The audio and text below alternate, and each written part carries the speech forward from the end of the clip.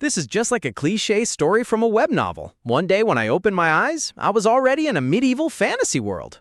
Facing down a fierce, muscular barbarian holding a shield, a heavily armored knight stands ready, the winds of war howling around them on the chaotic battlefield. With a flash of his glowing blade, the knight slashes down his opponent in a spray of blood. I slashed enemies again and again. My blade cut through the chaos, tearing through armor and flesh alike as the glowing energy of my sword illuminated the dark battlefield. The clash of steel on steel echoes loudly as I drive my blade deep into another foe. Exhausted, I gasp for breath behind my heavy visor, the realization of the unending carnage sinking in. My hand, dripping with thick, dark blood, grips the hilt of my sword with a trembling but resolute strength. Behind me, a towering warrior roars in agony and rage, his weapon raised high as he is struck down from behind. Stay focused. You'll be dead in the blink of an eye. Don't let your guard down for even a moment on the battlefield. Now, blow the trumpet. The soldier raises a massive war horn to his lips, blowing a resounding signal that echoes across the bloody fields. Soldiers charge forward with primal screams clashing violently as the tide of battle surges once more. All I could do in this hell was to survive. You survived, this time too. Let me take a look. Just making sure your handsome face didn't get hurt. The broken sword stands planted in the ground alongside a tattered flag as the first raindrops begin to fall from the heavy, sunset-lit sky. Huh? It's all good. She looks up with a bittersweet, dark expression, a faint smile on her face as the rain washes over them. I like the rain. The heavy downpour drenches the quiet medieval town, washing away the remnants of a bloody day. Years have passed, and I find myself walking through the rain-soaked streets, a veteran soldier now wearing a worn-out uniform. Looking up at the gloomy sky, the scars of my past battles are deeply etched onto my face. It's raining so heavily, over there. What are you doing, you stupid bastards? Aren't you going to run? Captain. They'll be here soon. Huh, I've always thought he was a pain in the ass. You can't trust mages in the first place. A demon? You're just jealous of Hans because you lost the nickname Handsome to him. Who's taking nicknames from whom? You've never been called handsome in the first place, right? Bastard? Huh? Where are you going, Captain? Headquarters. One of the guards pops open his umbrella, shielding himself from the heavy downpour. It'll be like Hans, who is handsome even if only his head is left. He'll probably be hanged if we catch him. A bit late, Captain Aaron? I'm a bit late because I fell into a deep sleep. The commander looks down with a severe, questioning expression, the candlelight casting dark shadows across his face. Is it true? It's true. To some extent, Hans was an unusually intelligent boy from an early age, and we remained close even after he excitedly got into the academy. Saying yes now will only complicate things. Aaron remains silent, his expression unreadable as he keeps his thoughts to himself. That guy stole something that should not be stolen. The commander leans in closer, resting his hand on his desk to emphasize his point. Ha ha ha ha! Bring him in, dead or alive. This incident involves the Lord himself. This is annoying. Because of that damn Hans, I'm almost in danger of losing my head. Everything has been set up. No matter how crazy those mages are, could Hans really be hiding in this filthy District 7? That's right, and that brat has a weak stomach too. We don't want to be wandering around in District 7 where there are no proper toilets, getting soaked in the rain. The smell is awful. So how about we just pretend to look for him and grab a beer somewhere instead? Sounds great, right? Aaron listens silently, a dangerous purple glow igniting in his eye beneath his damp hair. Talking about drinking, even when their heads are on the line. Anyway, this neighborhood really is filthy. He stops in his tracks as he notices someone huddled in the rain-slicked alleyway ahead. This is the outer fortress guard. Take off your hood for a second. He warily rests his hand on the hilt of his sword. It's been a while. Aaron. Finally, we met. Before the stranger can finish his sentence, Aaron's fist strikes with blinding speed. With a brutal crash, the man is sent flying backward into the wooden debris. Aaron stares down at his target, his face etched with intense irritation. Who are you? I don't think so. I'm just the herbalist in this alley, though. No wonder you looked familiar. The poor herbalist weeps in pain, holding his swollen, bruised cheek in the pouring rain. Damn it, what a crappy day this turned out to be. All my herbs were stolen, and now I get beaten up by the guards. He continues to grumble and complain, wiping his face as the rain washes over his bald head. Grimroot leaves? Those are used to stop bleeding. Rain pours down heavily into a narrow stone alley where another cloaked figure is shivering on their knees. Clinging tightly to their chest, the figure trembles violently, gasping for air in the freezing rain. Hans, what's with that look? And now you're pathetically cutting off your own hand? Aaron stands tall, looking down with a mix of pity and stern determination at the desperate boy. It's still not. A single raindrop falls, hitting a puddle with a soft splash. The water droplets defy gravity, slowly rising back into the air. In an instant, the surrounding rain surges together, forming a massive swirling torrent of water. Aaron watches in shock as the magical water barrier rapidly expands around them. Magic? This is a massive and filthy power. Is it because of the rain? I'm sorry, brother. I can't get caught yet. The torrential water magic wraps around Aaron, threatening to swallow him whole. It's still not over yet. Hans chants a desperate spell in a forbidden language, magic circles glowing brightly against his hand. Aaron struggles against the heavy currents, forcing his body forward through the magical deluge. Exhaling slowly, Aaron focuses his mind, preparing to unleash his own formidable strength. With a blinding flash of light, Aaron cuts clean through the swirling water barrier. Aaron stares through the dissipating water, his eyes glowing with a terrifying red light. Hans gasps, his eyes wide with sheer terror as he realizes his magic has been completely neutralized. Hurry up! Just shut your mouth, Hans. Mage? There's an unknown power embedded in a mage's words. Brother. Aaron's blade slashes through the air with lethal precision. A thin, clean cut appears on the boy's neck, blood slowly trickling down his skin. His hood falls back, revealing Hans's wet blonde hair and tear-filled blue eyes looking up in despair. Defeated and shivering, the young mage drops to his knees in front of Aaron, completely at his mercy. Aaron kneels down before the shivering boy, holding him firmly by the collar as the heavy rain continues to pour down around them. Staring at Hans, Aaron's expression hardens as he prepares himself for the difficult conversation ahead. He pulls back the boy's collar, inspecting him closely to see if his suspicions are true. Hans, why'd you do something like that, even though you're not a demon's minion? Hans looks up at him with tear-filled eyes, letting out a weak, heartbreaking smile. Overwhelmed by the situation, Aaron lets out a deep, exhausted sigh, rubbing his forehead as the weight of reality presses down on him. He pulls the boy closer and pulls out a small glass vial containing a glowing blue potion, popping the cork open. With a grim expression, Aaron pours the searing liquid directly onto the boy's wound, causing him to scream out in agonizing pain as it sizzles against his skin. Clutching his freshly treated wound, Hans whimpers in the corner of the alley, while Aaron silently turns his back on him. Is losing an arm for stealing enough of a punishment? Unfortunately, it's not up to me to judge, because in this damned medieval era, it's either innocent or hanging. Shivering and clutching his wet cloak, Hans slowly stands up under the watchful, solemn gaze of his brother. He looks up at Aaron, his wet blonde hair clinging to his face as he prepares to say his final words. Without warning, Aaron's fist strikes hard, sending the boy tumbling to the ground. Stop calling me brother and just get lost. Trembling on the ground, Hans desperately grips his leg, completely broken by the harsh rejection. Tears stream down his face as he looks back one last time, filled with deep sorrow and regret. Leaving him behind, Aaron stands alone in the empty alley as the distant shouts of the guard patrol echo through the stone walls, ordering everyone to search every corner. Hearing the approach of his fellow guards, Aaron warily looks back over his shoulder. Meanwhile, in a peaceful courtyard, a young woman hums happily as she carries a basket full of freshly washed laundry.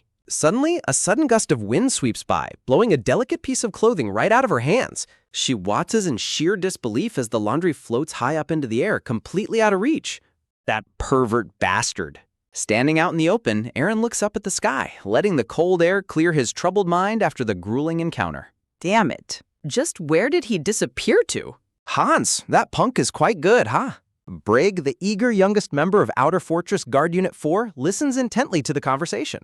Beside him sits Poole, known as Snake Eyes, his arms crossed as he glares with his usual stern and cynical expression. Quiet. Carter!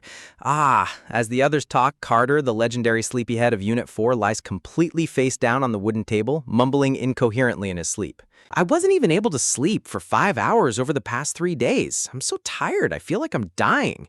You won't die just because you lack sleep. No, this punk will die. I mean, it's Carter. He actually threw up yesterday just because he was so sleepy. For now, everyone should rest well. You punk? Why are you acting all proud? I am still in second place, foo-foo. Captain of Unit 4, was it? Inside the office, the commanding officer casually lights a cigar, his movements slow and deliberate. Nice to meet you. I'm William. Constable William. Someone who can cut my neck with just one word or put me in the underground prison for the rest of my life. The vertex of Khazardik's guards? I heard that you were close to the criminal Hans. William leans in closer, his sharp eyes cutting through the dim room as he prepares to press for answers. So you failed to discover anything in District 7? You let him go, right? You have evidence? William pauses, slightly taken aback by the captain's bold and unflinching defiance. Commander of the External Guard. Yes. The cigarettes you gave. That's... I got that from a very... Fine. You wouldn't have stolen nor embezzled it, right? In a sudden memory of the past, Aaron's old commander points a cigar at him, speaking with absolute gravity. When I am not around, the safety of this fortress lies solely in... Aaron stands at attention, listening to his commander's final lingering warning. With a heavy gesture, the commander presses his burning cigar directly against Aaron's leather shoulder guard, leaving a scorched mark. My hands. Exhaling a cloud of smoke, the commander glares intensely at him. It'll be good for you to keep that in mind. Aaron quietly brushes the fresh ash off his shoulder armor, his expression unreadable. He then looks up with a bright, reassuring grin, showing the unwavering loyalty he held. Yes, I'll keep that in mind. Back in the warm glow of the present sunset, the fortress guards wave down to him from the battlements. Get home safely, Captain. Now dressed in comfortable, casual clothes after a long shift, Aaron walks out of the gate. Okay. He stretches his stiff neck as he walks down the street, feeling the physical toll of his duties. How long was the investigation? Rubbing his aching muscles, he grumbles under his breath. Hans, that punk. Scratching his messy hair, he looks forward to finally relaxing at his regular lodging. Suddenly, a loud, chaotic commotion shatters the quiet of the street, coming from inside the Laughing Rabbit Inn. Inside, a group of rowdy mercenaries is causing trouble, with a burly thug pulling the pretty innkeeper into a rough dance. What are you doing? She gasps as they laugh. The inn owner is so pretty. The young blonde innkeeper, Henna, tries to pull away from her captor in a panic. Stop! Let go of my hand! The other mercenaries look on from their table, laughing and enjoying her distress. A freckled, red-haired mercenary with a braided ponytail turns his head, a sinister grin on his face. He winks wickedly, clearly finding the harassment of the young woman highly amusing. The entire gang erupts into obnoxious laughter, pounding the wooden tables with their tankards. Ah ha ha! Henna sighs in exhaustion and frustration, rubbing her sore wrist as she tries to keep her distance. A scarred, bald mercenary smiles sleazily, completely unfazed by her obvious discomfort. With a sudden, violent slam of his hand, the red-haired thug demands her attention. Slam! He stands up slowly, towering over her with a menacing posture. And if we don't want to? Leaning in close, he sneers directly into her face. What are you gonna do? He aggressively grabs the collar of her dress, tearing it open slightly. Ah, she screams, clutching her clothes in terror. Bang! The heavy wooden doors are suddenly kicked open, revealing a large, intimidating silhouette in the doorway. Recognizing the newcomer, Henna's eyes light up with instant relief. Ah! The mercenaries freeze mid-laugh, their faces contorting in shock at the sudden interruption. Oh... Aaron stands tall in the doorway, his eyes narrowed into a terrifying glare that instantly suffocates the rowdy room. Henna wastes no time, quickly running past the thugs to shelter behind Aaron's massive protective frame. The thugs quickly recover from their surprise, their expressions turning ugly and aggressive as they prepare to fight. The entire mercenary group rises from their table, confronting Aaron as a united front.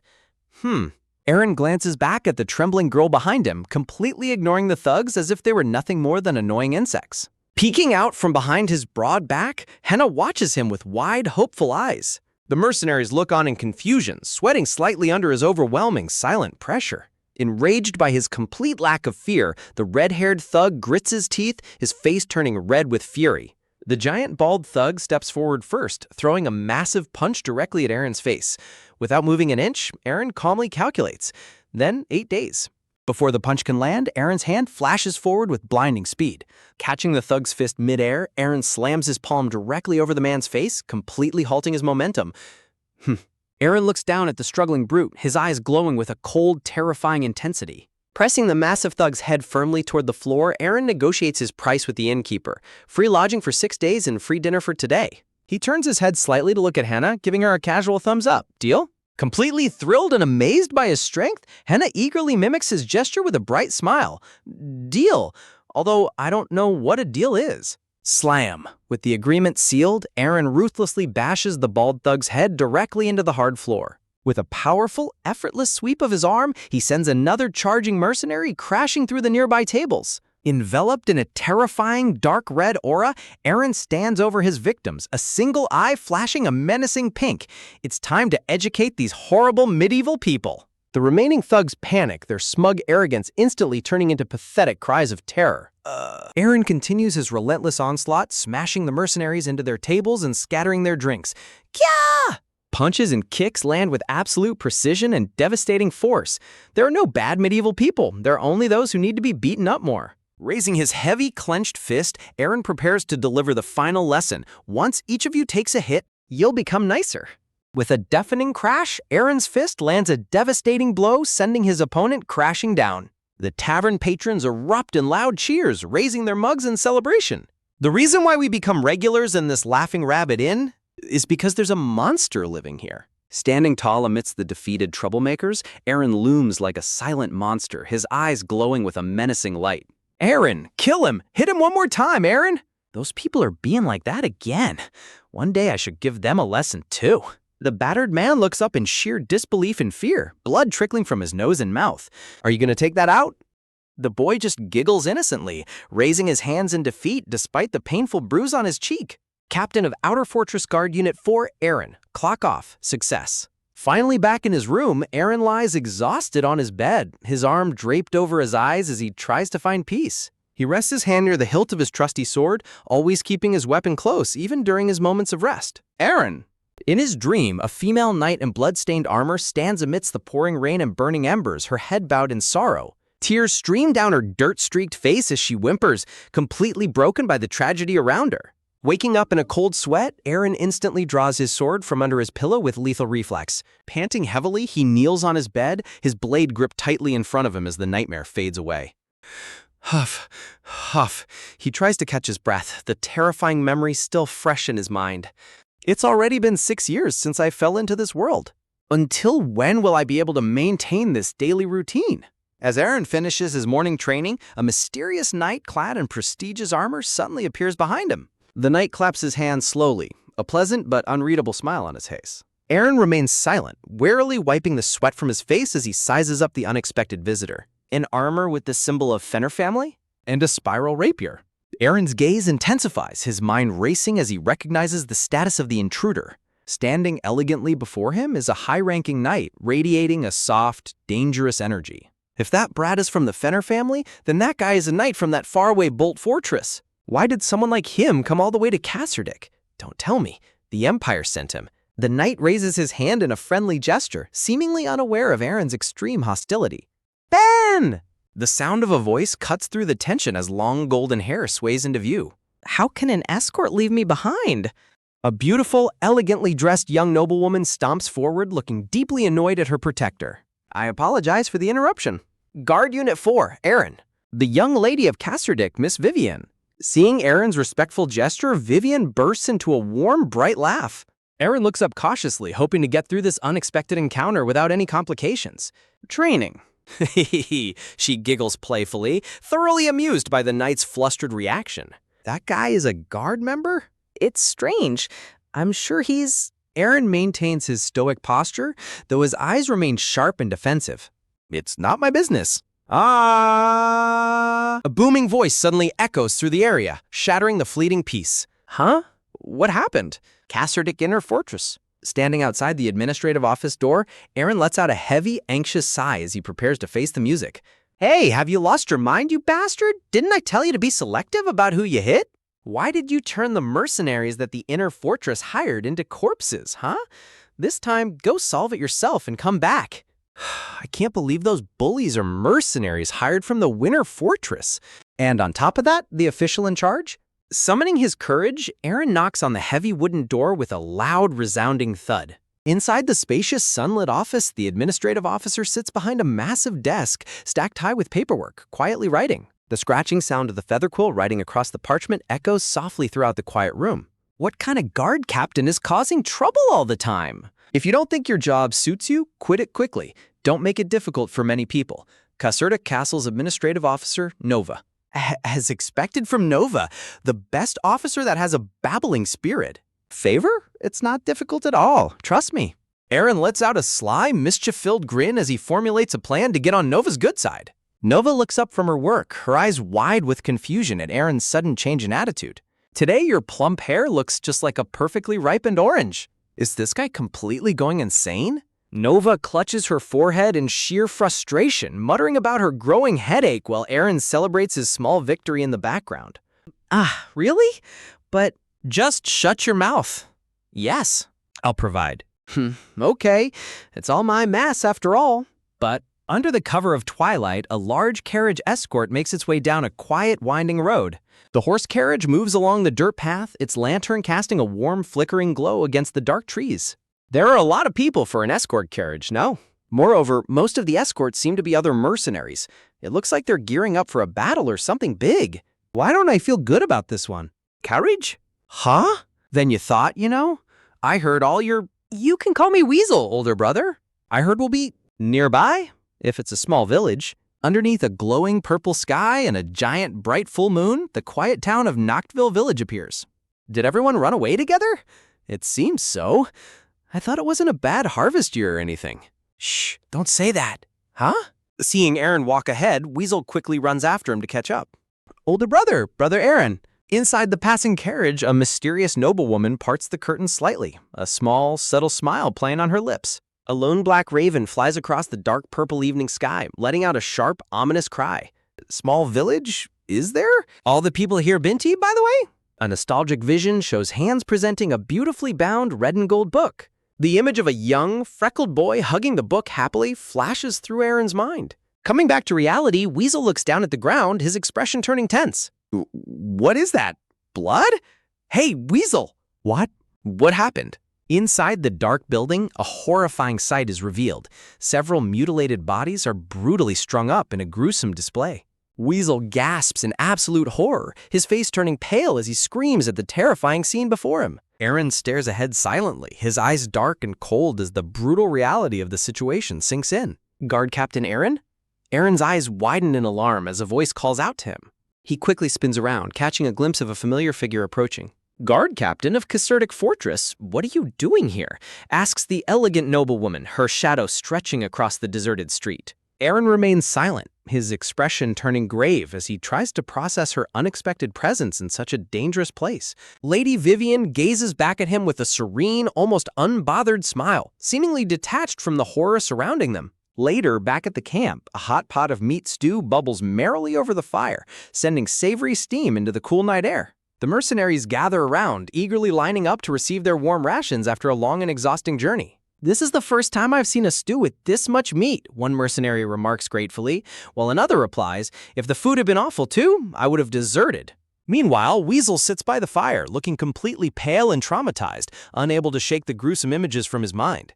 I wonder which crazy bastard did something like that, Weasel mutters, the horrific sight of the slaughtered villagers still burning in his memory. A veteran mercenary steps forward, approaching Weasel with a heavy but calm stride. What you found is a kind of ritual where humans are sacrificed, the veteran explains, his voice carrying the grim weight of experience. Sitting down by the fire, he extends a flask of spirits to the two young men.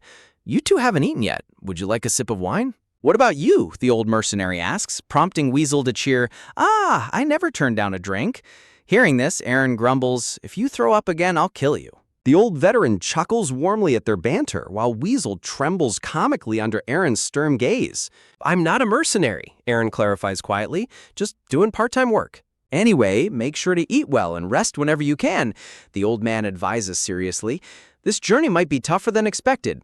Weasel blinks in confusion, wondering what he means. A short distance away, Lady Vivian walks gracefully, escorted by the prestigious knight Sir Ben and her personal attendants. Her radiant golden hair shines in the moonlight, a stark contrast to the dark and dangerous path they are traveling. I had a feeling this wasn't just an ordinary escort mission, the old man muses, but I didn't expect Lady Casterdick and her knight to be in that carriage. Aaron listens silently, his thoughts obscured. Aaron recalls their sudden encounter with Lady Vivian in the middle of the deserted town. Oh, just out for a little outing, Vivian had giggled brightly. It was suffocating to stay inside the castle all the time, so I'm heading to Bolt Fortress on my father's suggestion. Aaron had pressed, questioning her motives. Your father? Are you talking about the Lord? Before she could answer, a hand suddenly gripped her shoulder. That's enough, a voice interrupted. Sir Ben. Vivian gasped as the knight stood beside her, warning Aaron with a cold smile. Knowing too much comes with heavy responsibilities. Only know what's appropriate for your position, Ben added, his glowing blue eyes carrying a subtle, dangerous threat. So the Lord sent the lady to Bolt Fortress, Aaron repeats to himself, pondering the real motive behind this dangerous journey. The old mercenary looks out into the darkness, his expression turning solemn as the dangers of the night creep closer. Aaron stays quiet, his sharp eyes fixed on the flickering embers of the fire as he mentally prepares for whatever lies ahead. Well, don't we have a knight on our side? The veteran points out, trying to find some reassurance. Knights are legendary warriors, capable of wielding immense power to cut down the most terrifying threats. Knights are trained solely to fight demons, he continues, the Empire's elite force. Feeling the cool metal of his own blade, Aaron thinks to himself, as long as I have this sword, with even the slimmest chance of survival, I've always made it out alive. His resolve hardens. No matter what demons or monsters lay in wait, he will survive. Later that night, Aaron sits alone on guard duty, keeping a watchful eye on the silent, shadow-drenched town. Is that so? The veteran mercenary replies with a soft, knowing chuckle. Then I wish you luck, the old man says, his voice fading into the quiet night as they settle in for the guard shift. The campfire slowly dies down, leaving only the remnants of their sparse dinner behind in the cold stillness. Holding the worn, red-covered book he received years ago, Aaron gently traces its cover, lost in memories. Yes, sir, the bright, freckled boy named Horn had saluted happily back then, clutching the book with a beaming smile. It's been quite a while since we last saw each other, Aaron murmurs with a soft, rare smile. Horn must have grown taller by now, Aaron muses, looking out the window into the starry night, completely unaware of the giant dark shadow creeping up behind him. Suddenly, his instincts scream in danger and he senses a presence right behind him. With a split-second reflex, Aaron throws himself out of the way as a brutal strike smashes into the spot where he was standing. Aaron lands on his feet, his heart pounding as he looks back at his assailant in disbelief. Gah! Ugh! Groans a decaying, bloody figure, its eyes glowing with a mindless, feral hunger. The grotesque creature lets out a blood-curdling screech, lunging forward with animalistic fury. Reacting instantly, Aaron swings his sword in a wide, powerful arc, slicing cleanly through the monster. The decapitated corpse collapses to the floor with a heavy thud, blood pooling around Aaron's boots in the dim room. Aaron wipes his brow, looking down at the dead monster in sheer disgust. What the hell is this? A zombie? Where did it suddenly come from? Aaron thinks in alarm as a sudden, desperate scream echoes through the dark village. Ah! Get lost! Get the fuck away, you monster bastard! Weasel screams in sheer panic, trying desperately to fend off a decaying zombie lunging at him with a feral growl. Grah! The blade slices cleanly through the air, spraying dark blood as the creature lets out a final, choked gasp. Splattered with blood, Weasel stares in utter shock, frozen by the sudden violence of his savior's strike. Aaron stands tall and imposing under the starry night sky, his long sword dripping with dark blood. The decapitated monster collapses to the stone floor. Weasel looks up in absolute relief, stammering out, "Brother." Sobbing loudly, Weasel desperately clings to Aaron's leg. Aaron grunts in annoyance. Stop freaking out for a second. Where's everyone else? Weasel continues to wail comically, tears streaming down his face as he tries to speak. The mercenaries, the soldiers, everyone, Weasel cries. They're all asleep and won't wake up. Outside, the camp is dead silent. Guards and mercenaries alike slumped over in deep slumber. Under some kind of sleeping spell, Weasel's words echo in Aaron's mind. Magic? Aaron thinks, his expression turning grim. If it's magic, how come only Weasel and I are fine? Aaron ponders, narrowing his eyes as he analyzes the situation. He recalls the warm meat stew being served to the mercenaries earlier that evening. They drugged the stew. Since it wasn't poison but a sleeping agent, their goal is to capture someone alive. Inside her dark carriage, Lady Vivian's silhouette remains still, suggesting she is the primary target of this calculated trap. And that someone is probably... Aaron's thoughts are interrupted as Weasel frantically tugs at him, trembling violently. Hey, brother.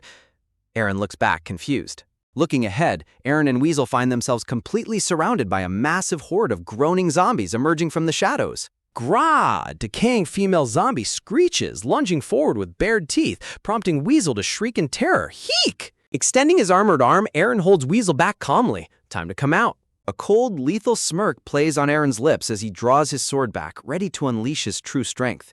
His eyes glow with a fierce, dangerous light as his dark aura flares, transforming him into a terrifying silhouette of death. With blinding speed, Aaron unleashes a barrage of devastating slashes that tear through the night.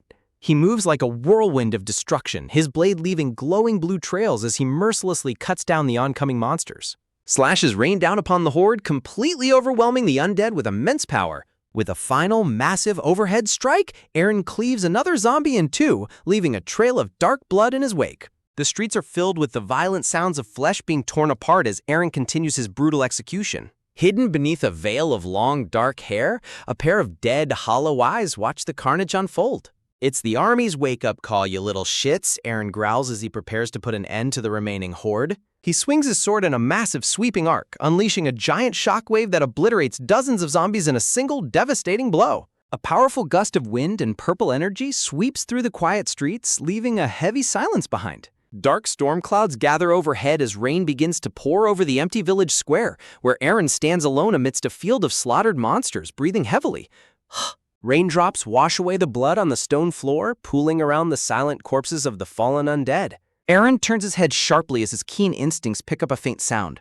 There's still one left. His eyes widen in complete shock as he recognizes the figure standing in the shadows of the rain. A decaying, dirty hand twitches on the ground, accompanied by a low, tragic groan.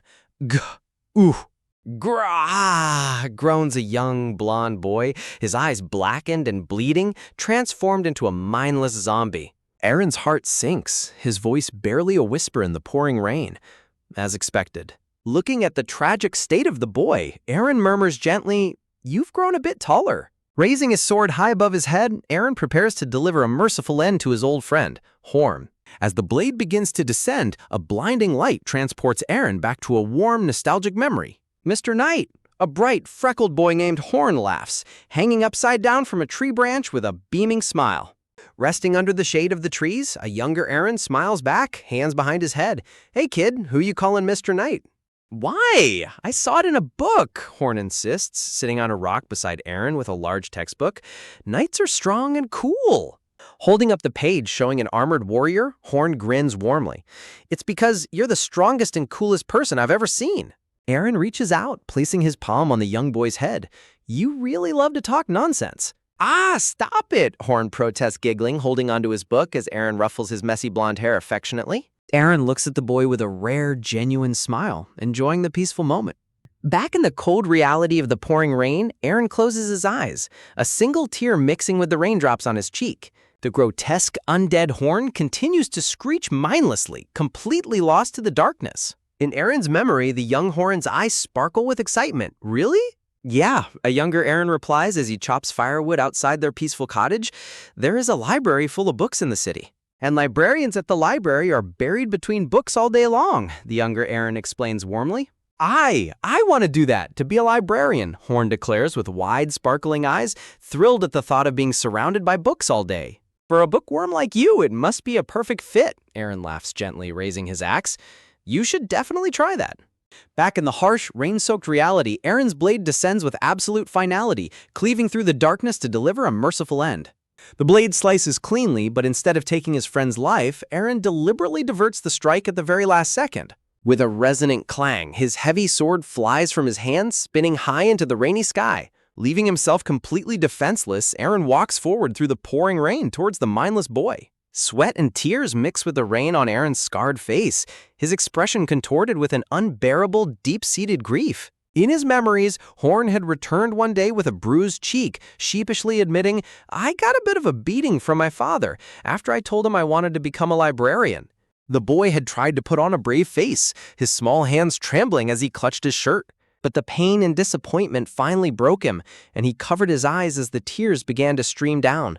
"That's not true," Eren had told him back then, standing tall beside the weeping boy as a steady pillar of support.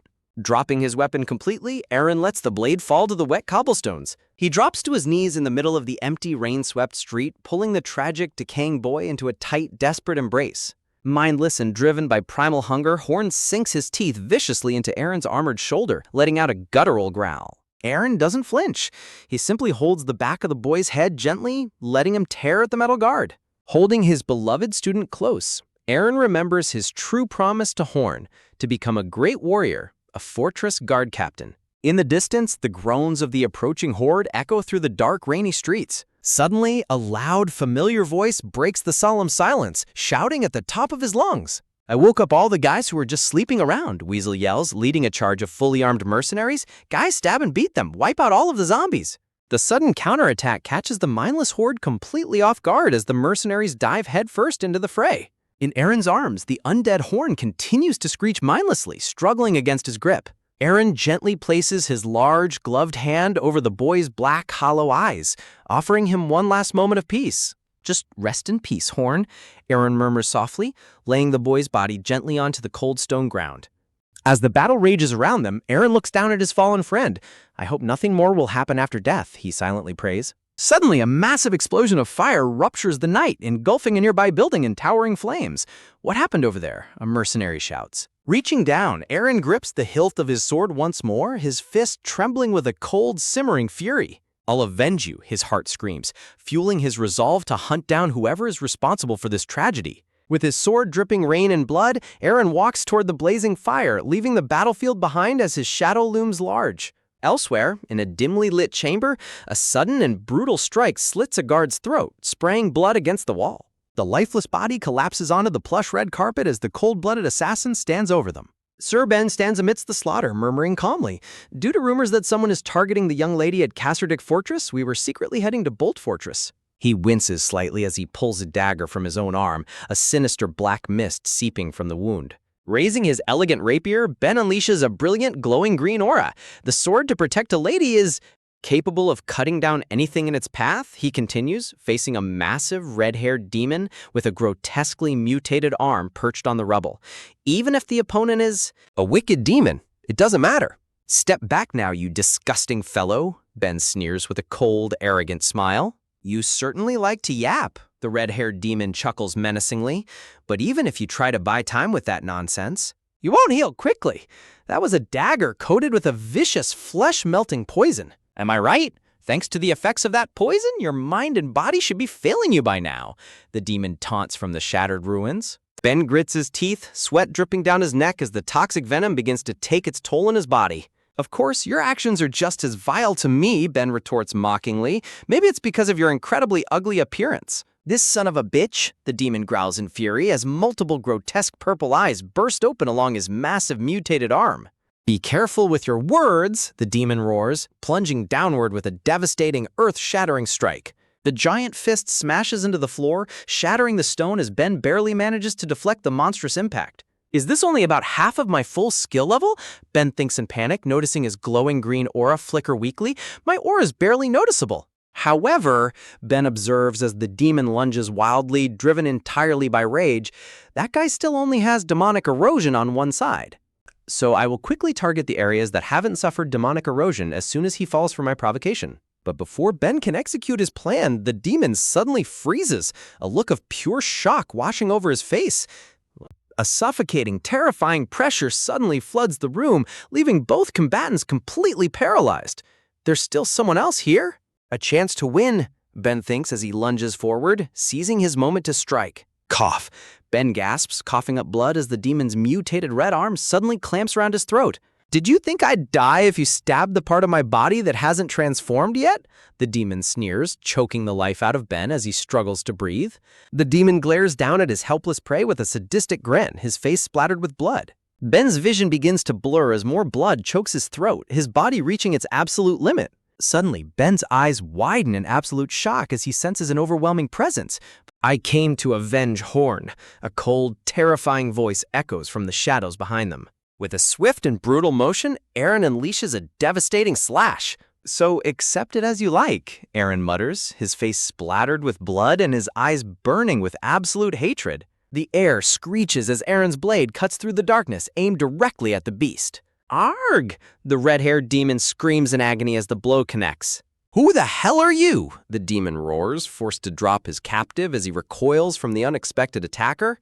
The demon barely manages to raise his grotesque mutated arm to block the incoming sword strike, sparking a violent clash. The sheer force of the collision ruptures the stone floor, sending shockwaves throughout the ruined chamber. Arr! The demon howls as a strange red energy crackles violently around his body. The hell is that? He screams, clutching his head as bizarre, writhing red veins violently burst from his skin. To think a mere bastard who isn't even a knight could push me this far, the demon grumbles, his eyes glowing white with rage.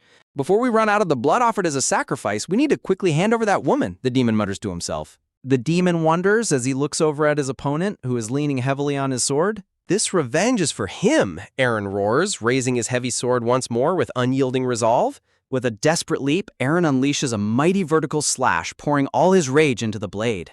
A blinding flash of light erupts as the heavy blade crashes down upon the mutated beast. The devastating strike rips through the demon's defenses, carving a deep wound across his chest and spraying dark blood. The impact sends the massive demon crashing violently into the stone floor, leaving him dazed. Exclamation point. The demon gasps in shock as Aaron ruthlessly drives his blade deep into his flesh. Go ahead and heal up quickly, Aaron growls coldly, because every time you recover, I'll just cut you down again. A terrifying, merciless smile creeps across Aaron's face, showing no intention of letting his target die easily. You little fly-like bastard, the demon roars in agony as his wounds begin to sizzle and bleed. Huh? The demon gasps, suddenly noticing something deeply wrong with his own body. This is bad. It has already started sucking my blood. At this rate, I'll be completely consumed. The demon panics as his mutated arm begins to turn on him. Aaron casually spits blood onto the floor, completely indifferent to the monster's internal struggle. What the hell? I thought you could take a hit or two, Aaron taunts, his breathing heavy as he stands over the struggling beast. The demonic parasite continues to crawl up the demon's face, corrupting his skin with dark web-like veins. In a desperate final bid for survival, the demon lunges forward to strike Aaron down.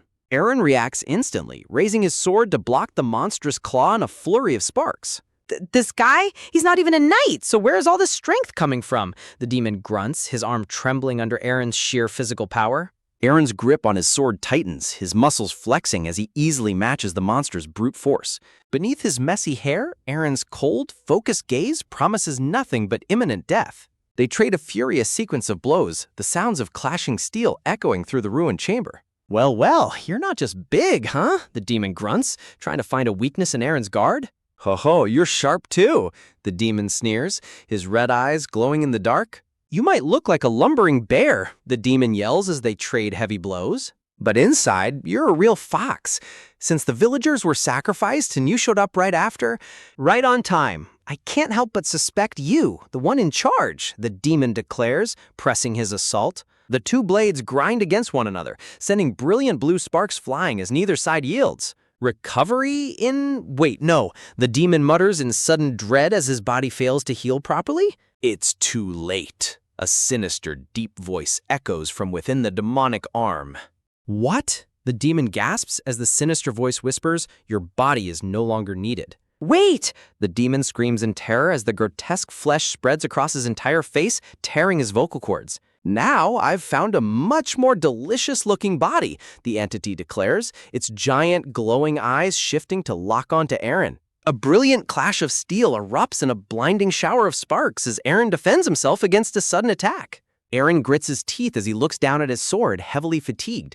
Did it get dull fighting that demon? Seizing the opening, a desperate mercenary with glowing red eyes raises his dagger. It's over. Lunging forward with a maniacal scream, the man aims a lethal strike at Aaron. Die! Before the dagger can connect, Aaron delivers a brutal, heavy counterpunch directly to the mercenary's face. The shattered mercenary gasps in pain as Aaron turns his sword toward him. Gah! Falling helplessly to his knees, the defeated man mutters his final words. Damn it. He collapses face down onto the blood-spattered floor, dead. A massive, ominous, dark presence suddenly rises from the carcass of the demon behind Aaron, enveloping the room in a heavy, suffocating purple aura. Aaron stands tall, though his body is covered in sweat and blood, staring at the growing horror before him. The terrifying demonic parasite completely consumes its host, transforming into a massive muscular monstrosity with a glowing eye at its core. You got completely devoured by the demon? Aaron mutters in shock. The grotesque creature splits its head wide open, revealing a horrifying maw filled with razor-sharp teeth. A deep, sinister voice echoes from within the beast's crimson flesh. Pitiful creature, answer me. The dark entity's voice rings directly inside Aaron's mind as he struggles to stand. This great being will take you from now on, so what will you do now? The oppressive voice mocks him relentlessly. You don't even have the strength to swing your sword. It continues to belittle him, preying on his exhaustion, and you're not even a knight. Tell me, what can you possibly do now? The entity sneers as Aaron struggles to keep his footing. Rejecting the monster's psychological assault, Aaron screams back in defiance, those disgusting huge eyes of yours.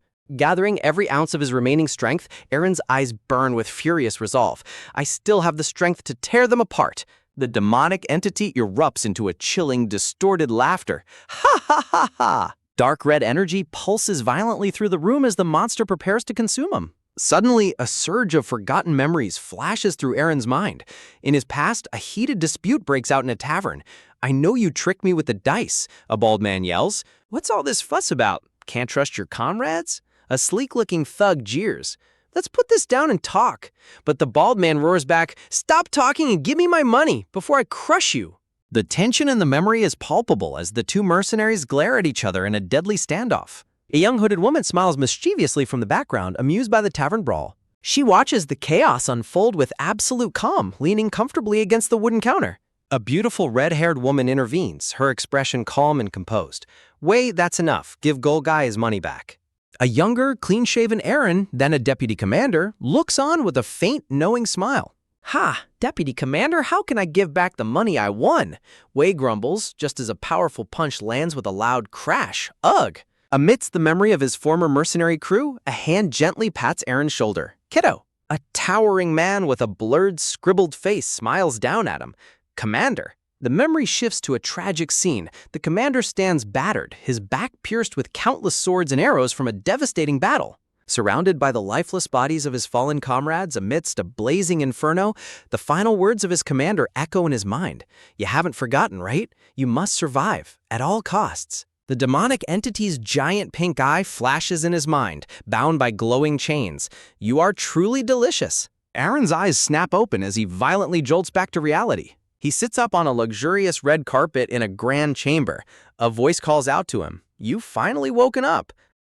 Aaron turns his head to see a young man with light brown hair and striking green eyes looking at him with a gentle smile. Sweat-drenched and disoriented, Aaron touches his face, trying to process the horrifying dream. Touching his torso, he is stunned to find his wounds completely gone. "What? My body is perfectly fine? I found you unconscious when I woke up," the young man explains. Aaron looks down, deeply troubled by the fragments of his past. "What happened? Just now my memories." The green-eyed man smiles warmly, expressing his immense relief. "This was also lying next to you," he adds, gesturing toward the horribly shriveled, mummified carcass of the red-haired demon. The green-eyed man's eyes narrow slightly, suggesting there is more to the story than he is letting on. "I'm sorry, but I don't remember anything at all." He stretches his aching neck, trying to shake off the grogginess and lingering confusion. The green-eyed man glances over at a luxurious bed where a young blonde woman lies sleeping under a red blanket. "What does this reckless young lady have to do with those demons? She looks like she doesn't know that her life is on the line," he mutters. Aaron groans, stretching his stiff back as he stands up in the ruined room. The young man lightly touches his bandaged right arm, offering a reassuring smile. He looks at Aaron with deep gratitude. "Thank you, really, Guard Captain Aaron?" Outside the window, a gentle rain falls over the rooftops of the medieval town as the morning sun breaks through the storm clouds. Aaron clutches the edge of the wooden coffin as it is slowly consumed by the blazing bright orange flames. A massive funeral pyre burns in the center of the town square, sending thick plumes of white smoke into the sky as the onlookers watch in somber silence. Looking down at the roaring flames, Aaron remains silent, his expression grim and heavy. It was all just because they wanted Lady Cassardic's life, Aaron thinks bitterly as the demon's mutated remains burn away. With a quiet sigh, Aaron turns on his heel and walks away from the crackling pyre. "It gives off some unusual smell," Aaron mutters, staring at the dense, unnatural smoke rising from the fire. Adjusting his heavy leather gear, Aaron prepares himself for the long journey back. The procession turned around and returned to Cassardic under a dim twilight sky. The green-eyed man rides ahead on his horse, glancing back at Aaron with a quiet, knowing look. "Since it was just the two of us who saw it, I thought that it would also be more convenient for me," the man reflects with a subtle smile. "Anyway, I survived this time," Aaron thinks, though his mind is weighed down by the strange events of the night. Suddenly, a pair of hands frantically grabs onto Aaron's arm from behind. And this weasel, who I thought already died, survived by hiding under a pile of bodies. A comical thought flashes of the red-haired boy giving a thumbs up while playing dead under a pile of corpses, leaving Aaron completely speechless. "Go away!" Aaron barks irritably, shoving the annoying boy off his arm as he continues walking. Back in his room, Aaron's expression shifts to horror as a strange, chilling energy suddenly washes over him. Standing before the dresser mirror, Aaron trembles in shock. What is this? A grotesque, fleshy eye slowly splits open right in the center of his chest, glowing with an eerie pink light. Hey, a chilling, mocking voice whispers directly from the eye on his flesh. Aaron stares at his own reflection in absolute disbelief, his eyes wide with horror as he processes the parasite's presence. Outside, the quiet morning bell rings through the peaceful sunlit town. Determined to rid himself of the curse, Aaron tightly grips a sharp dagger. With a look of pure desperation, he prepares to plunge the blade directly into his own chest. How refreshing, the entity sneers as the metal blade touches its surface. Could you go a little higher?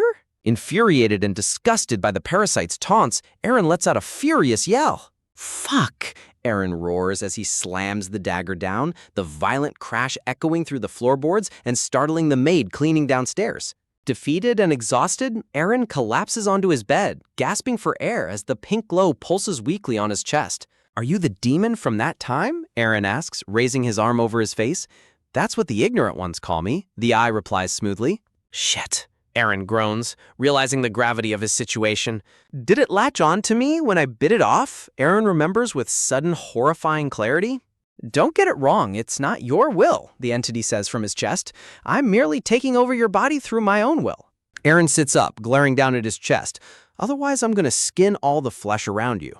I told you that it's not your will, the parasite mocks, and it takes time to move hosts. Aaron grinds his teeth, staring at the smug eyeball rooted in his flesh. The pink pupil dilates slightly, glowing with an ominous light as it continues to speak. Aaron ruthlessly stabs the dagger into the eye again. Oh no, the parasite mutters dryly. Come on, having me around won't be too bad, the voice coaxingly replies. I think it might be necessary to show you. Suddenly, a terrifying vision of a colossal cosmic tree with a massive red eye flashes in Aaron's mind. What being I am? A massive burst of brilliant green energy suddenly explodes from Aaron's body, catching him completely off guard. Staring at the glowing light surrounding his body, Aaron gasps in shock. This is aura? He exclaims, recognizing the legendary power of elite swordsmen. He clenches his fist around the hilt of his sword, watching the green energy surge up the blade. How does a demon have the power that only knights possess? Aaron wonders in sheer disbelief, seeing the spectral image of a knight before him. The crackling green aura begins to slowly spiral around him, radiating immense pressure. In a sudden puff of smoke, the brilliant light completely vanishes, leaving Aaron standing there in stunned silence. Did you see that? The chest eye pants heavily, sounding completely drained. The potential. In my power... The entity weakly gasps before closing its lid, exhausted from the display of power. Aaron stares down at his chest with a flat, deadpan expression. This guy's a complete weakling. Suddenly, a loud creak echoes from the hallway as someone approaches his bedroom door. Henna? Aaron panics, diving under his bedsheets in a rush. I'm screwed if she sees this. The blonde maid holds a broom, calling upstairs with a panicked expression. Aaron, come down for a minute. A guard with a serious expression stands under the banner of the Casertic Catholic Monastery. Outside the inn, the maid's voice echoes loudly throughout the street. Aaron, come down for a minute. The young maid clutches her broom tightly, her mouth wide open in concern. The guard pushes past her, heading straight for the stairs. Is he on the second floor? There's no time to waste. Move. The guard rushes down the hallway, shouting out for Aaron. He yells at the top of his lungs, losing his patience. With a violent crash, he slams his fist against the door to force it open. Inside, a dark-haired man with a scar across his nose stands calmly, offering a smirk.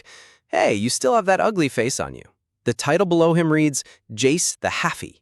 Jace casually grabs the guard's face, completely shutting him up with ease. The blonde maid stares in shock at Jace's sudden intimidating entrance. She suddenly imagines herself in a shower of pink flowers, looking incredibly demure and beautiful as she clutches her broom. Her fantasy is instantly shattered as Jace drags the groaning guard away, leaving her utterly dumbfounded. Walking through the bustling village square, Jace reflects on the situation. I got all scared, but turns out it was just Ben who called me.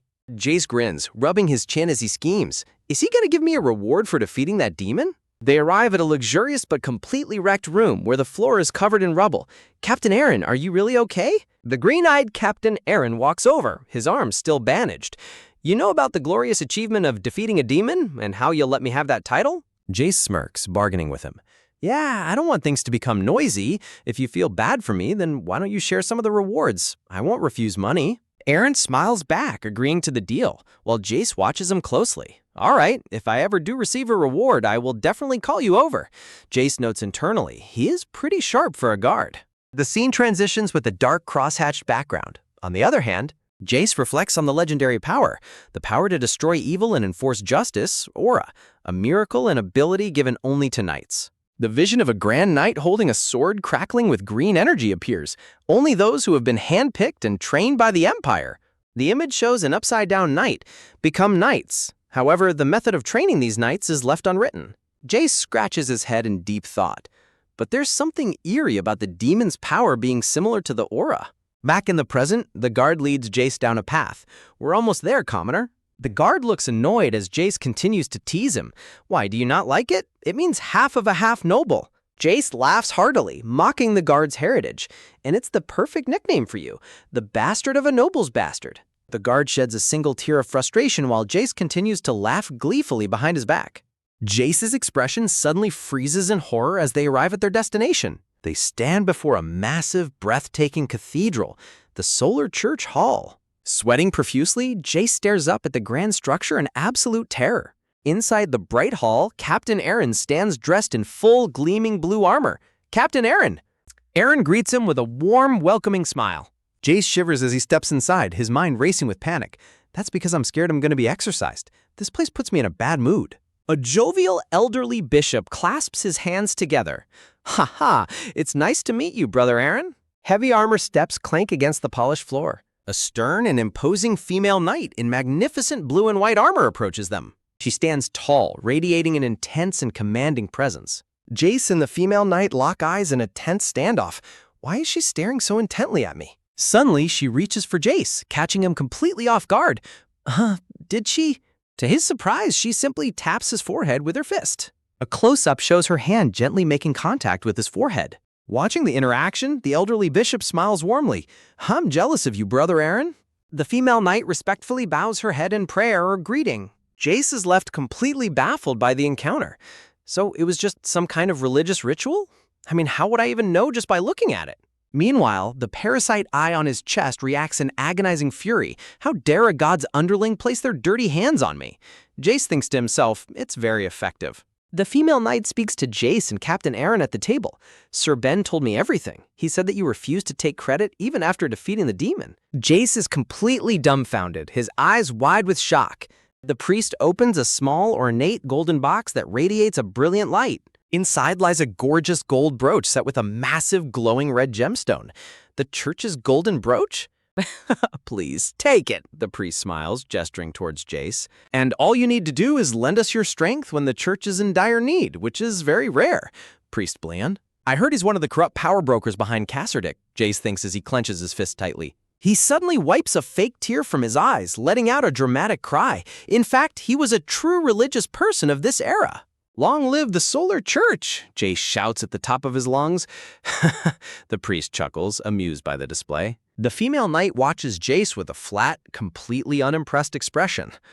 Ha ha ha, Solar Men. Later back at the guard's headquarters, Kale stares in disbelief at Jace, who is now sitting smugly in a glowing red set of armor. What's wrong, Kale? Did you perhaps bully someone and steal their belongings? He continues, what's up with that brooch and that strangely shiny armor, too?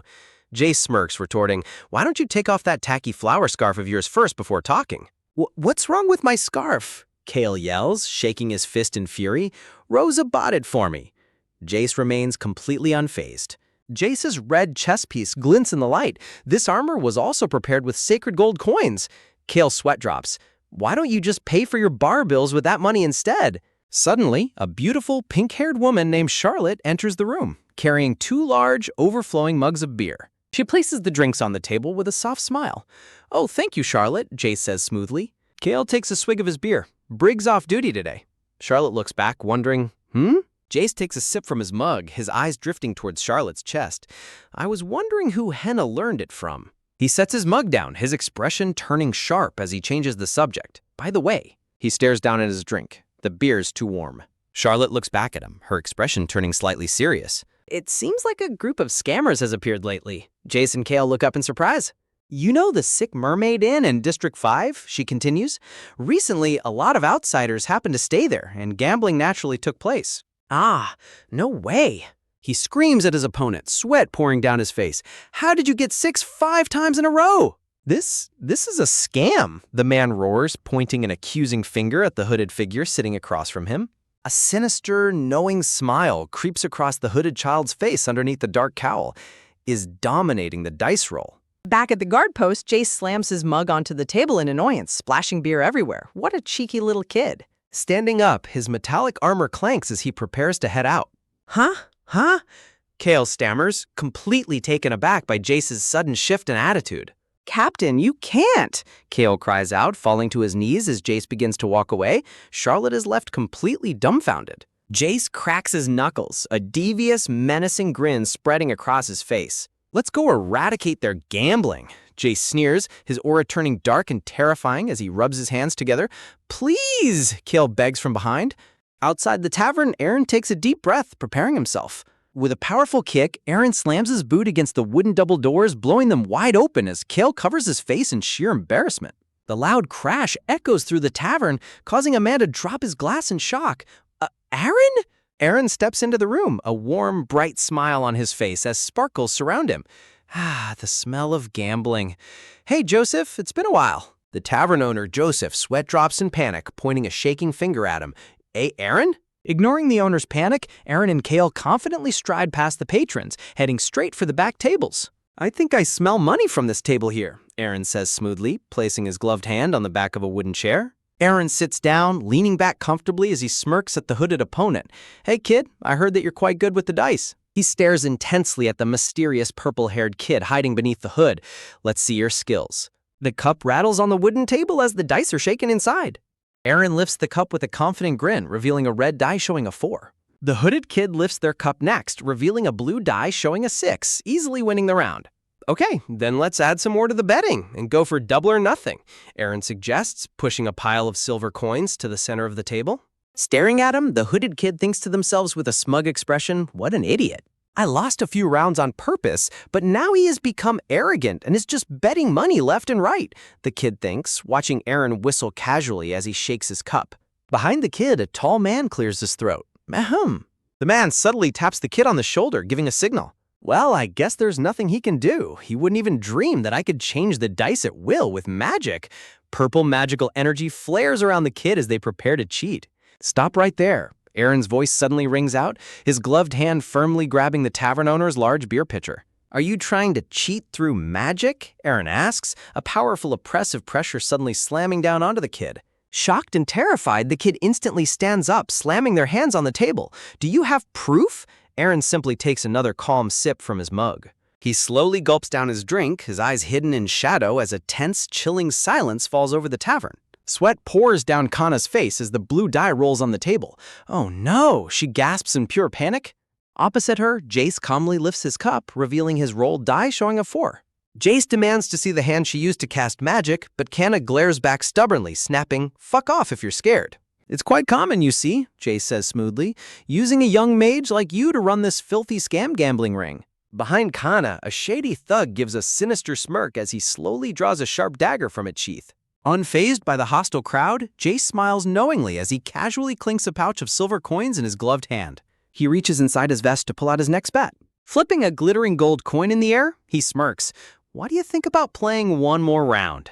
And just so you know, that is real gold from the Solar Church, Jace points out as the heavy coin spins on the wooden table. The thugs sweat in sheer greed and disbelief. This is my first time seeing a gold coin from the Solar Church, one whispers, as another mutters, me too. A burly thug with a massive battle axe steps forward, glaring at Jace. You're still willing to play more? Jace places his hand over his cup, his confident smile never wavering. With a deafening crash, the thug slams his heavy axe directly into the wooden table. All right, then I'll bet all this money against this bitch's hand, the thug growls menacingly. Kana, if you fuck up this round, you'll lose your hand. A heavy, tense silence falls over the tavern as the dice begin to rattle inside the cups. Shaking with fear, Kana reluctantly prepares to roll, knowing her hand is on the line. Jace watches her calmly, his expression completely unreadable. Sweating profusely, Kana pulls back her hood, feeling the suffocating pressure of the room. Glaring at him with a glowing purple magical aura, Kana angrily thinks, "You don't know a single thing about the situation I'm in." Jace smirks, reading her perfectly. "I was right, judging by her reaction." The thug leader's expression turns deadly. "I was wondering where he got all this courage from, but it seems like he was just stalling for time. I'm sorry, but since you already know who we are, we never planned on letting you leave here alive." The surrounding henchmen exchange grim nods, preparing to attack Jace. Jace suddenly points a finger with a bright, cheerful grin. "Can you make beer cold with magic?" Dumbfounded, the thugs stammer, "Beer?" Even Kana is left utterly speechless, surrounded by imaginary floating mugs of beer. "Beer? Why on earth are you asking that all of a sudden?" the boss snaps. But Jace's face turns into a pitch-black, terrifying shadow with a single glowing eye. "Pass!" Jace suddenly shouts at the top of his lungs. Before anyone can react, a devastating punch explodes into a thug's face, sending blood and dice flying. The game of choice is the dice game, where 2 dice are shaken in a cup. Once rolled, the numbers are added together, and the person with the highest last digit wins. "What are you doing? Kill him!" the boss screams as an angry thug lunges forward with a cleaver. In the underworld, this is also known as the warrior's bet. Jace easily dodges the blade and swings a counterpunch. Legend says that any warrior followed by the god of silence, Muon, is destined never to lose a bet. With brutal force, Jace slams the thug's head straight into the ground. "Die!" another thug screams, lunging at Jace's head. Jace casually ducks under the strike with effortless precision. "I got him good this time," the boss thinks, swinging a heavy strike directly at Jace's neck. But Jace completely vanishes from his line of sight, appearing right beside him. "Hey, aren't you even embarrassed?" Jace's powerful gloved hand grips the boss's arm tightly, completely halting his movement. He quickly shifts his grip, squeezing the boss's throat and cutting off his breath with a choked gasp. Looking down at them with absolute contempt, Jace growls, "You should be ashamed of yourselves." The thug boss lets out a pathetic shriek as Jace begins to squeeze his throat with crushing power. Watching his subordinate get choked, the main thug boss grinds his teeth in fury and prepares to unsheath his sword. With a violent roar, he slashes his sword downward, unleashing a crescent-shaped wave of purple magical energy. Jace looks down calmly, still holding the choked thug in his grip. Instantly, Jace intercepts the devastating slash, blocking the purple magic with his glowing green aura-infused hand. He looks up, giving a smug, unimpressed smirk. "No, not bad." "I guess you'd rather die than live in shame, don't you?" Jace asks coldly. With a blunt thud, Jace slams the choked thug's head into the floor, knocking him out cold. Trembling in absolute shock, Kana stares at Jace. No way! He stands tall amidst a pile of unconscious, bruised thugs, completely uninjured. Kana's jaw drops in utter disbelief. He defeated everyone with his bare hands? With a confident smirk, Aaron flips a shiny gold coin in the air. "This is why you were banned from gambling."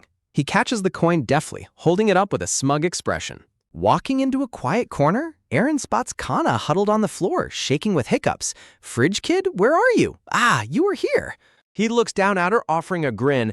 "What are you saying? Hey, do you want to earn money?" Shivering in fear, Kana looks up with teary, anxious eyes as she clutches her head. Aaron's expression softens as he extends his gloved hand toward her, offering her a way out. Kana stares up at his open hand in utter silence, tears streaming down her blushing cheeks. Slowly, she reaches out her small, trembling hand toward his large, welcoming palm. Sometime later, Kana stands behind Aaron, who is standing shirtless in the warm sunlight, his heavily scarred back fully on display. Clad in a clean maid's outfit, Kana carries a tray with a wooden mug of beer, looking totally confused. "Fridge?" she thinks. A large, scarred hand firmly grabs the wooden handle of the beer mug. Aaron gulps down the cool drink in one giant draft as Kana watches him with a blank expression. Wiping his mouth with the back of his hand, Aaron lets out a satisfied sigh. "Ah, that hits the spot." Gently patting her head, Aaron asks, "Hey, Fridge, how old did you say you are?" Suddenly, a heavy pair of boots stops right in front of them. Aaron. A furious woman with long brown hair points a finger and screams, "Is that your daughter?" Completely caught off guard, Aaron spits his mouth full of beer in shock, his eyes widening in confusion. Beer dripping from his chin, Aaron mutters, "This is so out of the blue," as Kana looks on. "Daughter?" Crossing her arms, the woman sighs. "Just consider it as if you have a new employee and treat her nicely." Placing a hand on Kana's head, Aaron hesitates. Suddenly, the woman sweeps Kana up in a tight, dramatic embrace. There's no way such a cute kid would be Aaron's daughter. Squished in the woman's arms, Kana's face turns into a picture of complete and utter confusion. The woman's expression suddenly turns dark and greedy as she whispers into Kana's ear, Kenna, what a pretty name.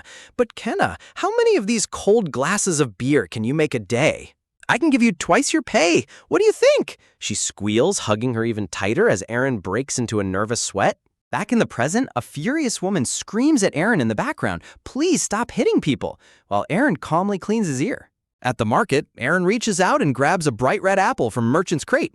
"Just pack 10, then you can," Aaron says casually as he takes a big, crunchy bite out of the apple. The merchant couple quickly bows their heads in fear, assuring him that there are no thugs in the market today. However, as Aaron walks away, the old couple glares at his back with expressions of deep resentment. Walking off with his subordinates, Aaron says, "Well, I guess you're right." Behind them, a bald merchant stands trembling in tears, staring down at 2 gold coins left in his palms. Hidden in the shadows, 2 ominous thugs grit their teeth in anger. "Tsk. Take it easy, even if he's a smuggler," Aaron advises his companion calmly as they walk through the gates. He casually tosses the half-eaten apple over his shoulder. Yahoo! Thank you, Captain! A guard cheers happily as he catches the apple midair. Inside the towering stone walls of the fortress, a notice reads, "Do external entrance checkups for a clear investigation." Standing guard, Aaron sighs. It seems like there are no visitors today. Did rumors spread about our expensive entrance fee? Suddenly, a dark shadow creeps up directly behind him. The 2 men lock eyes in a tense, silent standoff. The dark-skinned guard places a finger over his lips. "Do not speak of his name carelessly. He who is the shadow of the Kasserdik fortress." Completely unfazed by the dramatic warning, Aaron simply goes back to cleaning his ear. Apparently, there have been a lot of outsiders entering Kasserdik recently. He reaches into his vest and pulls out a sealed letter, handing it over to Aaron. It's been 3 days since they entered the fortress. They aren't leaving the fortress and are trying to hide their presence. However, they cannot trick me. The King of Shadows, Scar. The letter concludes, "While you, Aaron, were in the sun," over a backdrop of blood-stained sand.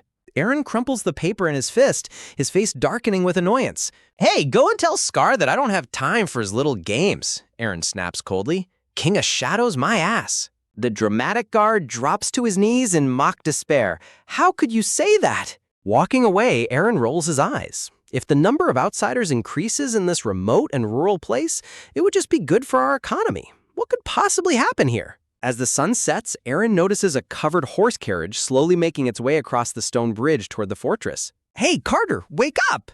It's time to make money." "Okay, stop here for now." "Oh my, how are you?" This bastard, he's giving off a highly suspicious vibe. Should I arrest him? "Dornoa.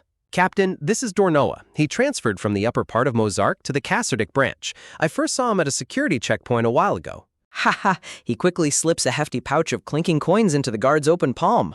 Aaron grits his teeth in deep irritation as he watches the shameless bribe take place right in front of him. "You can call me brother from now on." "Yes, brother."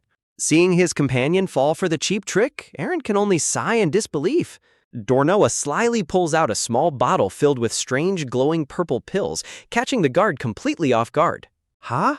Thank you. I'm completely knocked out after taking these." "Really? I'm not going to. Who do you think I am?" Aaron looks down at the sweating merchant with a chilling, knowing smirk, his grip tightening. He digs his fingers into Dornoa's shoulder with crushing force, eliciting a silent gasp of pain. A tattoo? What's all this?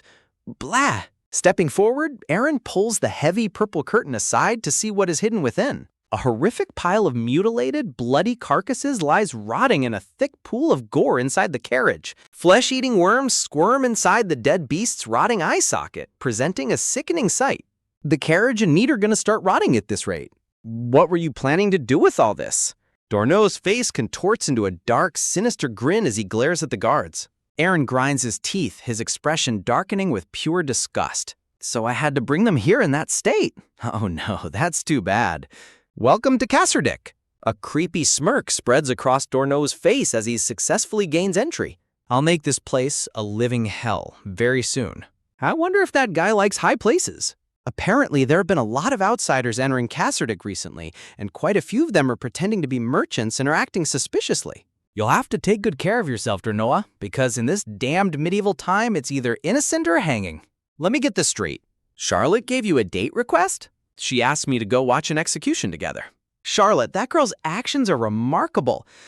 Even people like you are going on dates? But a date in that place? Does she think an execution is a cultural festival or something? A massive crowd of uncivilized townspeople gathers before the gallows, eagerly waiting for the execution to begin like it's some sort of entertainment. These uncivilized medieval bastards. Anyways, I'm planning on gifting her the bread my mother made.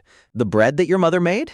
It is none other than BGT fish bread, a horrific homemade creation by Briggs' mother featuring fish heads sticking straight out of the crust. Ah! Vermin is already on the floor vomiting a literal rainbow of pure agony, while Aaron sits frozen in sheer trauma. What's so wrong about fish bread? It's very popular in Brigton Kingdom, my mother's homeland. Is everyone in that kingdom's noses and tongues completely messed up? I'm sorry to your mother, but that damned fish bread is no different from dung baked in the oven. Captain, you're so mean. Are you okay, Vermin? Yes. Carnelian flowers. Never. Wither.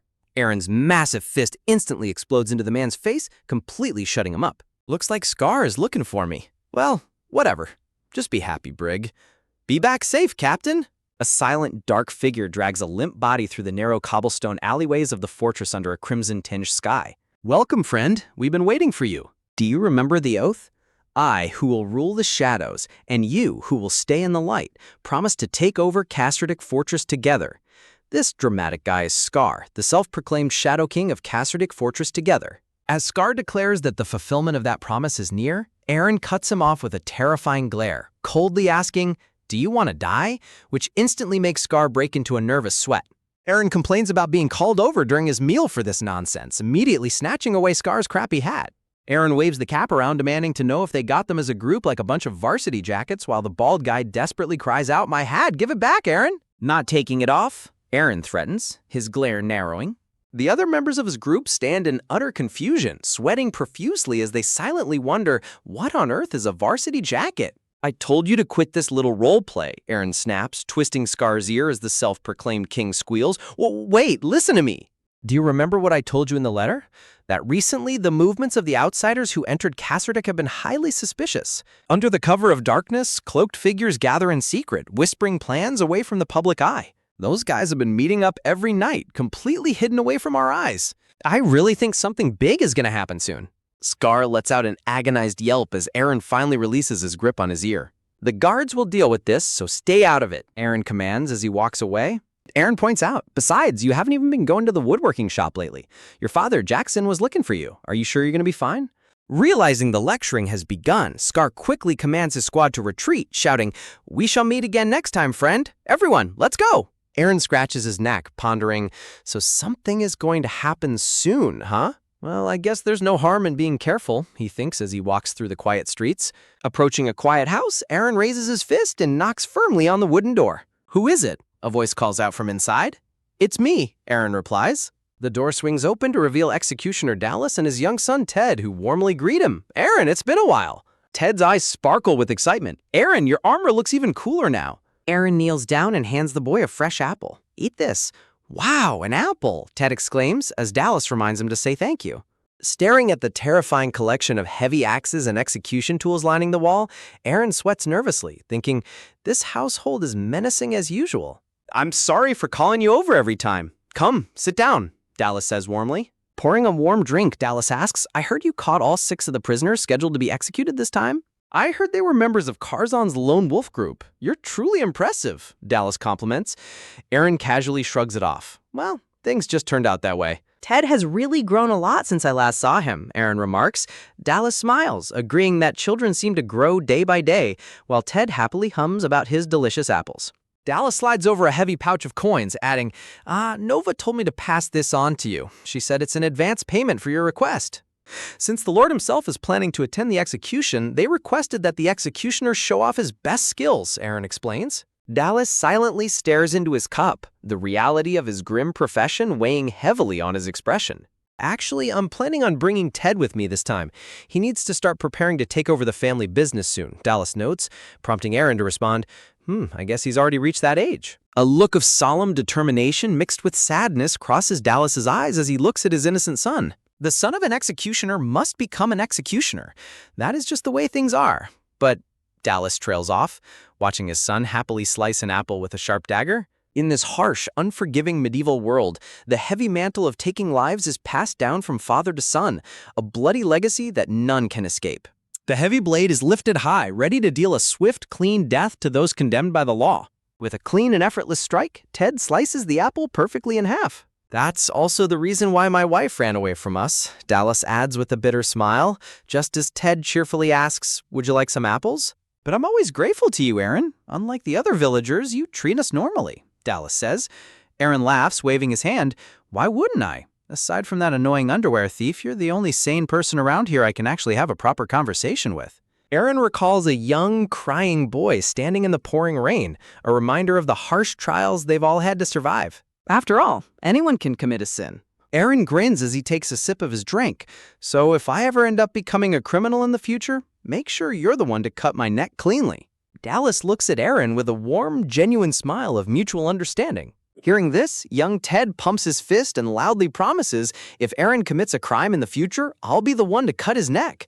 Aaron laughs heartily. "Sounds like a plan, kiddo." "Well, then I'll be seeing you at the execution grounds," Dallas says with a gentle nod. Warm, bright laughter echoes from the cozy cottage, briefly pushing away the dark shadows looming over the fortress.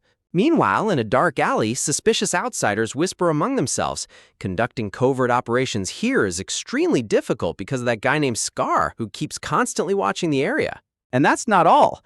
Outside the fortress recently, Kutan's attack has also ended in an absolute failure. "Shouldn't we start moving by now?" "Shh, silence. An execution will be taking place in the town square in a few days. Using this opportunity, the heart of Lady Caserdic will be ours. Yes, Lord Dornoa. Under the dim lights, a man lies fast asleep, drool dripping from his mouth. I want to sleep more, Captain." Execution day, Caserdic Town Square. Magic sparks from outstretched hands, instantly chilling a wooden mug of beer. Ooh, the crowd gasps as the beer turns to ice. "Wow, that was amazing, little mage. Get me another glass of beer." "Now, everyone, we also have bread with strawberry jam, so come try it with some wine." Tears stream down the man's face as he stands amidst the crowd, utterly bewildered by the strange food stalls. "You're a genius, Aaron." Kana sweats nervously as she channels her ice magic, the cold blue light reflecting on her face. Aaron lets out a small, smug grin. "Even if I explain that it's marketing that uses association, she wouldn't understand." Aaron crosses his arms thoughtfully. "But Aaron, why did you take Kana in?" The woman smiles warmly, her bright eyes filled with curiosity. Aaron gazes at her, his expression softening slightly. A close-up reveals his scarred face as a distant memory begins to surface. A heavy downpour drenches the neon-lit streets of a modern city at night. Meow! A tiny, wet kitten shivers on the cold pavement. "I guess you reminded me of the cat," he thinks, remembering how he once knelt in the rain to protect a small, helpless creature. The woman is startled as the tearful man suddenly shouts from behind them. "That's unfair!" the man cries out dramatically. The man points directly at Aaron, his jaw dropping in sudden realization. "An undercover mission!" he exclaims, his eyes sparkling with pure excitement. "Kale is obviously with Rosa," the voiceover notes, as the muscular guard blushes furiously while a beautiful woman clings to his arm. Meanwhile, back at the barracks, Vermin is curled up under his blanket, fast asleep. A glass jar filled with heavy metallic spheres rests quietly on the table beside his bed. Deep within the fortress, a flickering torch casts eerie shadows across the cold stone prison corridors. Dallas walks down the hallway of the dungeon, turning around to see his son. Young Ted smiles brightly, completely unfazed by the grim dungeon surrounding him.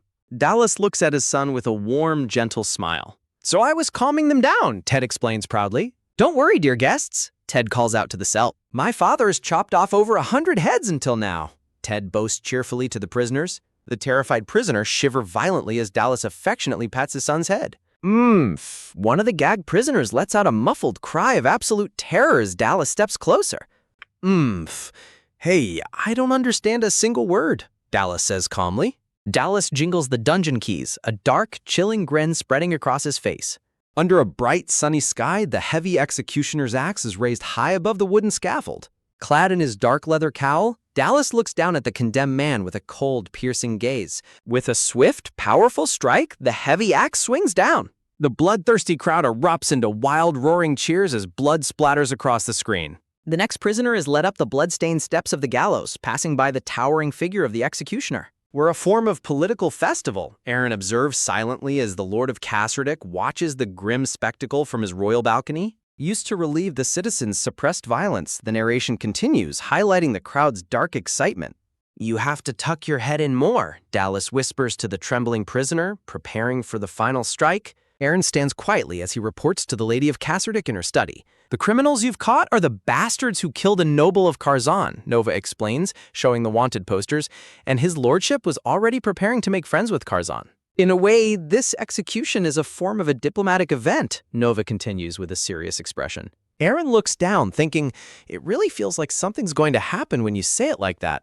Dama Orange? Recalling the warning from the outsiders, Aaron remains highly alert. Amidst the dense crowd watching the execution, a suspicious cloaked figure stands silently. The man slowly raises his hand to adjust his hood, revealing a glimpse of his face. Aaron's eyes widen in absolute shock as he recognizes the man's face. Why are you coming out from there? Aaron thinks, his heart racing.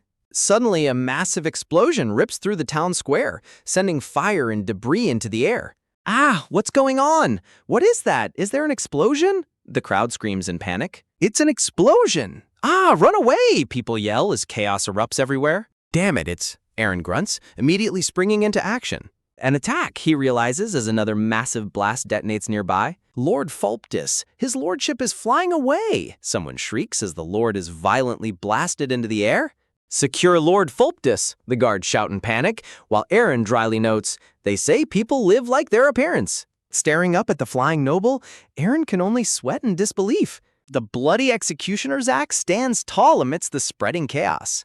Wait, if the executioner's stage gets blown up, doesn't that mean my head will also be flying off? Aaron panics. Experts sure are different, Aaron says with a strained smile, trying to keep his composure. Dallas simply offers a calm, reassuring smile through his blood-spattered cowl. Aaron lets out a sharp, determined smirk as his guard captain instincts kick in. It's time to show these bastards who they're dealing with. As the captain of guards, he declares, rushing straight toward the roaring flames.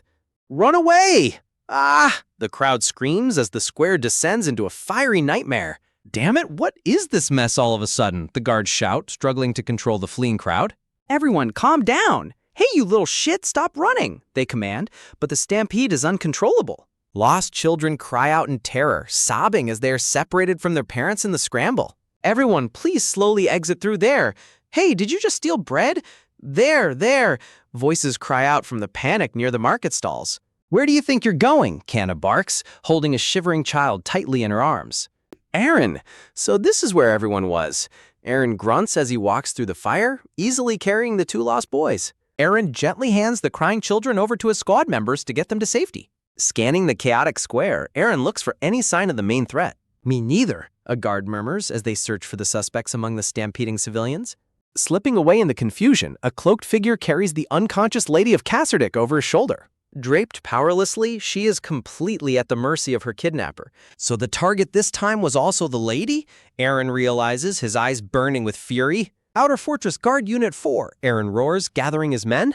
Follow me, we're going to chase a criminal, he orders, sprinting ahead to hunt down the intruders. The guards are left utterly flabbergasted, while the executioner cheerfully hums to himself. The sun sets and darkness falls over the alleyways. It's already dark, a guard notes, carrying a lantern. What if we just end up wasting our time like last time? The guard worries as they press deeper into the shadows. They spot a pair of legs sticking out of a collapsed structure, steam hissing from the wreckage. Turning a corner, they find a heavily armored guard slumped lifelessly against the rubble. Aaron and his companion proceed with extreme caution, keeping their eyes open for any sound. The gravity of the situation weighs heavily on Aaron's mind. Looks like we had another untrustworthy knight right here, a voice echoes as they find a heavily wounded, bleeding knight slumped against the wall. The knight looks up, letting out a faint, self-deprecating smile despite his grave injuries. Ha! This is truly embarrassing. The knight chuckles weakly as Aaron kneels beside him. Without a word, Aaron pulls out a glowing blue healing potion and uncorks it. With a sharp hiss, Aaron pours the glowing blue potion directly onto the knight's severe chest wound. The potion works its magic, and though the pain is intense, a spark of life slowly begins to return to the knight's eyes. Aaron stands up, his expression hardening as he prepares to find the perpetrators. Suddenly, a blood-curdling scream echoes through the dark alleys, catching the guards completely off guard. What in the world is... A guard mutters, sweating as he looks toward the source of the noise. Aaron turns his gaze toward the dark corridor, his instincts telling him that danger is close. Standing under the pale moonlight is a towering, muscular blue figure, leaving the guards shivering on the ground in absolute terror. One of the men lets out a horrific scream as the terrifying giant looms over them. The beast's glowing red eyes lock onto its next target, radiating an overwhelming aura of pure malice. Ah, the guards shriek, desperately scrambling backward on the stone pavement to escape. My, look at this big fellow, one of the guard squad members chuckles mockingly, completely unfazed as he pats his own cheek. Angered by the casual attitude, the blue giant steps forward, his massive frame tensing. But before the beast can take another step, Aaron moves with blinding speed, striking him with incredible force. The giant groans in shock as a vice-like grip wraps tightly around his throat. I only pushed it a little bit and it came crumbling down like tofu, Aaron thinks coldly, his power surging. Who is this monster? The giant panics internally as he struggles to breathe. What kind of grip power is this? The giant screams in his mind, completely helpless as he is lifted high into the air. Aaron stares up at him with a cold, expressionless face, treating the massive beast like nothing more than a feather. I'm gonna die, the giant chokes out, clawing desperately at the unbreakable grip. I'm really going to die at this rate, he realizes as Aaron finally releases him, dropping him to the ground. The giant immediately drops to his knees, bowing his head in absolute submission at Aaron's feet. You got a good idea of what could happen, right? Aaron asks quietly, looking down at the shivering, panting creature. Spit everything out while I'm speaking nicely, Aaron warns, tightening his leather gloves. That dark mage is the culprit. He's aiming for the lady's heart. He's truly a fucked up piece of shit, the giant blabbers out in sheer terror. Behind Aaron, the squad members exchange amused grins, highly impressed by their captain's direct interrogation style. The giant continues to babble rapidly, desperately trying to save his own skin. Having spilled all the secrets, the giant submissively waits for his judgment. Aaron waves his hand dismissively, signaling his men to take the giant away. Overjoyed at being spared, the giant transforms into a remarkably docile, teary-eyed captive. I almost got screwed up, the giant mutters under his breath as the guards lead him away. Aiming for the lady's heart?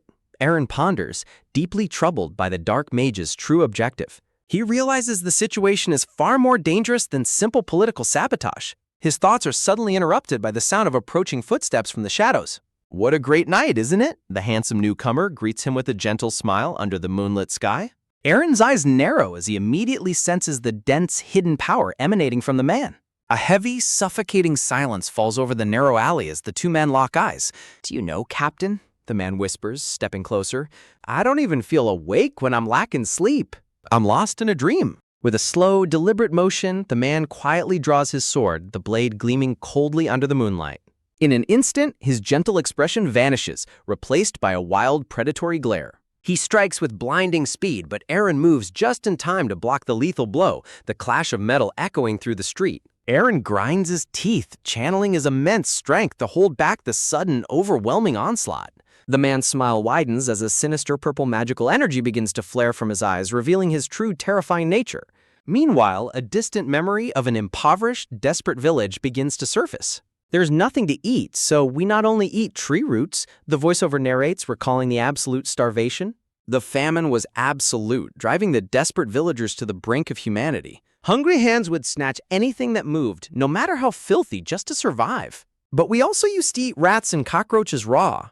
Looking back at those dark, agonizing days, the harsh reality of their survival was a nightmare they could never truly forget. Then, one day, meat was served on the table. My family was finally able to eat meat after a really long time. They gorged themselves on it, chewing frantically to satisfy their starving bellies. But the young boy sat in silence, looking down at his plate with a heavy heart, unable to bring himself to eat. That night, under the pale moonlight, a horrific realization struck him. He witnessed his own family member murderously bludgeoning someone in the dark. The truth of where that meat came from laid bare before him. They had resorted to cannibalism just to survive the harsh famine. Since that day, he screams, I can't get a proper night's sleep even for a single day. Driven mad by the constant paranoia, he clashes swords with Aaron, yelling, I always think, will they eat meat without me next time? Don't you know? Aaron holds his ground, staring back at his crazed opponent with unwavering resolve. I heard about it before, you piece of shit, Aaron growls, familiar with the tragic fate of that village. With a powerful swing, Aaron pushes back against the relentless attack. The crazed swordsman lands nimbly on his feet, his posture tense and ready to strike again. A wicked grin spreads across the opponent's face as the dark purple magic continues to surge within him. It's definitely because I slept well, right? The man thinks, recalling the black pills he took, convinced his power is purely from a good rest. This is all thanks to the candy that Dornoa gave me. But in reality, the dark magic is slowly consuming his soul, granting him artificial strength at a terrible cost. Wiping his cheek, Eren calmly notes his strength and agility have increased drastically. Come to think of it, this piece of shit, Eren thinks, just as the swordsman rushes forward again, shouting, "Here I go, Captain!" He wields his blade with wild, unrefined fury, striking without even properly learning how to handle it. But Eren is a seasoned warrior, easily reading the predictable movements of his foe. However, Eren merely smirks, knowing exactly how to end this fight. The swordsman leaps into the air, driving his blade down with everything he has. In a flash, Eren parries the downward strike with absolute precision. Eren's blade pierces the stone wall right next to his opponent's head, shattering the solid rock. Ultimately, the crazed warrior simply lacks real combat experience. Realizing he has been completely outclassed, a wave of sheer terror washes over him. "Shut up!" he screams in desperation as his arm begins to monstrously transform, surging with purple energy. He throws a devastating, beastly punch, channeling the raw power of his mutated arm. The massive fist tears through the air with terrifying force. "I also have trouble sleeping at night," Eren says calmly as he easily slips past the giant fist, driving his sword straight through the opponent's chest. "I forgive you." The sharp blade emerges from the other side, coated in dark, fresh blood. "So forgive me as well," Eren whispers as the life begins to drain from his enemy. The maddening purple glow fades from the young man's eyes, replaced by a sudden, peaceful clarity. In his final moments, his mind drifts back to a time before the tragedy, when he was just an innocent, happy boy. With a faint, peaceful smile, a single trail of blood drips from his lips. He powerlessly collapses onto Eren's shoulder, finally finding the eternal sleep he so desperately craved. Eren stands in silence, his expression grim as he holds the lifeless body. Suddenly, a massive explosion detonates in the distance, lighting up the night sky. "Best lullaby is the last one," Eren mutters, looking toward the rising flames. The chaos in the city continues to escalate as fires spread through the streets. Meanwhile, deep in the dark forest, the panting kidnapper lays the unconscious Lady of Kasserdik down on a flat rock. He catches his breath, knowing he has successfully escaped the guards for now. But it's worth it. A sinister smile creeps onto his face as he mutters to himself, "Because I got the one who is loved by Manhwa. Now I just need to take this human's heart out and eat it," he declares, raising his dagger high. "So you're here." A cold voice suddenly echoes from behind, halting him in his tracks. The kidnapper quickly spins around to find a towering silhouette standing in his path. "Let's have a quick interview," Eren says, stepping out from the shadows as he cracks his knuckles. Faced with the guard captain, the kidnapper simply lets out a maniacal laugh, completely unfazed. Eren's arm surges with immense power, muscles bulging and veins throbbing as a strange, dark energy begins to coat his hand. "But aren't you just the novice captain of guards?" the dark mage sneers, summoning a massive purple snake and a snarling shadow wolf behind him. Facing the dark mage's summoned beasts, Eren stands his ground, drawing his weapon as the malevolent energy swirls through the forest. He grips his hilt with absolute resolve, ready to face whatever monstrosity is thrown at him. With a swift, powerful motion, Eren slashes through the darkness, cutting down the first wave of shadow energy. "Indolence will eat away at oneself," the mage chants coldly, channeling raw purple mana into his palm. Suddenly, the massive shadow wolf lunges forward, its jaws wide open as it attacks Eren with terrifying speed. The beast sinks its razor-sharp teeth directly into Eren's shoulder, tearing through his defense. "Urgh!" Eren grunts in pain, tensing his muscles to endure the agonizing bite. Blood drips from his wounded arm as the dark, corrupting energy of the bite begins to seep into his flesh.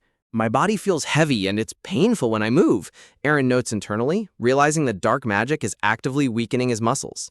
The dark mage watches with a smug expression as black smoke rises from Eren's injured arm, savoring his apparent victory. "Can you face Lord Quentel's Shadow Legion?" the mage mockingly asks as a gargantuan shadow serpent towers over the forest. "Isn't it too small to be called a legion?" Eren asks with a mock grin, completely unfazed by the massive beast. "Ha! This insolent bastard," the mage screeches, his smug grin twisting into a mask of pure rage. "Charge!" he commands, ordering his terrifying shadow beasts to rip the captain to shreds. Bleeding and battered, Eren looks up, his gaze narrowing as the beasts close in. He stands firm, looking up at the moonlit sky, mentally preparing himself to unleash his true strength. In an instant, his eye ignites with a fierce, burning golden-orange light, signaling the awakening of his dormant power. With explosive speed, Eren leaps into the air, slicing cleanly through the massive shadow serpent in one devastating blow. "You're sentenced to immediate execution, you son of a bitch," the mage screams, losing his mind at Aaron's relentless resistance. Next, a colossal shadow bird swoops down from the canopy, but Aaron meets it head-on with a powerful sweeping slash. Landing back on the ground, Aaron calmly wipes the black soot and blood from his cheek, completely unfazed. He slides back into a defensive stance, his sword ready as the wind howls through the trees. Realizing simple beast won't work, the dark mage begins to chant frantically, his hands distorting with dark purple lightning. "Those who are crushed under the weight of punishment are sinners," the mage bellows, channeling his most sinister spell. "Suppression," he roars, unleashing a massive swirling vortex of gravity-manipulating purple magic directly at Aaron. Dozens of dark, shadowy hands erupt from the ground, grabbing Aaron's legs and locking him in place. Before he can break free, a giant, multi-armed shadow monster rises and wraps itself tightly around him, pinning his arms. The mage grins nervously, sweat dripping down his face as he pours everything he has into maintaining the bind. "This is a triple curse that even knights have a difficult time escaping," the mage gloats, confident that Aaron is finally defeated. "Become minced meat, just like that," he commands, ordering the shadow beast to crush Aaron to pieces. The monstrous entity screams, tightening its death grip to squeeze the life out of the captain. Engulfed in the suffocating purple aura of the curse, Aaron hangs his head, seemingly powerless against the crushing force. But then he raises his head, his sharp eyes glaring through the shadows with a terrifyingly calm intensity. Sensing the danger, the panicking mage quickly reaches inside his cloak to pull out his final trump card. "This will be the end of your foolishness," he screams, revealing a potion containing a severed finger floating in a glowing pink liquid. He hurls the glass vial to the ground, shattering it instantly as the pink fluid splatters across the forest floor. The strange pink liquid bubbles rapidly, forming a massive gelatinous slime with the creepy finger protruding from its center. Aaron watches closely, sensing an unbelievably dense and ancient mana emanating from the summoned creature. From the pool of bubbling pink slime, a colossal blood-red dragon materializes, letting out a deafening, earth-shattering roar. The beast's massive jaws snap open, dripping with fresh blood as its terrifying aura fills the forest. With a single swipe of its massive spiked tail, the dragon shatters the solid rock beneath Aaron, forcing him to dodge.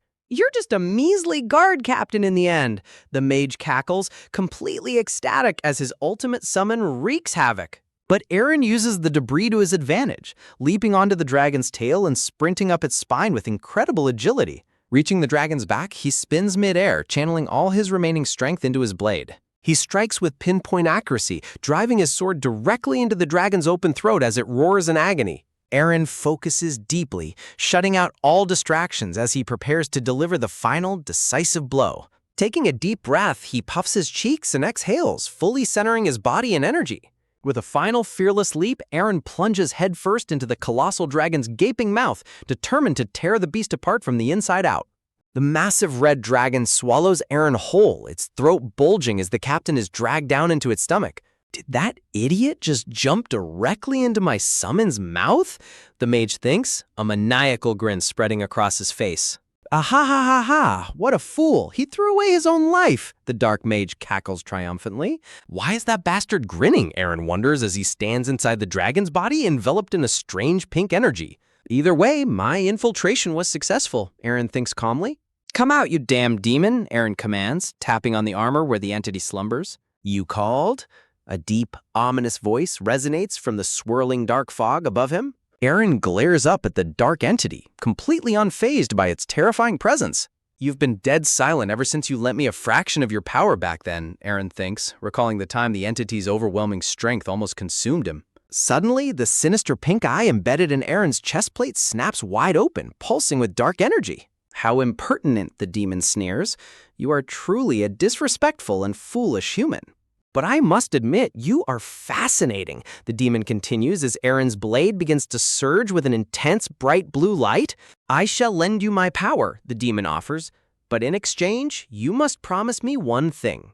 Aaron listens silently, his expression hardening as he prepares to hear the demon's terms.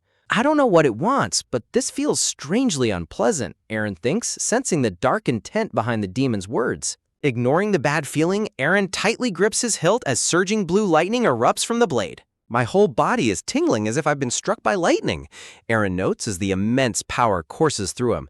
"So this is—" A wild, confident grin spreads across Aaron's face as he welcomes the overwhelming destructive aura.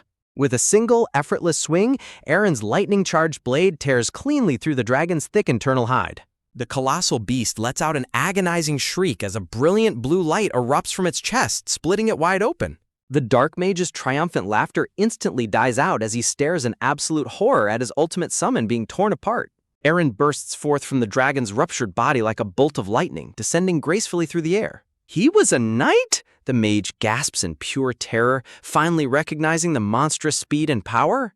The red dragon completely disintegrates into a cloud of bloody smoke, its physical form utterly destroyed.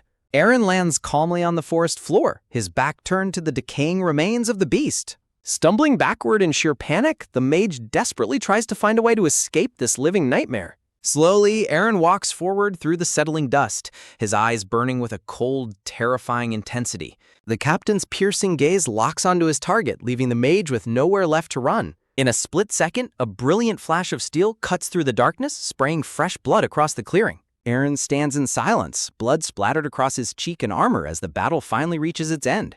The quiet night sky remains peaceful, the bright full moon casting its soft silver light over the blood-soaked forest. With a soft click, Aaron slowly sheathes his blade, his breathing gradually returning to normal. "Sleep well, Carter," Aaron mutters, looking down at the devastated battlefield. He leaves the lifeless body of the dark mage behind, his focus shifting back to his primary objective. But even in death, a sinister pink smoke begins to leak from the mage's eye, murmuring a final dark incantation. Suddenly, a massive swirling magic circle ignites on the ground, catching Aaron completely off guard. Aaron quickly spins around, his eyes widening in shock as a dark, oppressive mana fills the area. "That's..." Aaron gasps, realizing the true danger of the lingering spell. "Damn it, he's making things bothersome until the very end," Aaron curses, rushing desperately toward the unconscious lady. Ominous skeletal shadow hands emerge from the magic circle, reaching directly for the defenseless lady. "These bastards taking sides with demons," Aaron growls as a massive pillar of corrupt magic erupts into the sky. Leaping through the blast, Aaron shields the lady with his own body, pulling her tightly against his chest. He drops to his knees, cradling her protectively as the shockwave of dark energy washes over them. "Shit," Aaron mutters, sweating profusely as a terrifying presence looms over them. "It seems like I'm completely screwed this time," he thinks grimly. A colossal, horn-clad red demon materializes from the dark rift, radiating an unfathomable amount of malevolent power. Its single, glowing white eye locks onto Aaron, sealing their escape.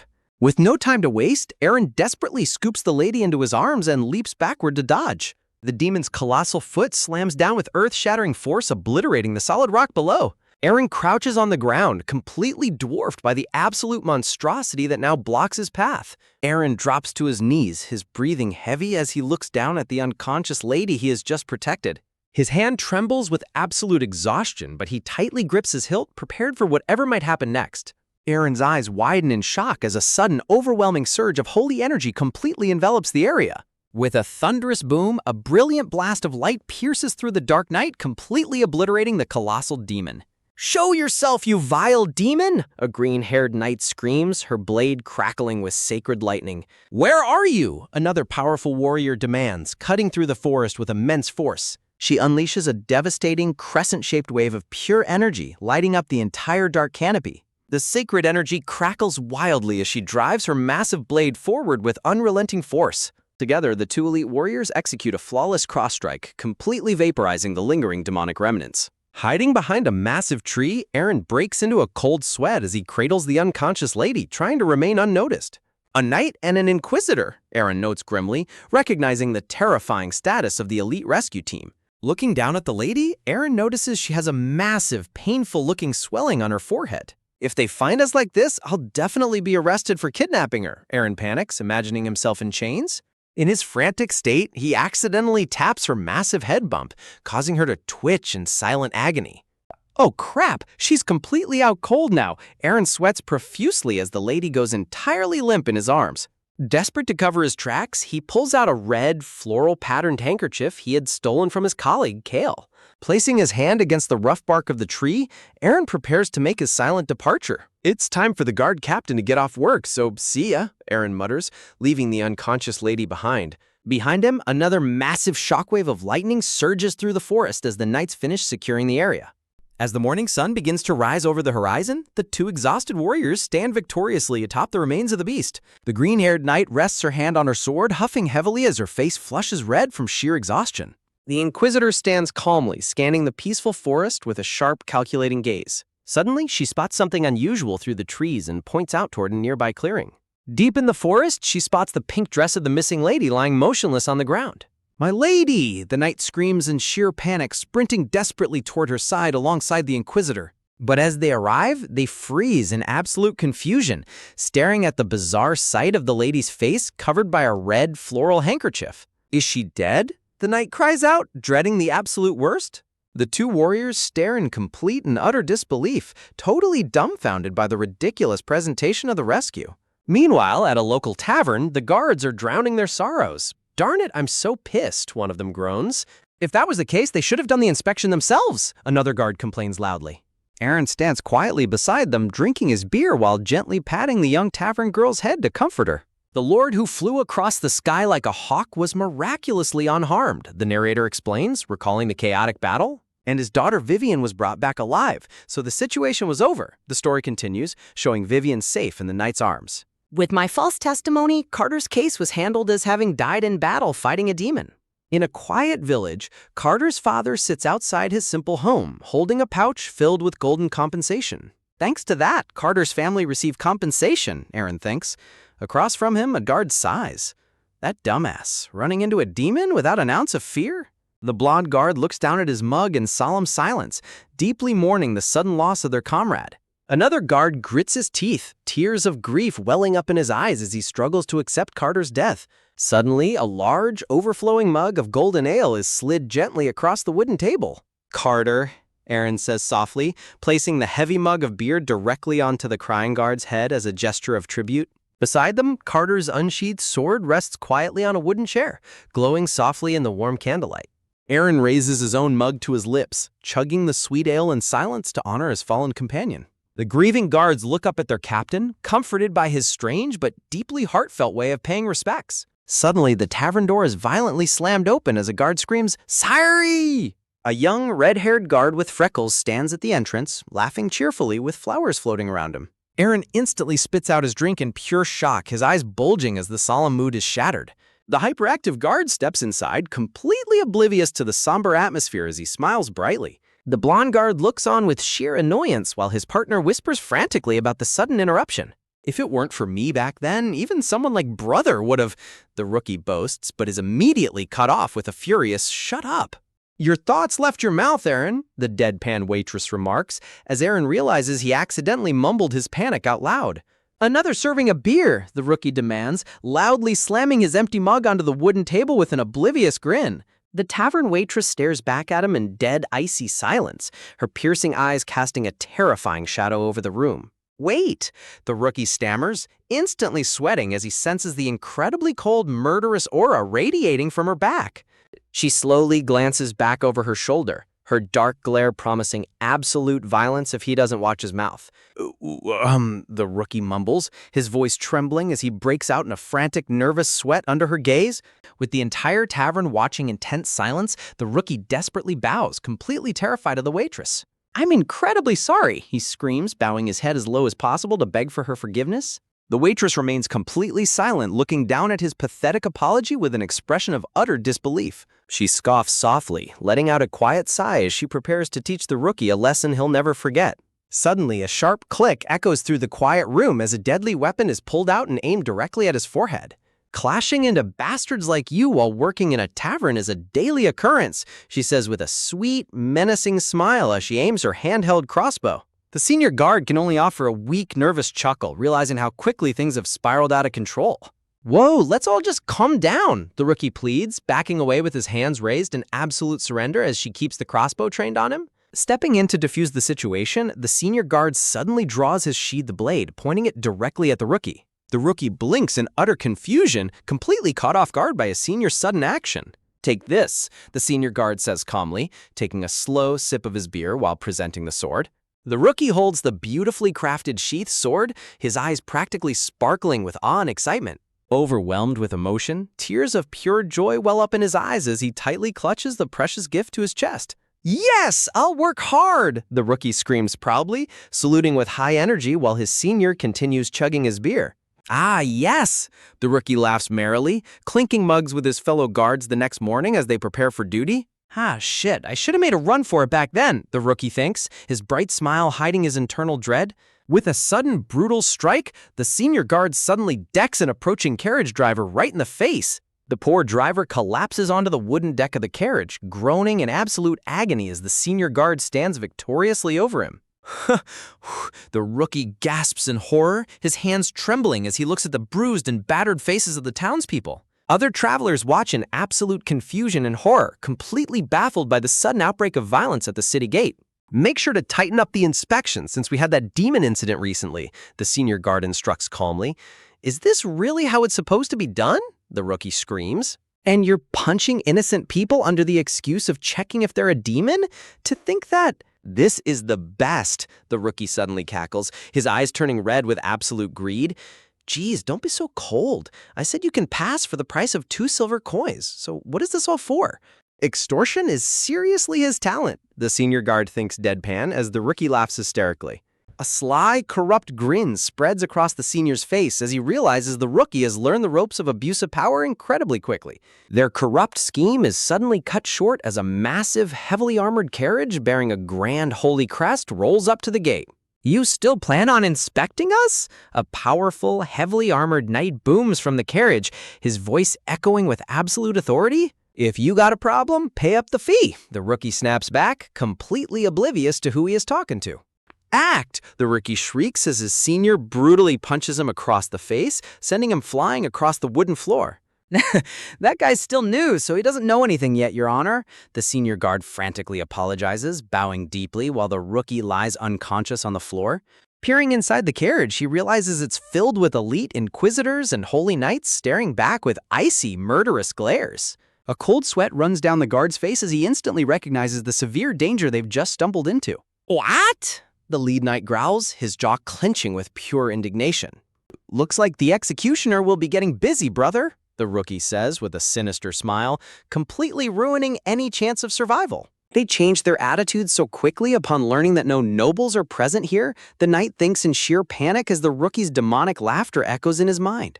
Well, anyone can make a mistake with their tongue, right? The senior guard stammers, quickly trying to hand over a bribe to save their lives. With a violent crack, the knight delivers a devastating punch directly to the guard's face. Hope your business goes smoothly. The rookie waves cheerfully as the carriage rolls away, leaving his crying senior on the ground. Damn it, the knight growls under his breath, utterly humiliated. That son of a bitch, the guard curses internally, staring with sheer hatred at the happy rookie who is proudly holding their bag of gold. Meanwhile, a heavy silence hangs over the grand, ancient cathedral in the heart of the city. Captain, they seem to be looking for you at the church, a guard reports as Aaron walks by. What is it now? Aaron sighs wearily.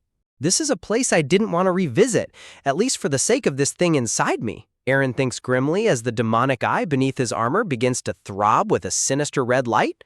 Ha ha ha, a voice echoes from the darkness as the massive cathedral doors slowly creak open.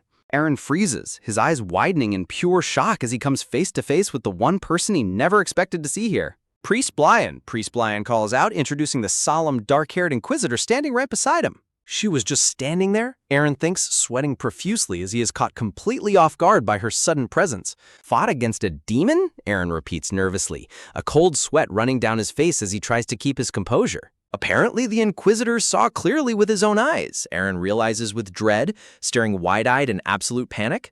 The lady from the giant, the memory flashes back, recalling the moment he dramatically carried Vivian to safety. Thankfully, it doesn't look like he saw me using the demon's powers, Aaron thinks in relief, while the Inquisitor continues, fighting against a demon with the status of a mere guard captain? Rewarding that strong faith, Priest Blyan says warmly, although it may be small, I prepared a compensation. Compensation? Aaron repeats, his eyes widening with pure greed as he anticipates a massive bag of gold. How embarrassing! Aaron laughs cheerfully as the chest is opened, revealing glittering gold coins and a beautiful red jewel. Oh ho, it suits you very much, Priest Blyan exclaims, holding up a beautifully patterned blue and gold scarf. Priest Blyan dramatically presents the scarf, shouting, "How is it? Isn't it wonderful?" while Aaron stands in complete, glittering silence. Fuck, Aaron curses internally, staring blankly ahead. At least pay me in money like last time. Could you guide her around the castle? We're no, Priest Blian asks, giving Aaron a cheerful thumbs up. Busy? I'll take my leave, the old priest waves merrily as he quickly escapes through the door. This bastard, Aaron thinks in complete disbelief. That son of a pig, I swear I'll beat you into a pulp one day. Aaron fumes internally, a fake trembling smile plastered on his face. Inquisitor, Aaron thinks, glancing back over his shoulder at the silent, intimidating knight behind him. If she finds out that I have a demon within me, she'll probably crack open my head with a mace, Aaron sweats, looking at her cold glare. Aren't you hungry? There's a restaurant I visit often. We should go together, Aaron proposes, desperate to find a way to escape her gaze. A bizarre, steaming hot pie with 2 whole fish heads sticking straight out is placed onto the table. The signature dish of the restaurant run by Briggs' mother, fish bread? Aaron thinks with a devious grin. I'll make sure that you won't ever have business with me. Without a single moment of hesitation, the Inquisitor takes a massive bite out of the terrifying fish pie. The Inquisitor freezes, a cold sweat breaking out across her face as the horrific taste of the baked fish hits her tongue. What a killer expression! Don't resent me? I can't be going around with an Inquisitor with a demon in me, can I? Aaron laughs hysterically in his mind.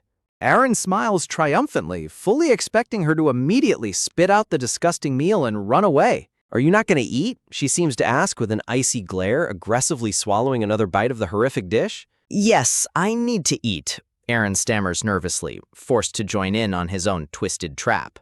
An agonizing, silent battle of wills begins as the two of them sit across from each other, forced to swallow the atrocious fish pie. Aaron takes a bite, his eyes watering as he struggles to chew the metallic, horrific taste of the baked fish. The Inquisitor chews with a dark, terrifying determination, refusing to show even a single hint of weakness. With a sharp scrape, the wooden plate is left completely empty, stripped of every last bite of the fish pie. She actually withstood this taste, Aaron thinks in absolute horror, slumping over the table. You're a tough one, Inquisitor. Should I give you guys another one? The cheerful tavern owner asks, holding up a fresh, steaming fish pie. Unable to take another second of this torture, the Inquisitor violently kicks the door open and sprints away at full speed. Goodness, what was that for? The mother wonders. Maybe something urgent came up, Aaron chuckles, relieved that his plan actually worked. Here, it's on the house. The mother smiles warmly, sliding the fresh, steaming fish pie directly over to Aaron. Enjoy your meal, she says, leaving him completely alone with his worst nightmare. Maybe getting my head cracked open with a mace would have been better, Aaron thinks, staring blankly at the steaming horror. The scene shifts back to the bustling town, where another peaceful day is about to be completely ruined. At a local tavern, a fellow guard captain looks at Aaron with an expression of pure, exasperated disbelief. How does your attire become more elaborate as the days go by? The captain asks, staring at Aaron's sparkly, ridiculously fancy new cape. Being an honorary conventual is great, Aaron boasts, while his comrade sighs. Captain becoming an honorary conventual? It seems like the time has come for the empire to collapse, too.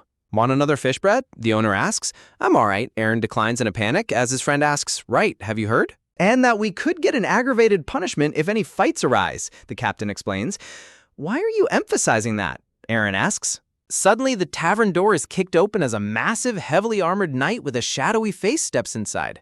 You uneducated guard bastard! What great timing! The knight roars in absolute fury, his eyes glowing red with murderous rage. If they're the ones initiating, it shouldn't be counted as fighting, right? Aaron asks calmly, chugging his beer while his friend face palms in pure dread. Special orders my ass, Aaron growls, his relaxed mood instantly switching to a cold, battle-ready glare. His fellow guard captain screams in absolute terror behind him, realizing how quickly things are about to spiral out of control. See, Captain, an honorary conventual shouldn't be causing a scene like this, his subordinate screams. Ooh, right, honorary conventual, Aaron sighs. Did you get scared now that we're meeting like this? The hostile knight sneers, completely oblivious to the monster he has just provoked.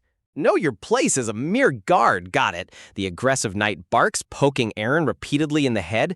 A vein pops on Aaron's face as he suppresses his rising anger, his jaw clenching tightly at the disrespect. With an explosive burst of violence, Aaron unleashes a devastating punch that shatters the wooden floor, sending the knight flying backward. The arrogant knight slides across the wooden floor face first, spitting out blood and teeth from the sheer force of the impact. This isn't a fight, the other guard captain sweats nervously, watching the knight crash heavily onto the floor in the background. This is just a one-sided assault, Aaron growls with glowing red eyes, cracking his knuckles as he looks for his next target. Where did 2 go? It's all right, a voice calls out from inside the local inn on a bright sunny day. The aggressive knight sits with a massive, painfully swollen bruise covering half of his face, his pride completely shattered. Are you awake? The captain asks, as the beaten knight groans. I see, so I lost consciousness. That guy is strong, the knight thinks grimly. He's definitely not someone who should be working as a mere guard captain. With that level of power, he has more than enough potential to become a noble's private soldier. It's definitely not that I'm weak, he's just incredibly powerful, the knight mutters, while the captain thinks in exasperation, he's rambling excuses. Maybe he hurt his pride at how easily he got knocked out. I'm Kale of Kasserdick Outer Fortress Guard Unit 4, the guard explains in a flashback, standing by a carriage. And I'm Gelheim of the Fenner family, the traveler says as the guard captain suddenly strikes him across the face. According to the captain, it's a special method to identify demons, the captain continues explaining. But honestly, it just looked like he was doing it for stress relief, he sighs, until the traveler's head suddenly begins to glow with a dark demonic energy. You puny human, how dare you smack a demon in the head, the creature roars, fully transforming into a ferocious wolf beast. Goodness, it was actually true? The guards scream in sheer disbelief. He really found a demon with that ridiculous method? It actually worked, Aaron thinks, sweating in pure panic. Meanwhile, the other guards realize, so he really was just hitting people for no reason at all. But the fact that another demon had appeared just a week after the first incident turned the fortress completely upside down. The captured demon sits tied up, sporting a massive lump on his head from getting beaten up by Aaron. And on that fateful day, Aaron, along with the highest ranks of the fortress guard, got to witness the absolute strongest elites of the Kasserdick fortress gathered in one place. A terrifyingly strong inquisitor steps forward, glowing with a divine and murderous blue aura. Ka! The demon shrieks in agony as it is brutally interrogated in the background. Aaron stands there deadpan, thinking, I almost feel sorry for the demon. Later that night, Aaron heads back to a familiar tavern to wash down the day's stress with a cold drink. Brother, you're back. You worked incredibly hard today, too. Dylan greets him cheerfully, sparkling with absolute admiration. Aaron stares back in deadpan silence, entirely exhausted by the boy's endless energy. Things are fine here, so go take a look at the hall, the tavern girl calls out to Dylan. She turns to Aaron, explaining, Dylan kept coming over to apologize, so I told him to help out here if he was really sorry. Aaron sets down a heavy wooden barrel of cold beer, but his eyes suddenly dart toward the staircase. There, hiding timidly behind a wooden pillar on the stairs, is the young girl he rescued. Ignoring her presence for a moment, Aaron lifts the heavy wooden barrel and gulps down the icy cold beer. Of course! A taste like this has no choice but to skyrocket sales. Aaron laughs happily. Beer is always best served ice cold. Still, it's a bit of a waste to use her powers as a makeshift refrigerator, Aaron thinks, glancing back at the quiet girl. The girl shivers, a cold sweat breaking out as she wonders what kind of bizarre thoughts are running through his head. Meanwhile, on the outskirts of town, a carriage drawn by 2 powerful horses speeds down the dirt road. The carriage bumps violently as they make their way toward the Kasserdick fortress. Hey, the carriage is shaking too much, a rough voice shouts angrily from the back. You're dead if you do anything foolish before we enter the fortress, the guard warns, glaring menacingly at their captive. Do we really have to come all the way to this countryside just to find a single person? One of them grumbles, while the other replies, seriously, it's our boss's chronic illness to never let go of anything that comes into his grasp. The boss's orders are absolute, the leader commands coldly. Everyone shut your mouths and control your expressions. Your words are way too harsh, boss, one of the mercenaries laughs loudly, while the young boy sits in silent, trembling dread. The carriage driver glances back nervously, hoping they won't cause any scene. Wouldn't we be in serious danger too? The young boy whispers, his eyes filled with worry. Don't worry, the Kasserdick fortress only pretends to do a rough inspection, the driver reassures him with a confident grin. They'll let us pass immediately if we just hand them a single silver coin. We'll be perfectly safe as soon as we enter the fortress, the driver continues. Let's just drop these guys off and leave as quickly as we can. At the gates of the fortress, the guards are lined up, led by a solemn-looking veteran knight. Oh, it's Lebby. It's been a while, Poole laughs warmly. Has it been half a year since you last came here as a peddler? Hello, Poole. I was just resting because I caught a bad fever recently, Lebby explains. Why are there so many guards today? It was always only 2 before, Lebby thinks, sweating nervously. But I guess it's a good thing that their terrifying guard captain isn't around. I see you're working hard as usual. Here, your silver coin, Lebby says, handing over the bribe. Thank you as always, Poole smiles, sliding the coin into his pocket. Wait, Brother Poole? A loud voice suddenly barks from behind, putting an immediate halt to their transaction. We have 3 more guards right now, Dylan complains. Then we should be receiving more money. We should be sharing with those friends over there, too. What's this now? The driver cries out in alarm, but the mercenary leader says calmly, "This is a suitable amount, Dylan. If it's not enough, I can always give you more," Dylan stammers, but the leader's sweat drops and declines. "No, there's no need for such." I don't know what those guys behind us will do if we get caught here, the driver thinks, sweating bullets. We have to get into the fortress safely no matter what.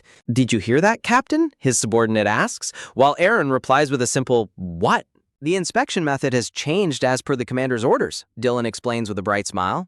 The carriage occupants and guards assemble on the wooden platform for the newly ordered inspection.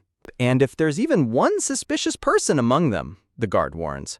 Blow him down with a bat first, Dylan screams, unleashing a brutal swing that shatters against the man's head. The driver freezes in absolute horror as he witnesses the guard's ridiculously violent inspection method.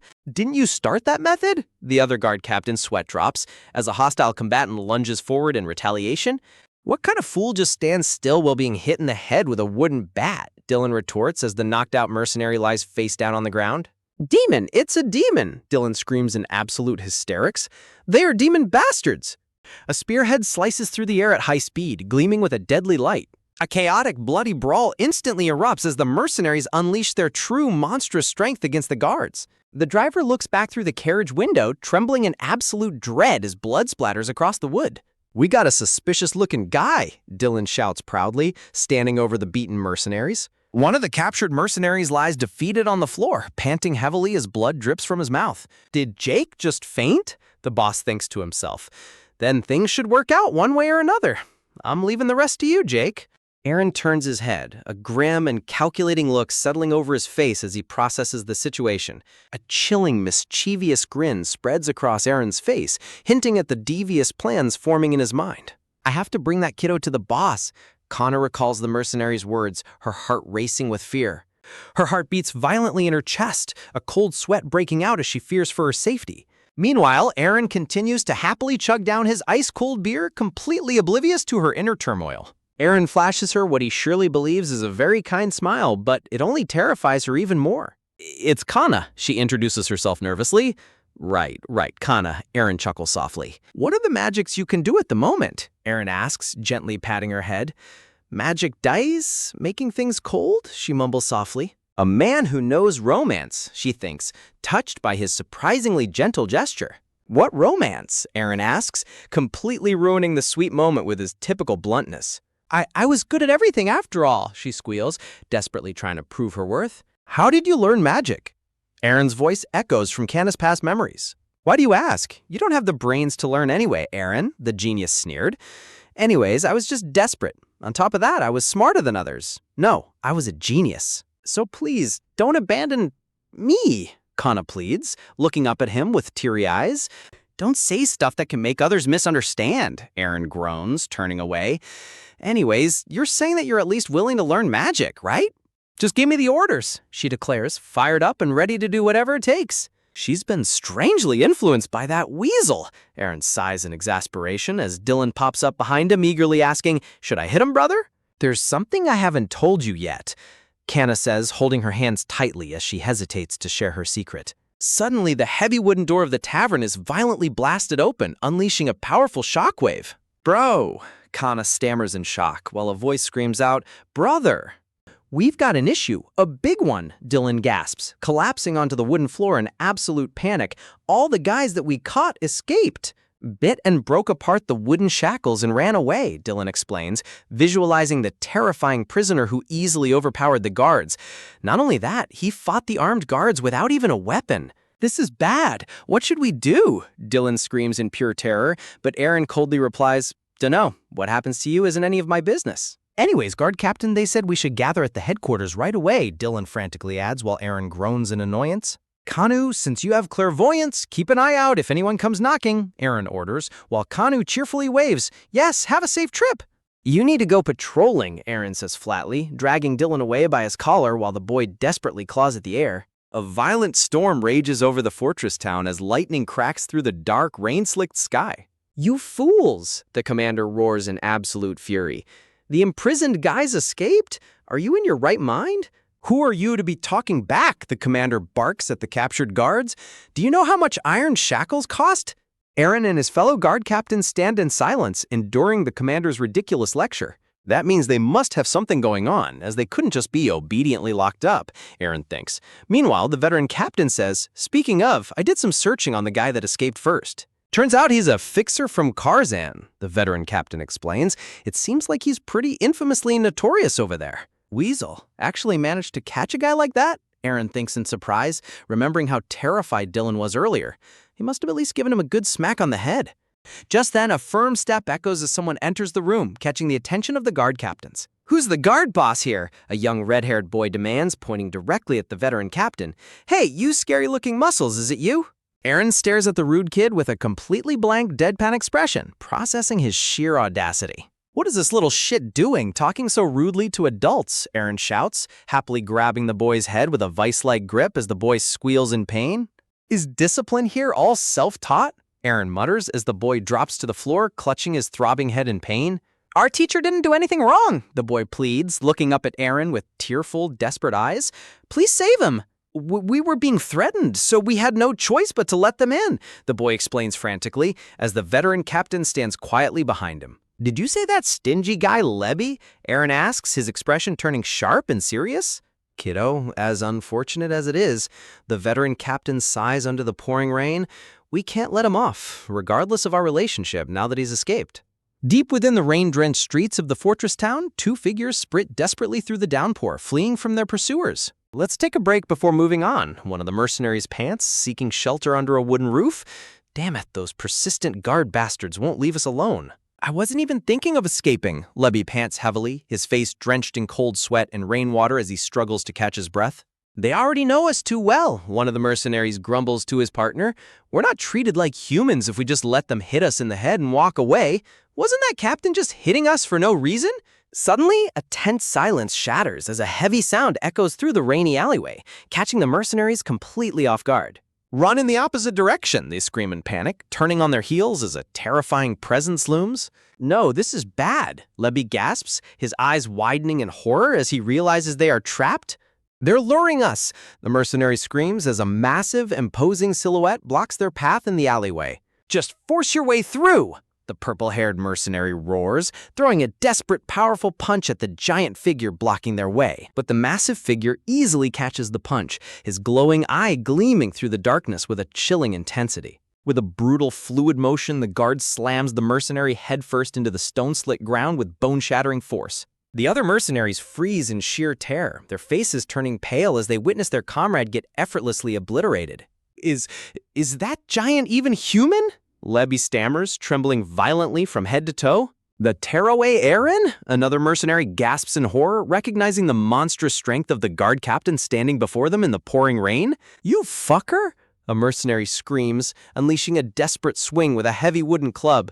However, Aaron easily blocks the devastating strike with his arm, the wooden club shattering into pieces against his solid defense. The shattered splinters fly into the air as the mercenary stands frozen, completely overwhelmed by Aaron's terrifying demonic aura. A massive, blood-red demonic skull appears to loom over Aaron as his eyes glow with a deadly light, sealing the mercenary's absolute doom. Don't come any closer," Lebby screams hysterically, crawling backward on the wet cobblestones in absolute terror. He raises his hands in a futile, desperate attempt to shield himself as Aaron's shadow looms over him. In an instant, Aaron closes the distance and grabs Lebby tightly by the collar, hoisting him up with effortless ease. Lebby's eyes bulge in pure, unadulterated terror as he stares into the cold, merciless gaze of his captor. Just then, the veteran captain and the young boy arrive at the scene, their silhouettes visible in the pouring rain. "Furious!" Lebby gasps out, his voice cracking with emotion as he recognizes the young boy. "Grandpa Lebby!" Furus cries out, sprinting forward through the rain and throwing his arms around the old man in a tight, tearful embrace. His actions are rough and he's foul-mouthed. Sometimes he behaves like a chaotic tearaway who swings his fists around without a second thought. But perhaps Guard Captain Aaron isn't someone who should be judged solely on his everyday antics. The veteran captain hums, watching the emotional reunion with a quiet, knowing look. Aaron turns his head slightly, a solemn expression on his face as he lets the scene unfold. That's the area where the Laughing Rabbit Inn is, the massive cars in Fixer notes, glancing up at the stormy sky. I need to hurry. He steps forward into the pouring rain, his hand resting firmly on the hilt of his massive sword.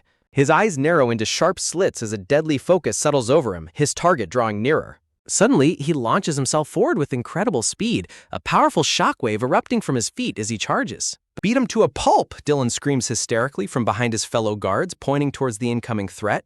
"A criminal walking around my territory without my permission?" The guard leader growls, his eyes glowing with absolute fury.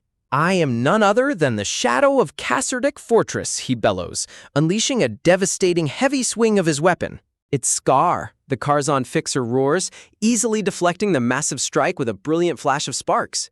Before the guard can even register the block, Scar slips into his blind spot with terrifying agility. With a clean, lightning-fast slice, Scar slashes the guard across the neck, sending a spray of blood into the rainy air. Dylan and the veteran guard freeze in absolute horror, their jaws dropping as their formidable captain is defeated in a single brutal strike. "He's strong," one of the guards gasps, realizing the massive gap in their abilities. "I'm looking for a girl," Scar demands coldly. "A purple-haired girl. Have you seen her before?" Without waiting for an answer, Scar swings his massive blade, unleashing a powerful shockwave. Blood splatters into the rainy air as another guard is ruthlessly cut down, crying out in pain. The veteran guard captain stands his ground, staring down the monstrous Fixer with gritted teeth. He desperately swings his weapon, trying to find an opening against the giant. But Scar's counterattack is lightning fast, slicing right through his defense. The captain screams in agony as the blade cuts deep, completely overwhelmed by the Fixer's strength. Dylan watches in pure terror, his legs shaking as he desperately tries to back away. "This is insane. Even with 3 people against him, it's still no use," Dylan pants in despair. "Sorry, Brother Poole," Dylan thinks, remembering how well he was treated by his comrade. "You treated me, a lowly mercenary, like your real brother. Shouldn't those who were destined to live, he rationalizes, gritting his teeth as he prepares to run. "Hey, you son of a bitch!" Dylan screams suddenly, turning back to face the monstrous threat. "You got your living snot beat out of you by me, remember?" Dylan taunts, trying to draw Scar's attention away from his wounded allies. "Looks like all your little siblings were grilled on skewers, huh?" He mocks hysterically. "You weak-ass bastard who fainted after getting hit once." Infuriated, Scar brings his massive blade down on Dylan, who screams in absolute terror as the ground shatters. The force of the blow sends Dylan flying backward, crashing hard onto the wet cobblestones. "Shit," Dylan groans, looking up at the towering silhouette of death. "Where the hell is that fucker in moments like these?" Scar coldly raises his glowing blade, ready to put an end to the annoying pest. "You're not here the one time I fucking need you," Dylan screams at the top of his lungs, closing his eyes as the sword descends. Suddenly, a massive fist erupts from the side, punching Scar square in the face with bone-shattering force. The sheer power of the blow creates a devastating shockwave, parting the pouring rain. Aaron stands tall in the downpour, glaring down at the threat with absolute fury. "Weasel!" Dylan stammers, tears of pure relief instantly mixing with the rain on his face. "What did you say just now?" Aaron growls, his eyes glowing with a terrifying demonic red light.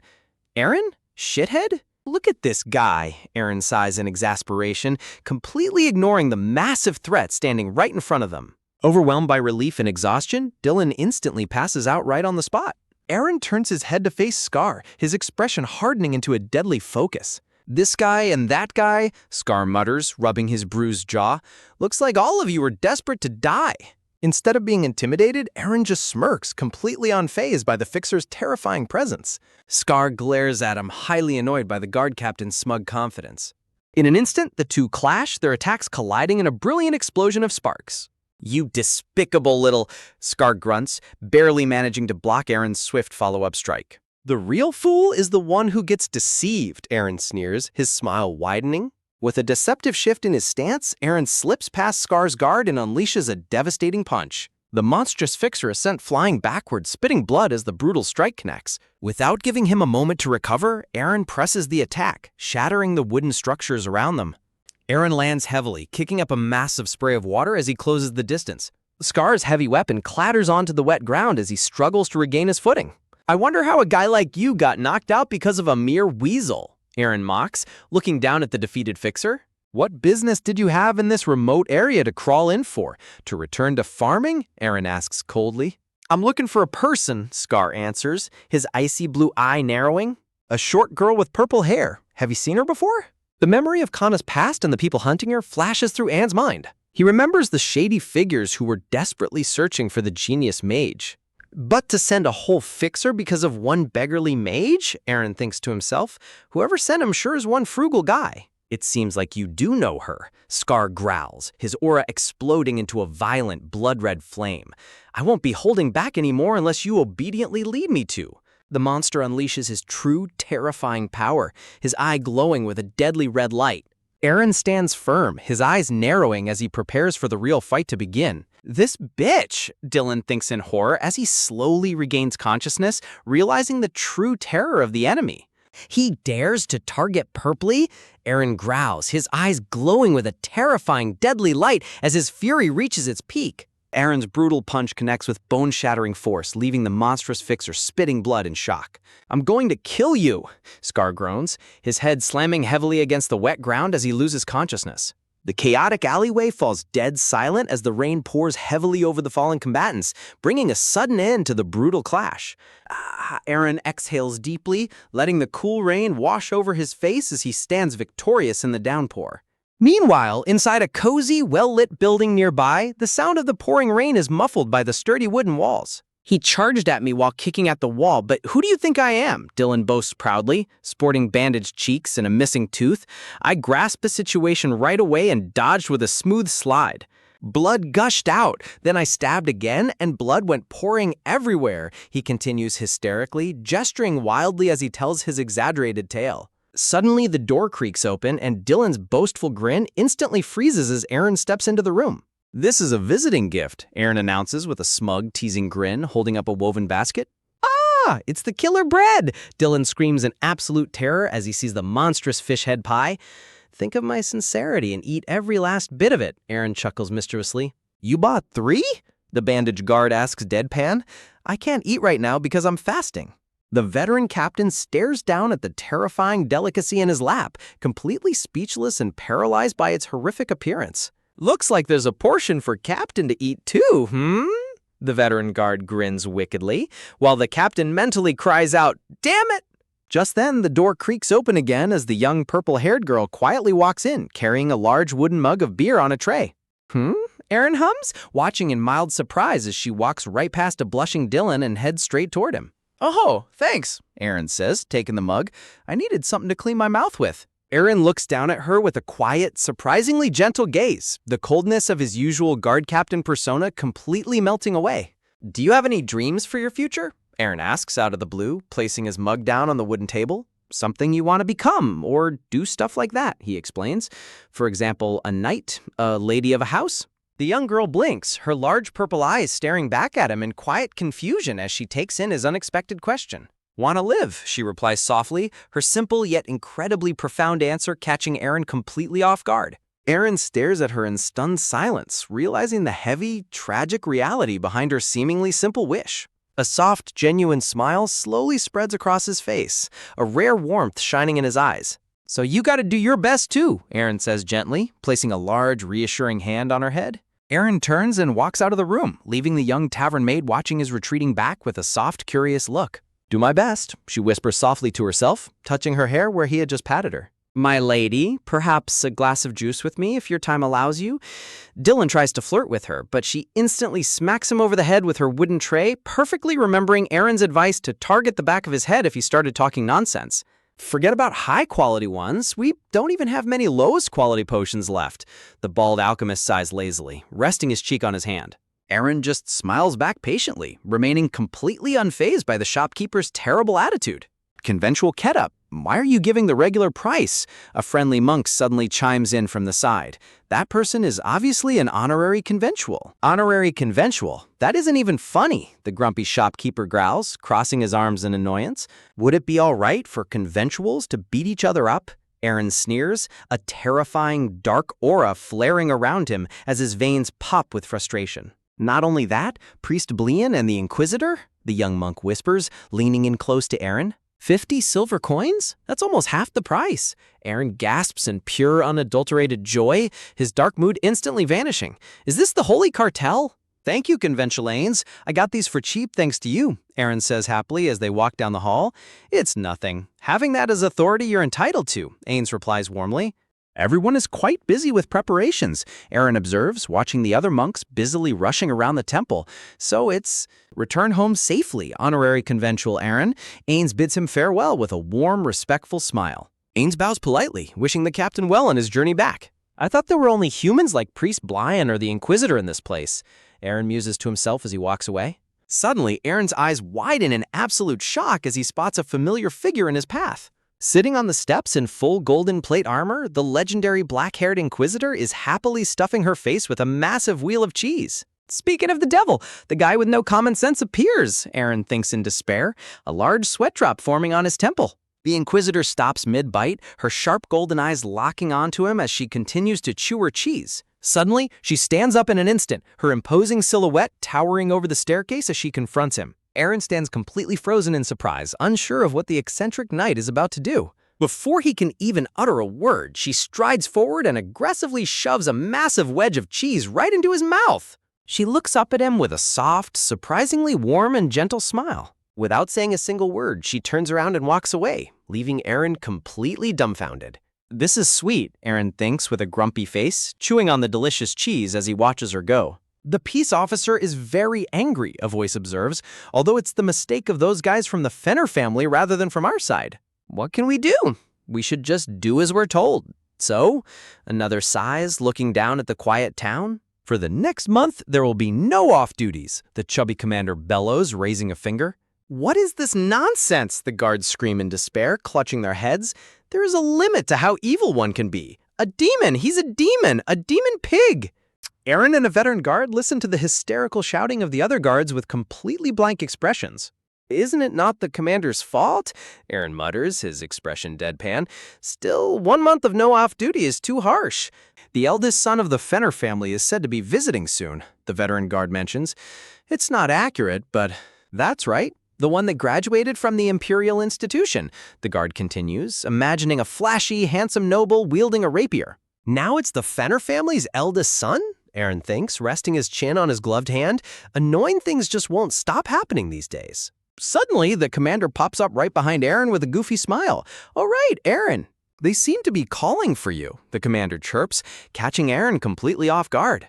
Aaron freezes, cold sweat breaking out as a horrifying realization hits him. I forgot about that. He rushes back to the office to find his boss, the young blonde administrative lady, smiling warmly at him. "Look closely," she says cheerfully, gesturing to the wooden door behind her. "This is something called a door. If you open the door, it forms a space where people can move through." She swings it open with a flourish. "Ta-da! See, isn't it easy? Want me to show you again?" "Who doesn't know that?" Aaron grumbles, sweat dropping down his face. "No? You know?" She suddenly snaps, her face turning dark and demonic. "Then why don't you ever use the door and get around by smashing everything?" "Do you know just how many walls you've broken down?" she rants, poking him aggressively in the chest. "Is it fun to go around smashing walls? Is going through doors too boring for you?" "If I was just a little later, the kiddos would have been in danger." Aaron's sweat drops, trying to justify his actions while rubbing his chin. She lets out a heavy, exhausted sigh, rubbing her temples. "There were quite a lot of bounty fees saved up from the guys you've captured until now," she says, sliding a single coin across the desk.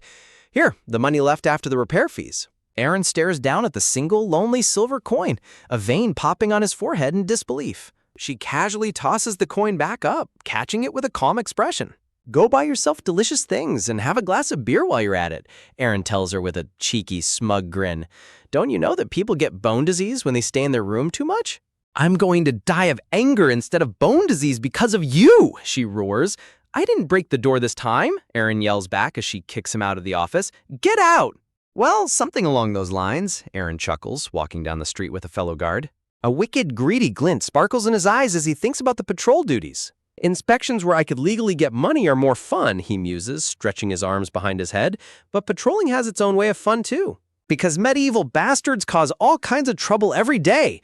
Just then, a loud fight breaks out nearby. "You son of a bitch, take that word back right now." "What? You started it first." Now, everyone calm down," Aaron chimes in with a cheerful mock peacekeeper smile, raising his hands.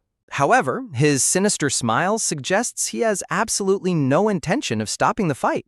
I'm betting 1 silver that the tiny guy wins, Aaron whispers to his colleague, watching the brawl unfold with pure entertainment. Suddenly, the brawlers freeze and bolt in terror as Aaron approaches. Everyone run away, you'll be eaten if Aaron catches you. Am I an orc or something? Aaron grumbles while the children laugh, shouting, "Today is peaceful." Bring it to me right now, a sharp, demanding voice suddenly rings out through the street. Aaron turns to see a crowd gathered. Who is it? Just who took my silverware? A woman yells in frustration.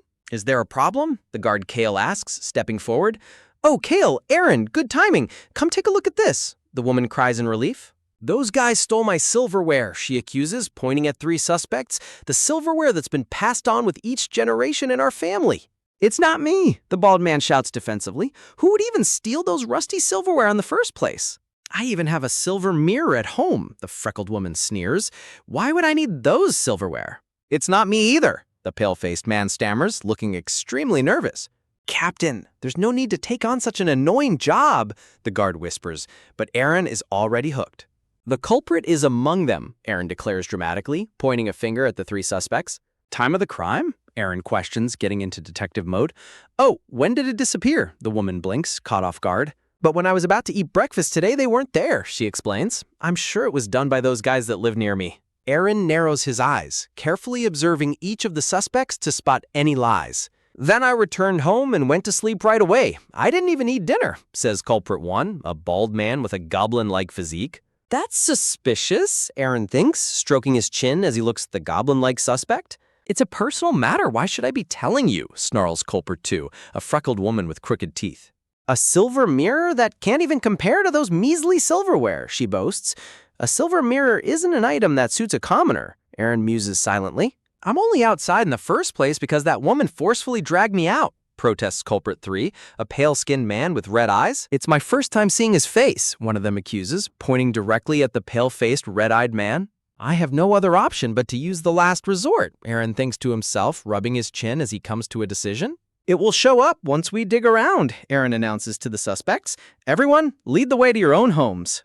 A heavy, menacing aura envelops the suspects as Aaron forces them to comply. What? You don't want to? Kale roars, his face twisting into a demonic scowl. Do we look like we're asking for permission right now? Do guards seem easy to you because we've been nice? By the looks of it, it seems everyone has a holy scripture written backward or a red flag at home, Aaron observes as the suspects break out in cold sweat. This is going to be a big problem. Otherwise, lead the way already, Kale snarls, aggressively pushing one of the suspects forward. Those reactions just now, Aaron muses, narrowing his eyes at them. It looks like all 3 of them have something they're hiding. I was just about to get bored. What great timing, Aaron thinks, a devious grin spreading across his face. How exciting is this? You really had a silver mirror? Aaron asks in disbelief, staring at his reflection in the incredibly fancy frame. See? Some silverware is nothing compared to this mirror, the freckled woman boasts defensively. Now you know I'm not the culprit, right? What a plain and vacuous home, Aaron thinks, glancing around. The fact that a silver mirror is the only valuable item in this barren house is highly suspicious, but at least it's clear the stolen silverware isn't here. The only other things here are, Aaron muses, his sharp eyes scanning the room. Suddenly, Aaron notices some men's clothing hurriedly stuffed under the bed, catching him completely off guard. Captain, doesn't this room smell a bit weird? Kale asks, sniffing the air. For a house where a woman lives alone, it smells like a middle-aged man. By the looks of it, this woman, Aaron realizes, looking back at her increasingly anxious face, is committing adultery, Aaron concludes, staring at the hidden men's underwear. I'm positive that adultery is considered a felony in this city, right? Aaron thinks. Aren't you tired? The woman suddenly shrieks, sweating profusely as she holds out a freshly baked pie. Please, have some of this while you look around. Since it's not a particularly important matter, should we just overlook it? Aaron mumbles happily, his mouth stuffed with delicious food. Yummy! Next house! Next, they visit the home of the blonde, red-eyed suspect, which is cluttered with stacks of ancient-looking books and scrolls under the warm glow of candlelight. Ooh, looks like this guy's pretty well read, Kale mutters, picking up a book. If only I have thy love, I can die for thee any time? What? It's just a romance novel. Huh? Aaron mutters, squinting at one of the bookshelves. There's something hidden between the books. A silver bracelet? Aaron wonders as he pulls out a beautifully crafted accessory. Not bad, Aaron thinks, slipping it onto his wrist. It goes perfectly with the clothes I'm wearing right now. He probably won't even notice if it's gone. Should I just take it? Suddenly, a loud, resounding burp echoes through the quiet library. Captain, wasn't there a weird noise just now? Kale asks, looking around. My shoulder is just a bit sore, that's all. Aaron quickly lies, wildly rotating his arm to cover up the sound. This bastard? Aaron growls in his head, glaring down at his sentient shoulder guard. Are you trying to get us caught? What was that burp for? What's with that bracelet? Kale asks, looking deadpanned. Captain, your taste is truly... What? What's wrong with it? It looks cool, Aaron retorts defensively. Feel free to keep it if you like it. The owner of the house sighs listlessly. Oh-ho! Aaron's eyes light up with joy. Woohoo! Thanks, man! You're innocent! Aaron cheers. Who just declares someone's innocence like they're handing out a favor? The man thinks, utterly dumbfounded. Patrolling is always so much fun, Aaron hums happily as they walk down the street. I wonder what kind of souvenir will be waiting for us next time. Captain, Kale sighs. As you probably know, since the first two suspects weren't the culprits, there is an extremely high chance that this bald guy is the thief, the narration explains. His anxious behavior from earlier was incredibly suspicious as well. All right, Aaron grins confidently. I may look like a crook, but I am going to search this place thoroughly. I shall thoroughly search every nook and cranny of this house as soon as we step inside, Aaron declares as they approach the suspect's residence. Or rather, this barn, Aaron mutters as the rustic wooden door creaks open. They step inside to find stacks of fresh hay and a pitchfork leaning against the wooden stable wall under a beam of sunlight. Suddenly, they spot a frilly pink dress hem peeking out from behind the pile of hay. A bright, sparkly pink atmosphere with blooming roses suddenly fills the stable. To their absolute bewilderment, the dress belongs to a pristine white horse wearing a custom pink outfit and a matching ribbon around its neck. Charbert! The bald suspect squeals, his face flushing bright red with puckered lips as he runs toward his beloved horse. I came back too late. We have our very first guests in our home today, he cheers. Aaron and Kale stand completely frozen, their eyes turning blank with pure shock and disbelief. How about we make some special hay stew for dinner tonight? The man starts to say, before Aaron violently kicks him across the room. Ah! I heard that guy was once a famous horseman in Casterdick Fortress, Kale mutters as they watch the horse lick the unconscious suspect. Aaron responds, completely traumatized. So who was the culprit in the end? The woman asks eagerly, running up to Aaron as they walk away. Who would have thought the silverware was just mixed in with the haystack all along? She laughs cheerfully. Great job. Keep up the good work. She waves them off. Aaron and Kale walk away in stunned, speechless silence, their souls practically leaving their bodies. Should we just go back to the office?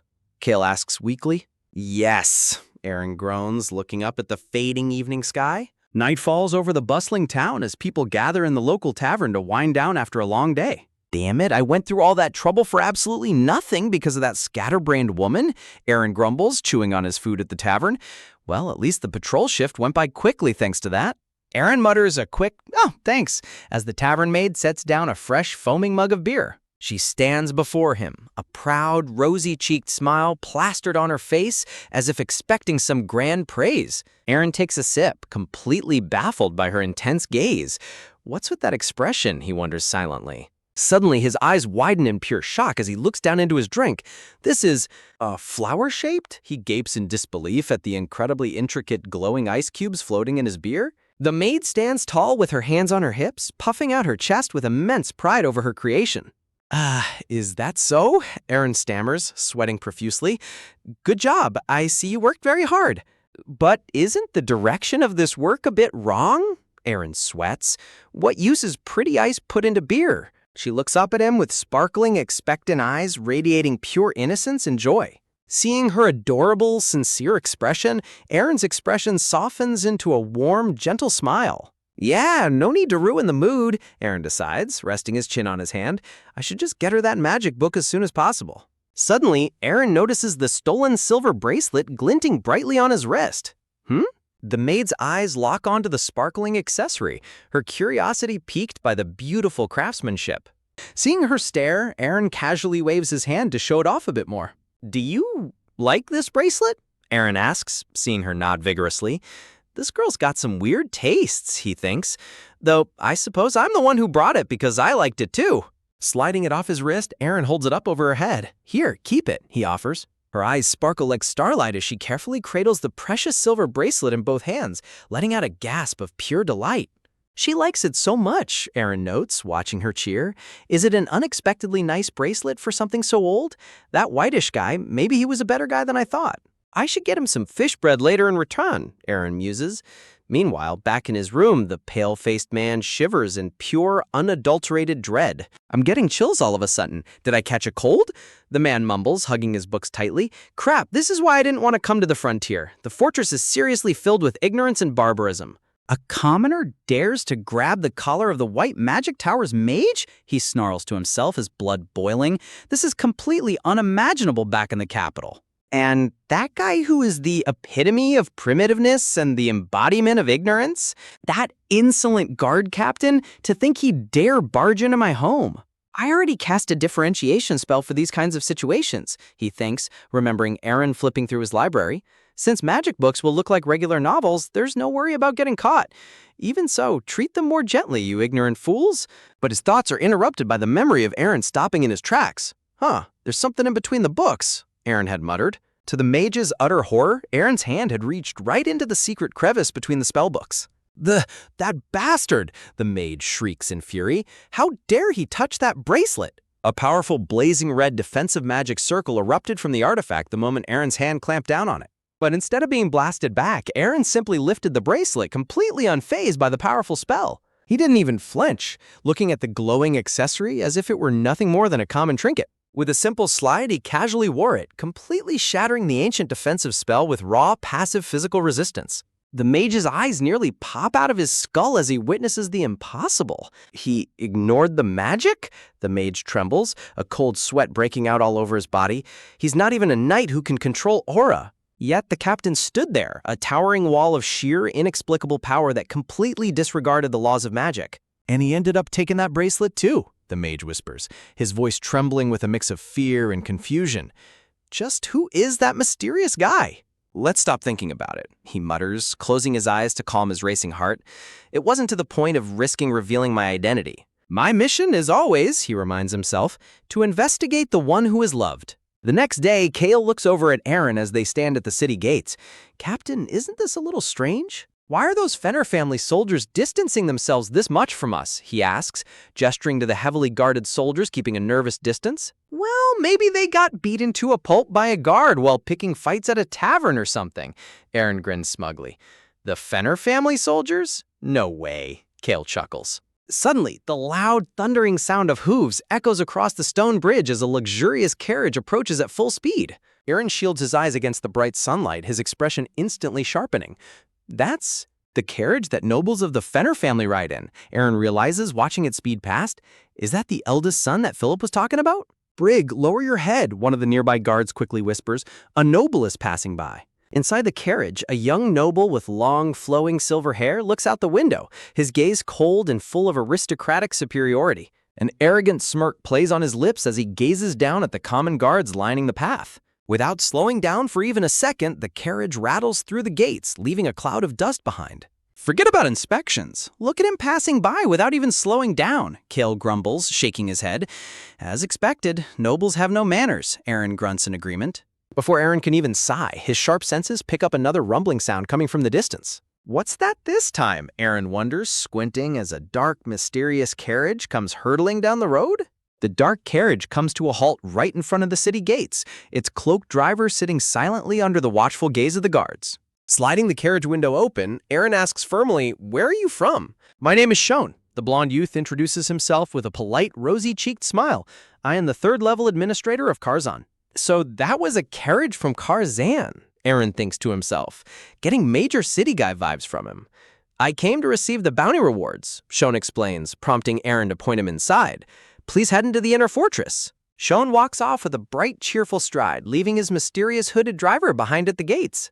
Aaron and Brig watch in silent curiosity as the carriage makes its way inside. "There seems to be a large number of carriages coming today," Brig mutters nervously. "I still feel pretty uncomfortable around higher-ranked people." "Watch your mouth, Brig," Aaron warns him.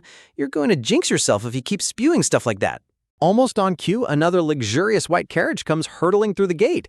"Look," Aaron mutters. A stern, silver-haired priest dressed in dark holy robes steps out of the carriage, exuding a heavy aura of authority. Looking directly at Aaron, the priest speaks with a subtle, calculating smile.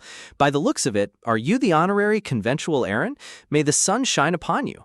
A church carriage. Then this person must be the abbot, Aaron realizes, immediately raising his hand in a formal salute. Suddenly, the abbot reaches out and firmly grabs Aaron's wrist. You must raise your right elbow higher from there, he instructs coldly. It looks like your faith is as strong as I've heard from the reports, the abbot remarks, turning to walk away. We should have a deeper conversation next time. The church's carriage rattles away into the fortress, leaving a lingering sense of unease in its wake. The church on top of the Fenner family? Brig gulps. It looks like things will start getting busy, Captain. Aaron's eyes narrow. Looks like it. Aaron, a familiar voice calls out as a young, orange-haired woman runs up to them in a hurry. Long time no see, red hair. Aaron greets her casually. What are you doing out of the orchard? A vein pops on her forehead. What did you just say? She snaps. Turning her attention to the young administrator, she demands, That thing? You're keeping it, right? Bring it out. Shone blinks, completely confused. That, you say? With a heavy grunt, Shone heaves a massive blood-stained sack onto the stone pavement. The Karzan fixer? And the other two guys' heads? Shone trembles, opening the sack as a dark, eerie mist spills out. You're talking about this, right? Black, yes. Shone retches, practically green in the face.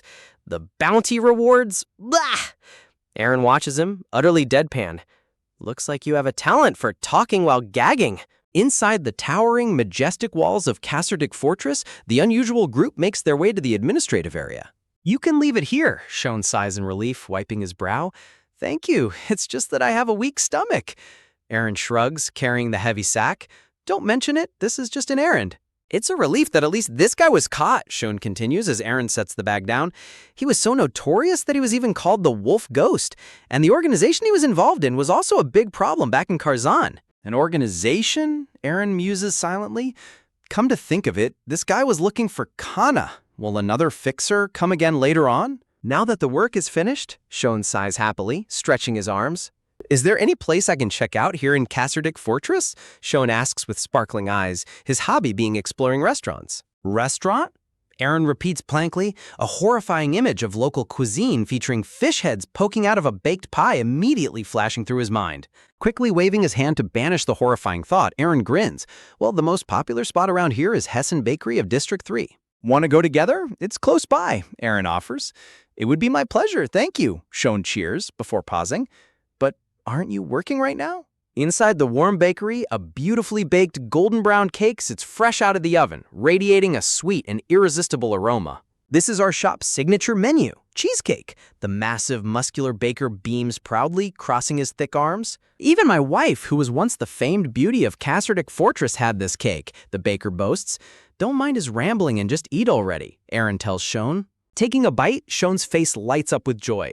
Seems like the vibes within the fortress are better than I thought. I heard that all kinds of things happened in the Kasserdik Fortress, so I was super worried on my way here. This taste? Aaron's eyes widen, instantly imagining Kana giving him a satisfied thumbs up. Because of the lone wolf, Karzan is in chaos these days, Shone continues. Their movements became more aggressive lately, as if something happened. Oh, the wolf ghost is a fixer affiliated with the lone wolf, Shone adds.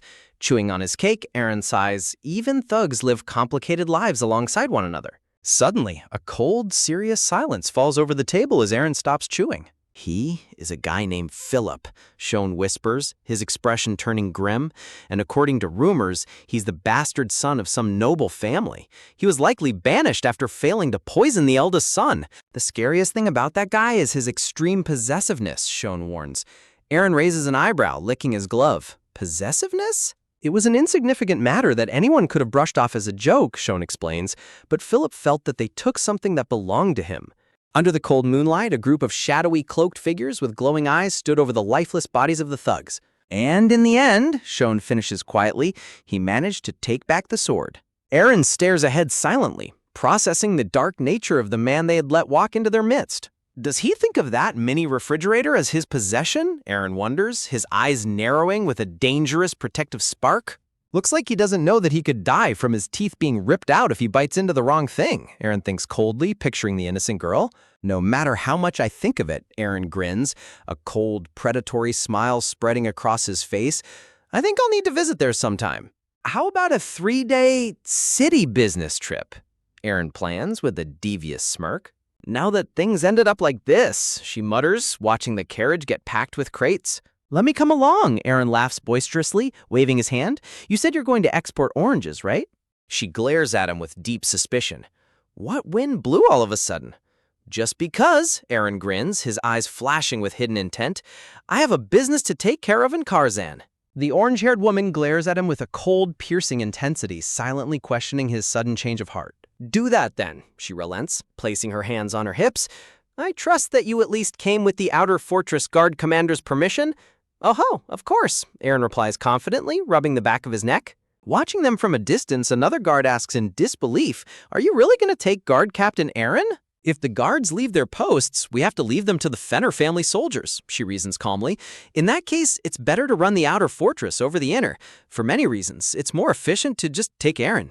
Even so, isn't this too arbitrary? The guard sighs. Just coming along right before departure and declaring that he'll be coming along? That's why he's called Scoundrel Aaron, she says, turning her head away with a subtle sigh. A warm flashback reveals her grateful smile.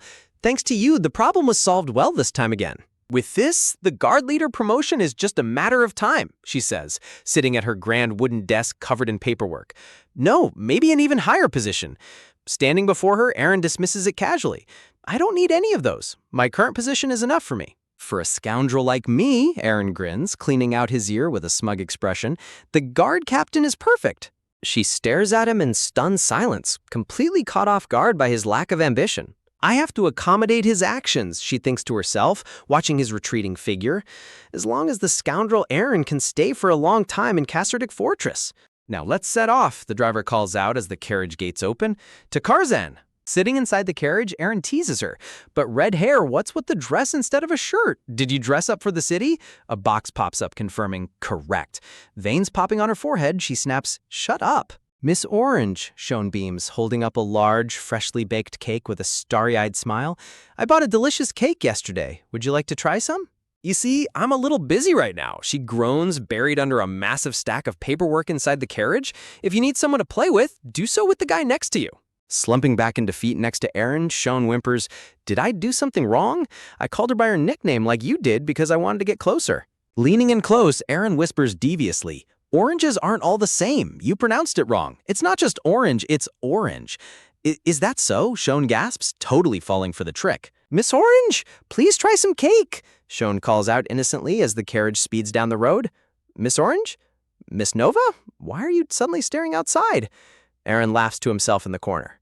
Finally, the bustling metropolitan cityscape of Karzan City comes into view. Vibrant green leaves sway gently in the breeze as the lively chatter of the city streets fills the air.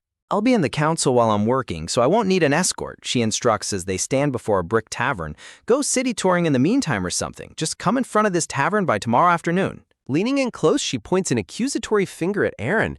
This isn't Kasserdik, so don't go around causing trouble. Especially when you're going somewhere, go through the door. Don't worry, Aaron smiles nervously, sweating. The method of opening a door doesn't change just because it's the city. You went smashing them around in Kasserdik too, she bellows angrily. Then I'll be seeing you tomorrow, Aaron laughs cheerfully, waving as he and Shone walk off together. Watching them go, she suddenly freezes in realization. But didn't he not respond to me, saying not to go around causing trouble? A cold chill runs down Aaron's spine as he glances back. It must be just a feeling, right? He wonders, brushing off the sudden sense of dread. Turning his attention back to his companion, Aaron smiles. My friend Shoba, could you give me a city guide? It's Shone, the blonde boy softly corrects him. Of course, Shone beams, his eyes sparkling with food-loving passion. Should I introduce you to the best restaurant in Karzan too? There's a restaurant named The Pig that was choked to death, and the four-leg meat there is a masterpiece. Aaron's smile turns sharp and calculating. I'll visit restaurants next time, he murmurs darkly. Cracking his knuckles with a chilling, bloodthirsty grin, Aaron declares, I will go and kill the leader of the Lone Wolf. Shone blinks, his mind completely short-circuiting as he tries to process the insane declaration he just heard. A look of sheer, unadulterated horror washes over Shone's face as the gravity of Aaron's words finally sinks in. Do you think I'll be fooled a second time after the orange? Shone yells, waving his hands frantically as he walks away. You must think of the third-level administrator as a joke. Do as you wish. I didn't want to see that guy around anyway. It would work out well for me. Aaron grabs Shone by the shoulder, leaning over him with an intimidating smile. Oh ho, what a great attitude. Our opinions seem to match. Isn't this a great start? Shone trembles, thinking, acting so casual. You must be taken aback because the situation didn't unfold as you thought it would, right? Then first things first, let's go see the White Rabbit guys, Aaron yells. Very well, Shone cheers, though a small text bubble corrects them. It's the Cute Rabbit. They arrive at a rough, rowdy tavern somewhere in Karzan, proudly displaying a sign that reads, The Cute Rabbit's Base. Unlike its name, the Cute Rabbit is a guild that uses quite a bit of force. Shone thinks confidently as they step inside. He must be thinking that his joke went too far, right?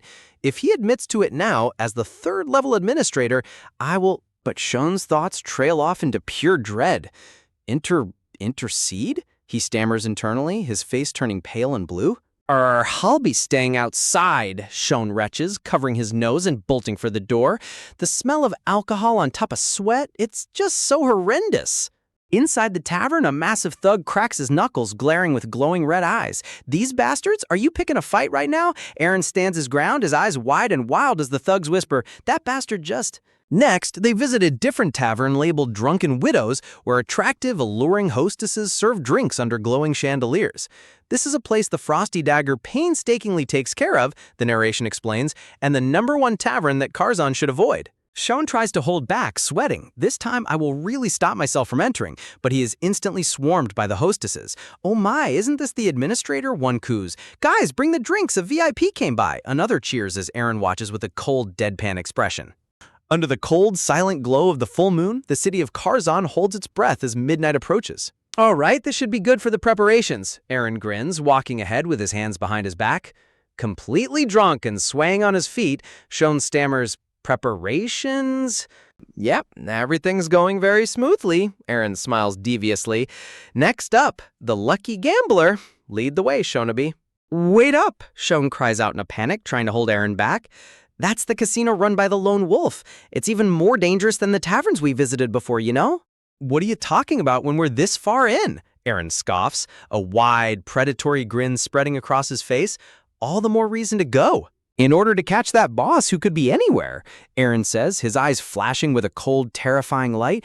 We should smash down all of their outposts beforehand, shouldn't we? Shone stands frozen in the middle of the dark street, staring at Aaron as the pieces of his terrifying plan finally fall into place. Aaron's bloodthirsty vow echoes in Shone's mind. Tonight, I will go and kill the leader of the Lone Wolf. Turning back, Aaron flashes a demonic, shadowy smile, ready to unleash absolute chaos upon the underworld of Karzan. Shone is absolutely shell-shocked as he realizes the truth, crying out, "It wasn't another orange all along?" Aaron dismisses him completely. What nonsense are you going on about? Hurry up and lead the way. We're tight on time if we want to finish by tomorrow afternoon, Aaron insists, dragging the screaming administrator away. Now, let's get going. Shone wails in despair. No! Loud, thunderous explosions echo under the moonlit sky as dark plumes of smoke rise from the city buildings. Chaos has officially begun. Damn it, that hunk of a bastard, a guard growls furiously. He won't be spared once he's caught. How dare he commit fraud in the Lone Wolf's casino? Hey, now's not the time for it. There's a fire, another thug yells in panic. Someone set the building on fire. They've broken into a fight with the Frosty Dagger over there. The gatekeeper stands stunned. Crap, what's going on? My name is Gurn, the gatekeeper narrates calmly amidst the rising panic. I'm the gatekeeper of the Lone Wolf. The nights in the city were normally loud, Gurn thinks as he watches the fiery streets, but today it's especially worse. I wonder if this is what a war would feel like. Even if a war really broke out, all I need to do is stand here, Gurn asserts confidently, because I am the Lone Wolf's gatekeeper. But suddenly, a hooded figure silently steps up right behind him. Hey, Aaron greets him with a dark, unsettling grin. Are you having a good evening? Working hard, I see. Is he a drunkard? Gurn wonders silently. Unbothered, Aaron remarks, the city seems to be in havoc since earlier, but you don't seem to be moving an inch. Because guarding this spot is my duty, Gurn replies with professional pride. Other organizations didn't even seem to have gatekeepers, Aaron chuckles mockingly. Looks like the boss of the Lone Wolf is quite the coward, huh? It seems dying is scary to him. It'll be best to watch your words, Gurn warns coldly. That guy does not die. I have never seen a man as cruel as him in my life. He possesses a magic weapon, Gurn explains, remembering the terror that makes his opponents burnt to a crisp in the blink of an eye. But what's even more terrifying than that, Gurn continues, is the existence of the knight that's protecting him. A knight? Aaron asks, genuinely intrigued. What a surprise, I never even thought of it. Gurn nods. Although he may be a drunkard knight with his right hand screwed up, the sword of humanity is still the sword of humanity. A chaotic mob of rioting gang members rages in the background, swept up in the unfolding war between the syndicates. I never even thought of such information. Aaron smiles, patting Jern's shoulder. Thanks, Jernk. I could have just ignored you and passed by, Aaron muses softly, but you made me feel like I was looking at my old self. It was a good choice talking to you. Gurn's sweat drops at the sudden display of affection, thinking, as expected, he's drunk. There's no human in this world that does not die, Aaron whispers coldly in Gurn's ear. Whether that's a knight, a noble, or even the emperor, they all equally die once you slice off their neck. If Philip dies by any chance, Aaron calls out casually as he walks past, stop jobs like this. Go back to the start and think hard. Gurn freezes, a cold sweat breaking out across his face as he realizes the sheer, terrifying weight of the hooded man's words. Hey! Gurn stammers in disbelief, pointing toward the door. He just went along with the atmosphere and got inside. Aaron walks through the dark halls, murmuring to himself, something I want to do. Loud, rowdy laughter and the clinking of glasses echo from the main hall as Aaron proceeds deeper into the hideout. Inside, the remaining members of the Lone Wolf are completely oblivious, drinking heavily and celebrating amidst the chaos. He said that there are roughly 40 members. Aaron calculates silently, observing the room. With the guys running around outside added, that's around 35? This boss is better at trolling than I thought. To the cute rabbit and frosty dagger, I requested that they cause havoc after handing them some gold, Aaron reveals.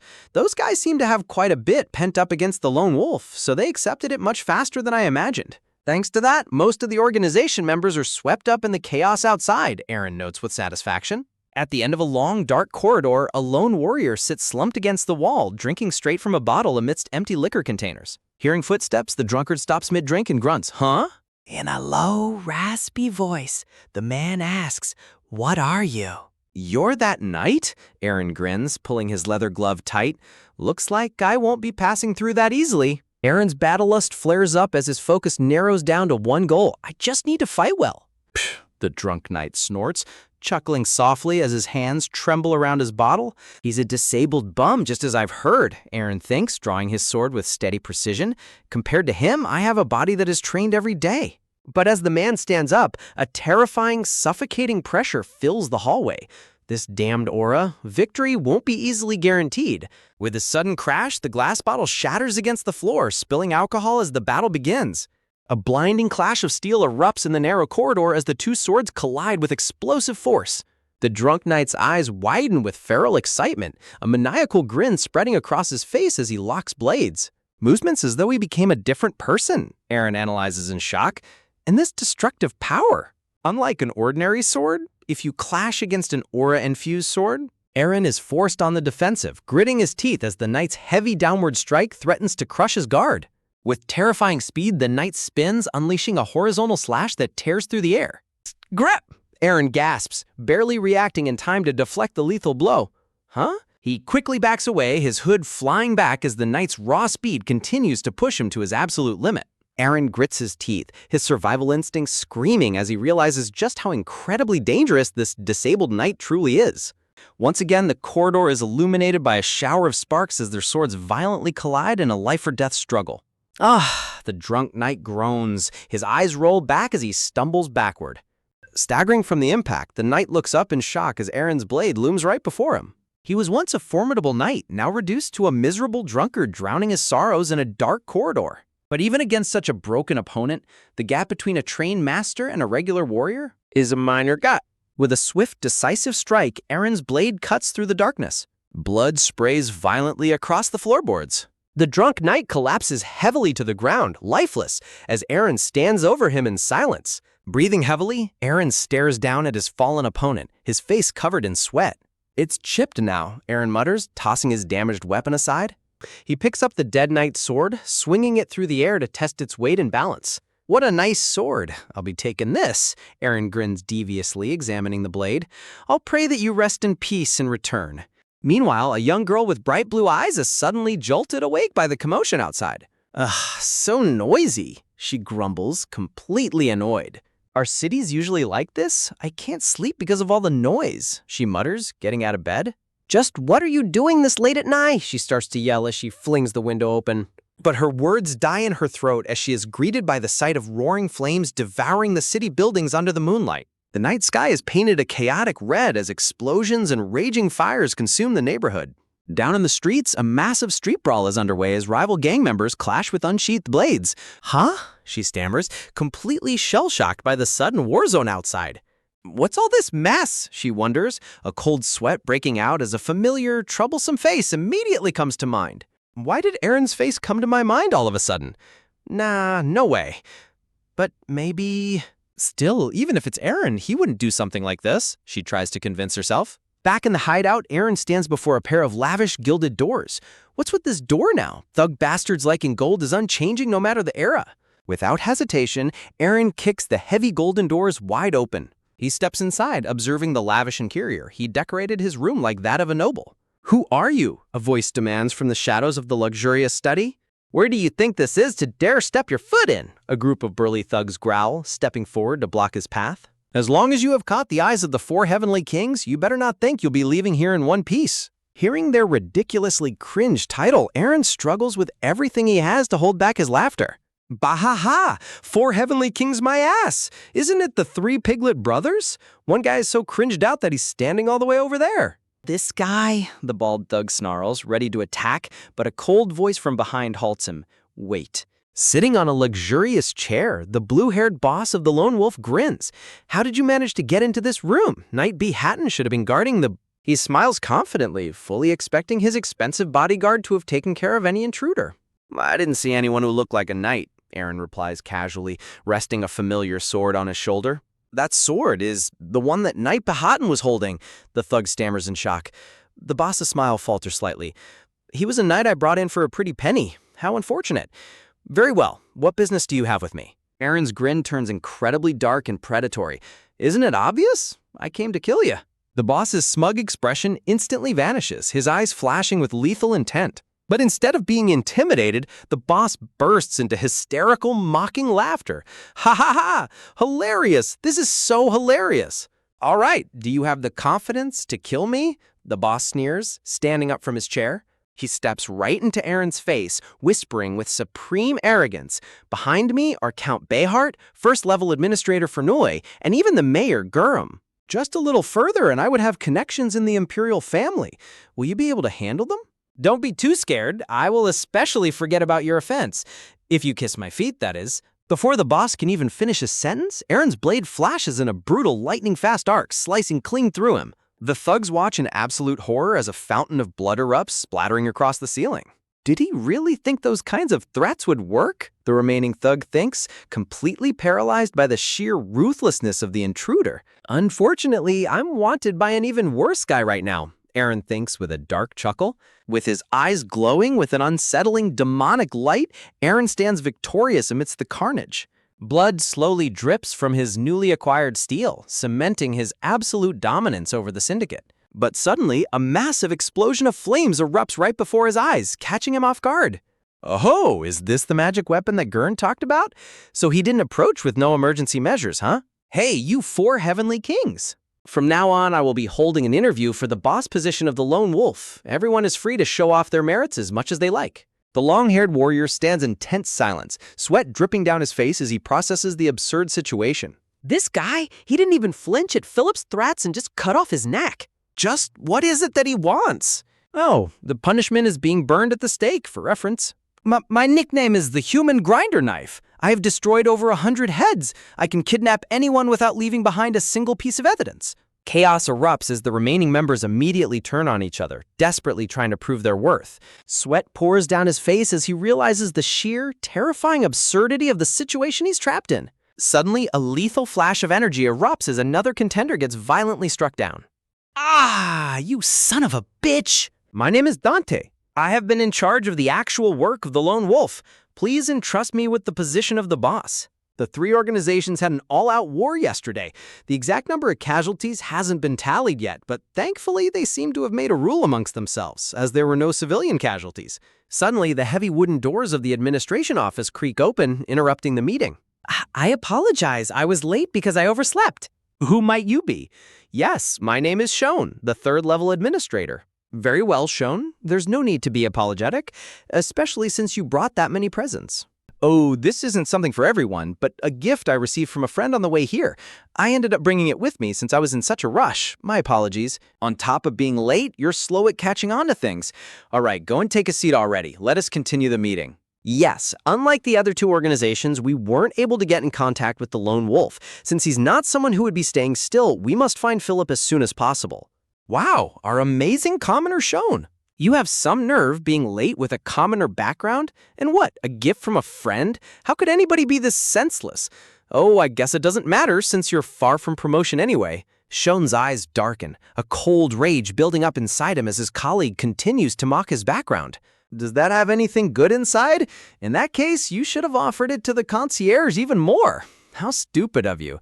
Why don't you start looking for a job that suits you better? Shut up! This is a gift my friend gave me. Stop blabbering nonsense just because you've got an open mouth. In their struggle, the heavy wrapped bundle slips from Shon's grasp and tumbles to the floor. What are you guys doing? Where do you think this is to be fighting? Huh? Promotion?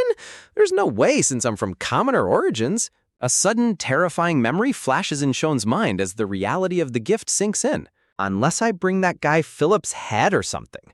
Shrieks of sheer horror echo through the room as everyone stares down at the bloody head of the lone wolf's boss.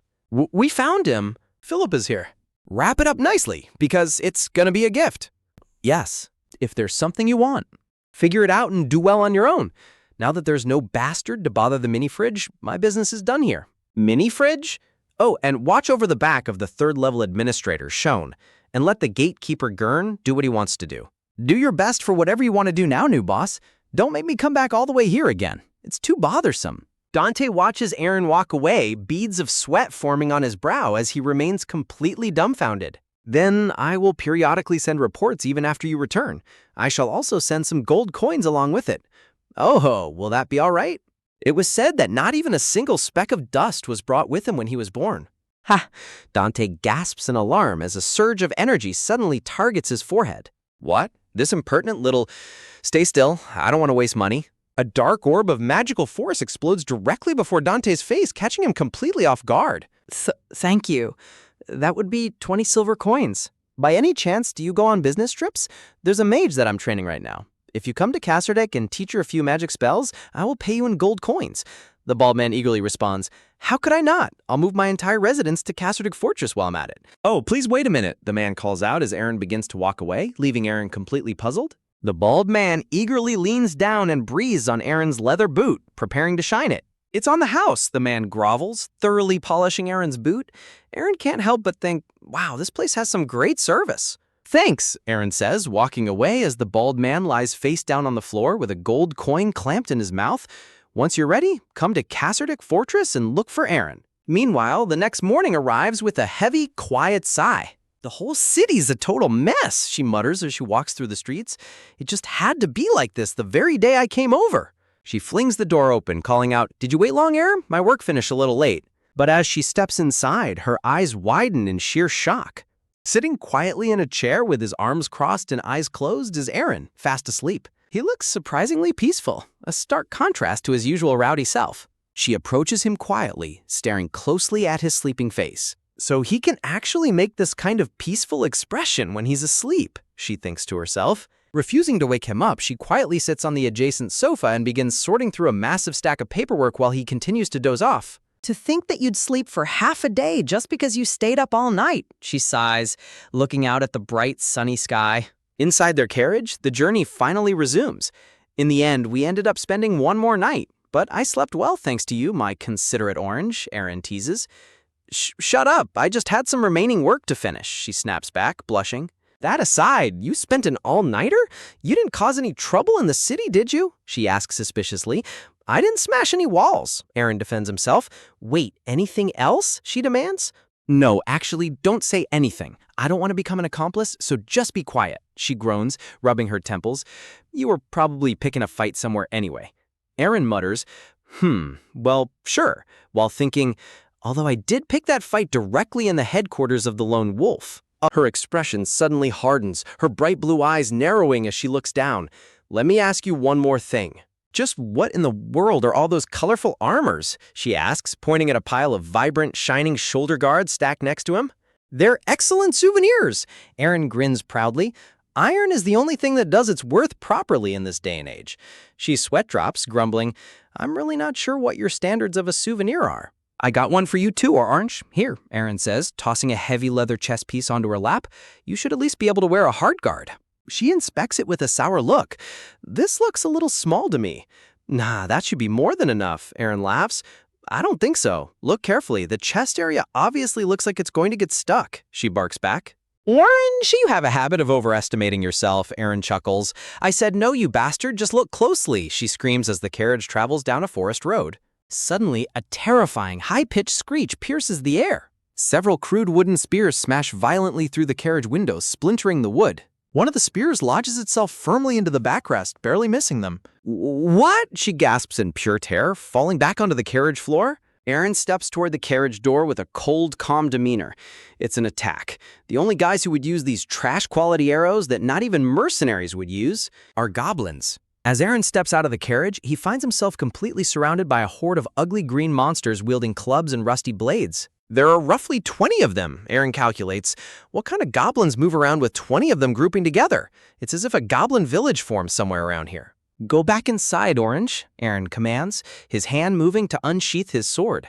I'm going to get back after playing with these goblin bastards for a bit, he says, facing down the glowing-eyed horde. With a rabid screech, the leading goblin leaps forward to attack. But Aaron is already in motion, his blade slicing through the air with blinding speed. In a single flash, the first goblin is cleanly cleaved in two, dark blood splattering across the forest floor. He spins around, easily bisecting another monster that tries to ambush him from behind. He grabs another goblin by its head, slamming it brutally into the dirt. He brings his boot down with crushing force, pulverizing another monster's skull. Yet, as more of them leap at him with crazed, glowing eyes, a frown crosses his face. This is weird. If they were regular goblins, they would have run away after about 6 or so died, but these guys are coming at me even more instead. Without hesitation, Aaron continues to cut them down, a flurry of steel and black blood filling the air. Are you finished, Aaron? She asks, peeking out of the carriage as the forest quiets down. Yeah, he replies calmly. Aaron glares down at the corpse, his eyes narrowing with deep suspicion. These guys seem like they're controlled by someone. This black substance on their wounds is the remnants of black magic, Aaron notes, holding up his stained blade. She gasps in disbelief. They controlled living goblins? Is that even possible? It is possible. It's just on a completely different level from controlling corpses, Aaron explains. The problem is, why did such a guy come to such a remote place? Kasserdick already has a record of a black mage breaking in, right? Her face turns pale with realization. No way. Are they targeting the lady again? We'll find out once we return to Kasserdick, Aaron says, kicking a dead goblin out of his path. Looking up at the clear sky, Aaron lets out a heavy, exhausted sigh. I really hate bothersome work. Back at Kasserdick Fortress, the morning sun shines brightly over the massive stone walls of the castle. Deep within the fortress courtyard, a peaceful breeze blows as the daily routine begins. Apparently, Aaron went to Karzan. Oh, is that so? No wonder it was so quiet. 2 guards stand watch at the fortress's massive wooden gates, looking out over the peaceful path ahead. It's nice that the inspection times are so peaceful. Huh? Hey, what's that? Isn't that Aaron? Good work, everyone. Aaron, didn't you go out by carriage? What happened? There were a lot of monsters on the way here, so I needed to get out and clean up a bit. A strange green object suddenly slips from the pile of bags and plops right onto the wooden floor. What is that grotesque thing? It's a goblin. It's known to be great for stamina, that it's like trying to find a needle in a haystack in the market. It felt like a waste to just leave them behind, so I cut these up. Aaron, seriously? Could you give me a discount if I buy them right now? I've been curious about their effects. They're 70 copper coins, but I'll only accept 60. They're very fresh since they're freshly picked. Or this, that, whatever it is, do it later. I want to go back and take a shower already. Sorry. Here you go, goblin. I need to get going now, so bye. With a wet splat, the bizarre goblin part lands directly on the older guard's forehead. The older guard stands completely frozen in disbelief, while his younger colleague desperately tries to hold in a burst of laughter. Rowdy laughter and clinking mugs echo from inside the fortress tavern as the soldiers gather. Several soldiers proudly pose, wearing the vibrant, colorful shoulder guards that Aaron brought back as souvenirs. Brother, to think you'd give me such a great gift. I've never even received one from my father before. As I expected, armor is the best gift. Anyways, I heard that something happened in Karzan. How did it happen right when you were visiting Karzan? Right? Isn't it such a coincidence? I was also very taken aback. It's definitely related to the captain. Now, make some room. Hannah? How's the business going? We can't make sales right now since we're all out of ingredients. Carriages aren't coming in, the Lord is taking rations, saying that it's cleaning preparations. They even took all the pickled meat, so there's only enough food for us to eat now. That bitch of a Lord. You're being pretty loud, Hannah. So what? You even talk shit about the Emperor. You scared? Hannah hasn't drunk yet, right?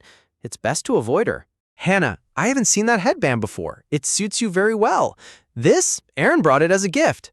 Does it look good on me? She calmed down. By the way, did anything happen while I was gone? What could possibly happen in this countryside? It's always the same. Oh, right. While you were absent, the church came here looking for you. And there are talks that a new force is gathering in District 6. So things did happen, you bastard. District 6 is the territory of Jackson and Scar, that father-son duo. Who dares to gather in such an area? I should go have a look around District 6. Let's go, Vermin. Kasserdick Fortress, District 6. Are these guys still shitting on the streets? It smells a little. Thanks to the captain, I hear that it decreased a lot these days. Looks like everyone considers their own head precious. Oh, Captain, it's over there. Under a stone archway, a group of suspicious-looking men are huddled together in the shadows of the alley. The thugs slowly turn their heads, glaring back at the approaching officers with hostile expressions. Oi, come over here! One of the men, a tall blonde-haired man, steps forward from the group with an arrogant stride. Greetings. I see you're working hard patrolling. Is something the matter? Aaron glares at him, his sharp eyes narrowing with deep suspicion as he sizes up the newcomer. It's my first time seeing your face. What's your name? My name is George. All right, my friend George. What's your business in Kasserdick Fortress, along with your ugly-looking friends, no less? I came here with my friends who are working in another area after hearing that this is a good place to live in. I was thinking of starting a new job in a more secluded area. Aaron's hand slowly rests on the hilt of his sword, his posture turning incredibly tense. Very well. Then strip everything right now. There's no better way of finding out whether you're related to demons than this method. You guys don't seem to have the handprint of the demon, but there's all sorts of other stuff written all over. Looks like you fellas weren't working normal jobs before. Seriously, guard captain, isn't that just how life goes? Aaron glares down at the offered bribe with a cold, piercing gaze, completely unmoved. Realizing the captain won't be easily swayed, the thugs slowly back away, the tension in the alleyway lingering in the air. It's clear that they lived as thugs before, but I can't find any excuses. Looks like Scar's gonna have a hard time. Vermin simply responds. Leaving District 6 behind, Aaron prepares to deal with his next headache. I have a favor to ask of you, honorary conventual Aaron. Please kill this son of a bitch, Brighton. Aaron's sweat drops, looking utterly dumbfounded. I think this guy is the real thug. Those aren't words that should be coming out of a priest's mouth. Who is Brighton? Ah, you don't seem to know yet. He's the new abbot, a vicious, demonic, and cursed bastard. Aaron thinks, is this guy really crazy? I'm so sick of that prayer recital, holy scripture, morning prayer. Aaron's sweat drops, thinking, aren't these everything a priest should be doing in the first place? If killing him is too much, beating him into a pulp is also fine by me. Here's the retaining fee. I will give you more if you succeed. Seeing the glittering gold coins slammed onto the table, Aaron's expression instantly shifts into a warm, incredibly cooperative smile. How can an honorary conventual not know the prayer recital? Here, follow along. As the sun lit the dark lands below, countless deceitful matters recede. The abbot continues lecturing, your life was too busy to memorize the Holy Scripture? Back when I was a conventual, I read the Holy Scripture while staying up all night with my eyes wide open. Everything is just an excuse. Here, take this. I've been reading this scripture for a long time, but since you don't have one, I'll give it to you especially. I'll say it again, but being busy is just an excuse. When we meet again next time, I'll make sure to check. Come to the synagogue when the sun is just starting to rise. Everyone prays at that time these days, so it will help strengthen your faith. What? Training? Then wake up a little earlier. Sleep can be overcome with willpower. Although you may be an honorary conventual, aren't you now a follower of the Sun Church? This is all for your sake. If you continue to build up your faith firmly like this, it will all be of help to you one day. 3 hours of relentless nagging later, Aaron sits frozen like a stone statue, his soul practically leaving his body. Do I have to attend this lecture every single day? Brighton states, time for patrolling, you say? I also have matters to take care of. Let us go together." Aaron groans inwardly. How much was the reward for succeeding again? From the looks of it, he seems to enjoy calling out others, Aaron observes as the abbot dines simply on a single loaf of bread. If he shows even the slightest two-faced side, I'll throw a punch at his face right away. But stand in line properly and don't fidget. When receiving a blessing, it is proper to maintain correct posture and stance.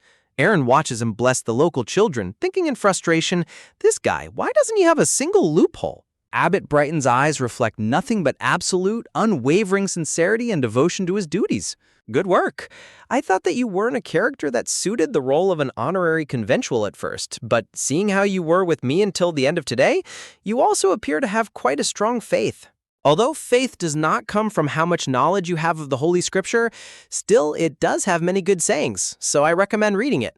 Aaron walks behind him in utter defeat. I seriously can't find an excuse to hit him. That's right, I can't hit a person like this just for a pretty penny. Let's not even step foot near the synagogue for the time being. The very next morning, Aaron is suddenly jolted awake by a familiar, dread-inducing voice right outside his bedroom window. Did you sleep well, honorary conventual? It's the perfect morning for prayer. With a polite knock on the door, the abbot stands waiting in the corridor. Aaron facepalms in pure agony. I didn't expect him to come find me from all the way over there. Maybe I should really just beat him up. Outside, Brighton continues, I heard that you train every morning without fail. Working sincerely is also a practice of faith. You cluelessly great son of a priest! Aaron's frustrated roar echoes across the fortress. Sometime later, at the outer boundary of the fortress, a bloody skirmish breaks out in the dense forest. A massive green-skinned orc lunges forward, swinging its heavy weapon down with terrifying force. Aaron reacts instantly, dodging the brutal swing and cleanly counterattacking with his blade. 6.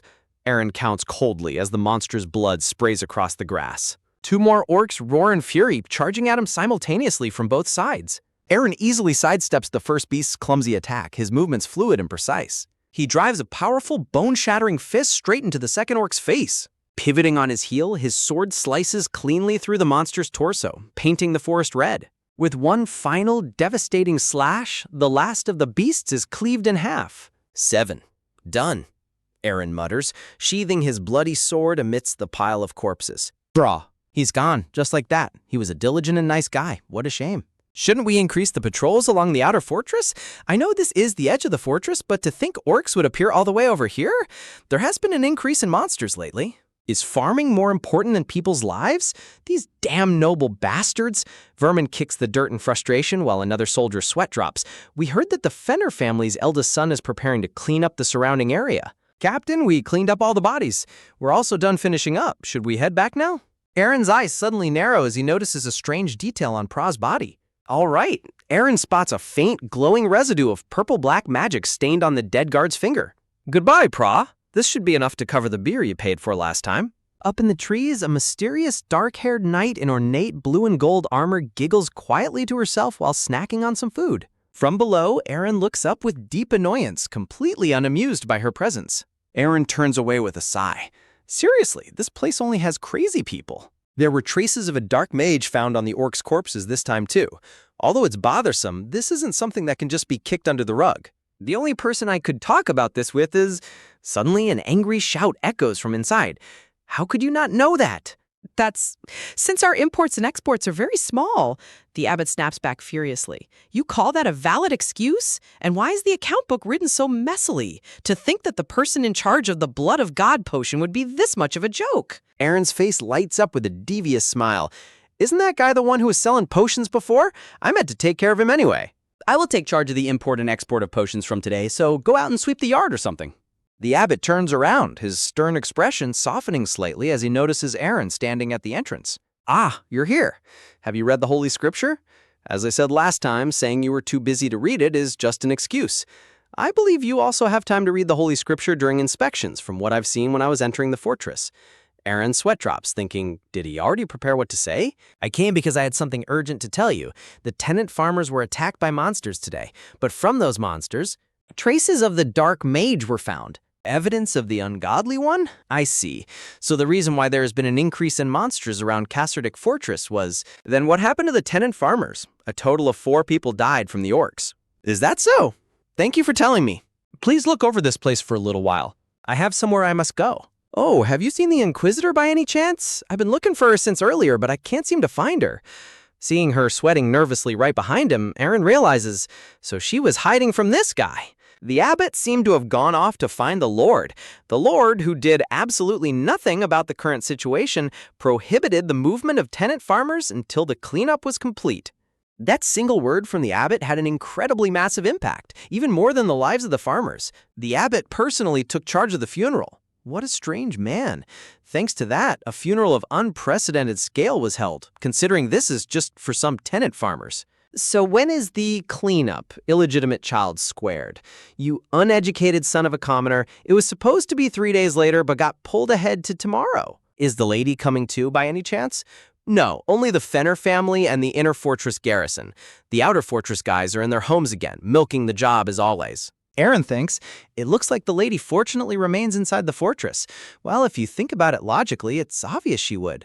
There's no need to bother bringing her along to fight monsters after all. The real problem is if a dark mage is behind this. If their goal is to use the monsters as bait to disperse the troops guarding the fortress, well, I suppose Nova and the abbot will take care of the rest on their own. It is inevitable that the troops of Castradic Fortress will be withdrawn due to the cleanup in the surrounding areas, but they can't just leave the lady alone in an empty castle either. As a result, a loud horn sounds throughout the fortress, signaling the departure of the troops. Let's go! Let's get rid of all the monsters! Aaron stands silently by the gate, arms crossed, as the cavalry charges out of the fortress. Inside the inner fortress, a formidable knight remains behind to protect the lady. As for the outer fortress defense, the support of the Inquisitor was added. Since it must be difficult to read the Holy Scripture while being in position for inspections, I will read aloud for you two. In the beginning, the sun. Both Aaron and Nova scream internally, "We don't need you!" Night falls over the quiet fortress, bathed in the glowing light of a full moon. How is the progress? Yes, the Crimson Darkness and Hartoon have already entered the fortress. The troops coming out of the castle have been lured away by monsters and kept as far away as possible. Nice! It was worth consistently having the goblins and orcs stationed there. But Lord Afflet, is it okay to make things this big? Even though this may be a frontier, it's still within the Empire. Don't worry about the little things. Once Master consumes the heart of the one beloved by mana, there will be no need to hide from the hypocrites anymore. I will not fail like that stupid guy Quarantel. Everything will go according to the Master's plan. The time has come. Since the knight appears to be inside the castle, I think we just need to open the fortress gates. Just need to open the fortress gates? Why do you say that so easily? You don't know how difficult of a task it is to open the gates. With a snap of her fingers, a massive, grotesque purple monster with dripping tongues and multiple glowing eyes rises behind her. This is the Entangled One. Although this may be the frontiers, a fortress is still a fortress. We can't open the gates with some mediocre power. Since the inner assistant is focused on dealing with the knight in the inner fortress, bring me the Night Hunter. We will open the fortress gates with overwhelming force. The thing is, I think the Night Hunter will be a little late. He seems to have lost his way again. That damn demon's pedestal son of a bitch, being late when it's important and causing all this trouble, the subordinate mutters. I don't think we can open the gates without the Night Hunter. Whatever, we're going first. Everyone get ready and bring out all the corpses we brought. Unleashing their dark power, the monstrous horde begins its relentless charge directly toward the closed gates of Castradic Fortress. Go and plant terror within the inner fortress. A sudden, devastating strike rattles the outer defenses as the battle erupts at the gate. Shock and disbelief wash over the attackers as an unexpected threat suddenly makes its presence known. What is that? A voice cries out as a terrifying, shadow-shrouded figure coated in a blood-red aura plunges directly into the fray. I was wondering what I would do if you guys didn't come, you demon bastards. Just because the sun is set doesn't mean he's gone. Even in the pitch-black night, his warmth remains in this world. Meanwhile, Aaron and Nova are forced to endure the abbot's endless, monotonous scripture readings, their patience wearing dangerously thin. This is pure torture. Can't a demon just show up already? Anything is fine. Just please pop out and save me from this. Suddenly, a strange sound catches Aaron's attention under the moonlit sky. Turning around, his eyes light up as he realizes his silent prayers have finally been answered. That's... The grotesque, dripping beast screeches as it scrambles over the stone ramparts. Well, this is bad, Aaron remarks with a grin that suggests the exact opposite. It's a demon! A demon has appeared! Aaron shouts, his voice dripping with pure, unhinged excitement. Without wasting a single second, he lunges forward, his blade tearing violently into the monster's flesh. He moves with terrifying speed, cutting down the beast as blood paints the stone walls. What the hell is that monster? A knight? But he doesn't even have an aura? Hearing the commotion, Nova dashes onto the battlefield, her eyes locked on the invading horde. Aaron easily catches the monster's massive claw, completely unfazed by its brute strength. The creature unleashes a deafening roar, trying to snap its jaw shut around its prey. With wild, beast-like ferocity, Aaron rips through the creature's defenses, completely overwhelming the demonic beast. He stands triumphantly atop the massive carcass, drenched in its purple-black blood. Such a great stress reliever. Bring it on. Before he can celebrate further, a massive slash of holy light cuts through the darkness right behind him. Nova arrives with a glowing blue blade, instantly cleaving another incoming beast in two. To think she could slice through this tough hide so easily, holy power really is the absolute best against demons. Side by side, the two formidable fighters turn their attention to the remaining threats. Screeching in agony, the corrupted beasts continue their relentless charge, fueled by dark magic. Damn it, you're not even knights! To hell with the plan, I'm gonna kill you all! Nova responds instantly, swinging her massive blade with unmatched precision and speed. Huh? In the blink of an eye, Nova's blade cuts cleanly through the mage's torso, ending the threat instantly. Aaron wipes the blood from his cheek, slightly disappointed that the fun ended so quickly. Eek! The remaining dark mage shrieks as he falls backward in sheer terror. Nova stands over the trembling mage, her blood-stained sword resting cold and heavy on her shoulder. These guys are great at brainwashing demonic beasts, but their skills are way too low to fight a knight. We need to hear their plan and figure out what the hell they were thinking attacking us. Conversing with a demon is a sin. It's a necessary step to prevent any unexpected casualties. I'm not a demon, I'm a dark mage. Don't lump me in with a stupid demon puppet like... Q. Aaron cuts him off with a brutal kick to the face. Name. Pararon. All right, Pero jackass. Just like last time, why the hell do demons keep attacking us out of nowhere? Explain it in one panel. Well, panel? There's a rumor that if you eat the heart of the one beloved by mana, you can reach the apex of a mage. I told you everything, so please spare me. Before he can even finish his sentence, Nova's heavy weapon crushes his head with brutal finality. Blood splatters across Aaron once again, though he remains completely unfazed by the sudden execution. The inner fortress, huh? Did you hear? There might be an attack on the fortress. I definitely won't let my guard down like last time. I may not look it, but I'm actually pretty strong for a knight. Just trust me, buddy. Not that he was much use either time. Still, he's a knight. Surely he won't get wiped out right away like last time. Nova should have made some preparations of his own so the inner fortress won't fall immediately, but...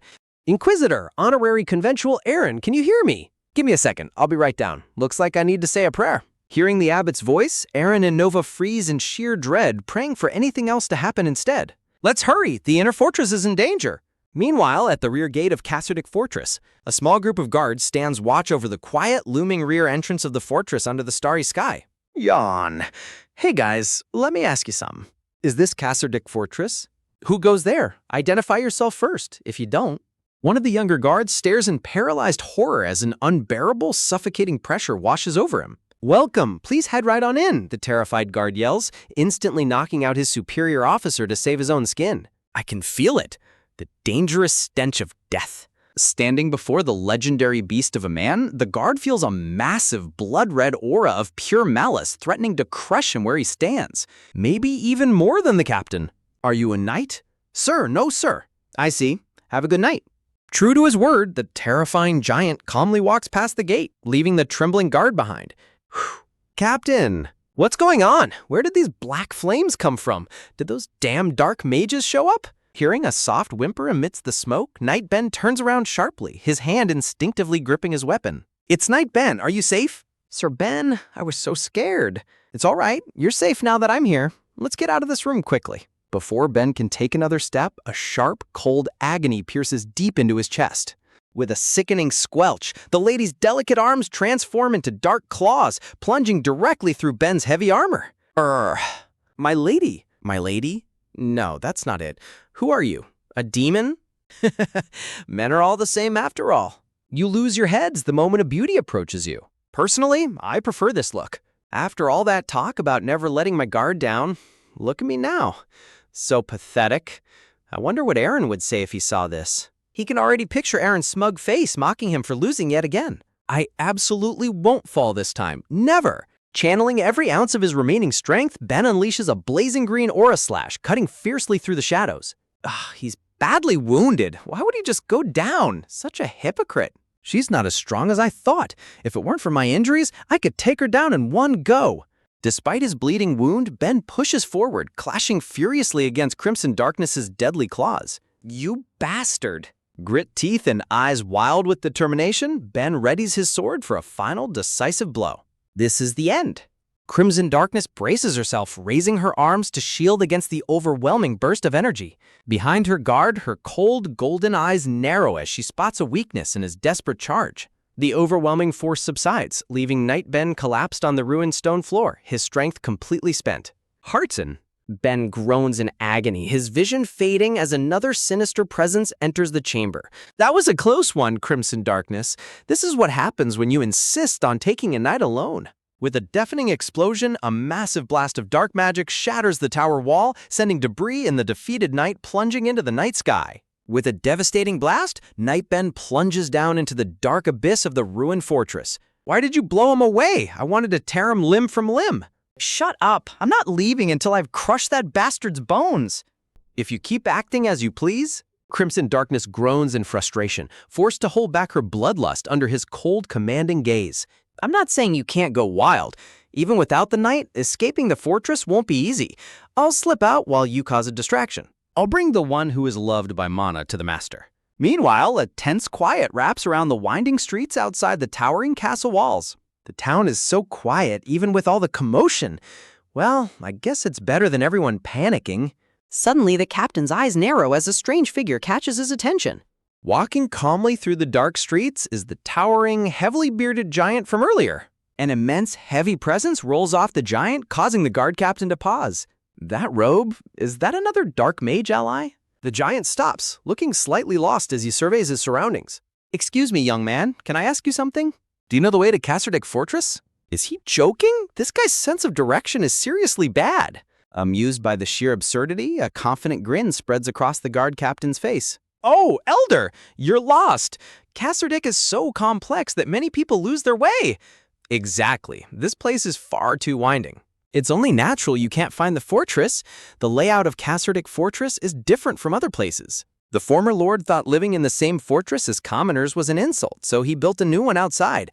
That's why the fortress isn't actually inside the city of Kasserdick. The Kasserdick Fortress that isn't in Kasserdick. Go out the main gate, turn left, and keep going straight. You'll see a large fortress. Young man, I'm truly grateful. I'd have been in trouble without your help. By the way, you aren't a knight, are you? I'm just a lowly guard captain. With a nod, the terrifying giant turns and departs, heading off in the direction of the real fortress. This is the wisdom of a modern man, you ignorant medieval fools. I'm too busy to fight every single one of you.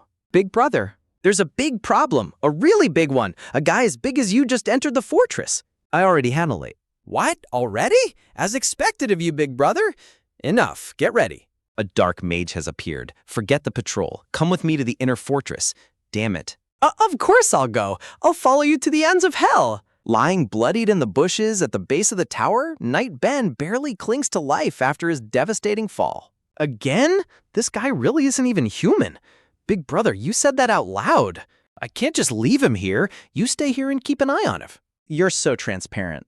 Suddenly, a massive explosion rips through the upper levels of the inner fortress. Is it that way? They sure are kind, giving away their location just to make it easier for me to find them. Inside the ruined, smoking hallways of the inner fortress, a terrified guard trembles in sheer panic. Did a demon pass through here? It's a complete mess.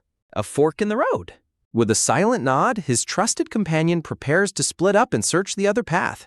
Without losing a second, the captain vaults up the crumbling staircase. He marches deep into the darkened castle corridors, sword drawn and at the ready. Ah! A desperate blonde woman in a nightgown comes sprinting around the corner in absolute terror. There are demons over there! I barely managed to escape, but they keep chasing me. As she clings to his chest, the captain's eyes flash with a sharp, suspicious gleam. The captain reacts instantly, drawing his sword and unleashing a swift, deadly strike right in front of her face. With a sharp tear, his blade shreds through her delicate disguise, exposing the monstrous shadow lurking beneath. Why? No matter how urgent the situation is, getting this close is a bit strange, young lady. Just for a reason like that? Enraged at being caught so easily, Crimson Darkness unleashes her full demonic power, her body morphing into a terrifying shadow beast. Eat it. Suddenly, a massive blood-red eye flashes open within the swirling darkness, radiating an overwhelming aura of pure malice. The center of the skin turning black. Eat this thing you call the handprint of the demon. Eat this thing you call the handprint of the demon. If my power is restored, even just a little, the duration and potency of the power you call aura will increase as well. Huh, so I can finally stop being a rapid fire then. I really hate that nickname. With a confident smirk, the captain swings his sword, preparing to clash with the beast head-on. Crimson Darkness lunges forward with blind fury, her razor-sharp claws clashing against his blade with a devastating impact. Isn't this transformation taking a bit too long? Shut up! Closing the distance in the blink of an eye, the captain charges straight towards his transformed opponent. Shocked by his incredible speed, she struggles to keep up, sweat dripping down her face. Patooey, the black parts are pretty tough. Grrrr. A massive surge of dark energy erupts, engulfing the chamber in thick black smoke. Out of the shadows emerges a colossal beast of pure darkness, roaring as it unleashes its full might. Oh, you can do that too? Do you want me to? No. Pulling something like that out in a cramped space like this is just plain stupid. Come on, bring out the aura. In response, a blazing green aura erupts around the captain, illuminating his cold, determined gaze. With a devastating slash of pure energy, the captain cuts clean through the towering beast of shadow. You bastard! Aren't you being a hypocrite? What are you talking about? Isn't that a bit too fancy for you? If it were me, I would have just insulted your parents. Unleashing a final, overwhelming burst of energy, the captain completely decimates his opponent in a spectacular explosion. The blinding light fades, leaving nothing but ruin in the wake of his absolute power. The demon lies motionless on the cold stone floor, a sword driven straight through her neck with brutal precision. So this is the handprint of the demon? Tastes like crap. He used aura? Aaron is a knight? This way, over here. The intruder from the fortress went this way. Meanwhile, amidst the chaos in the city streets, the mysterious cloaked figure slips through the shadows, carrying his precious prize. He's here, this way. Before the guard can even finish his sentence, a sudden surge of dark magic strikes him down. Crushing darkness. What was that noise? It came from over here.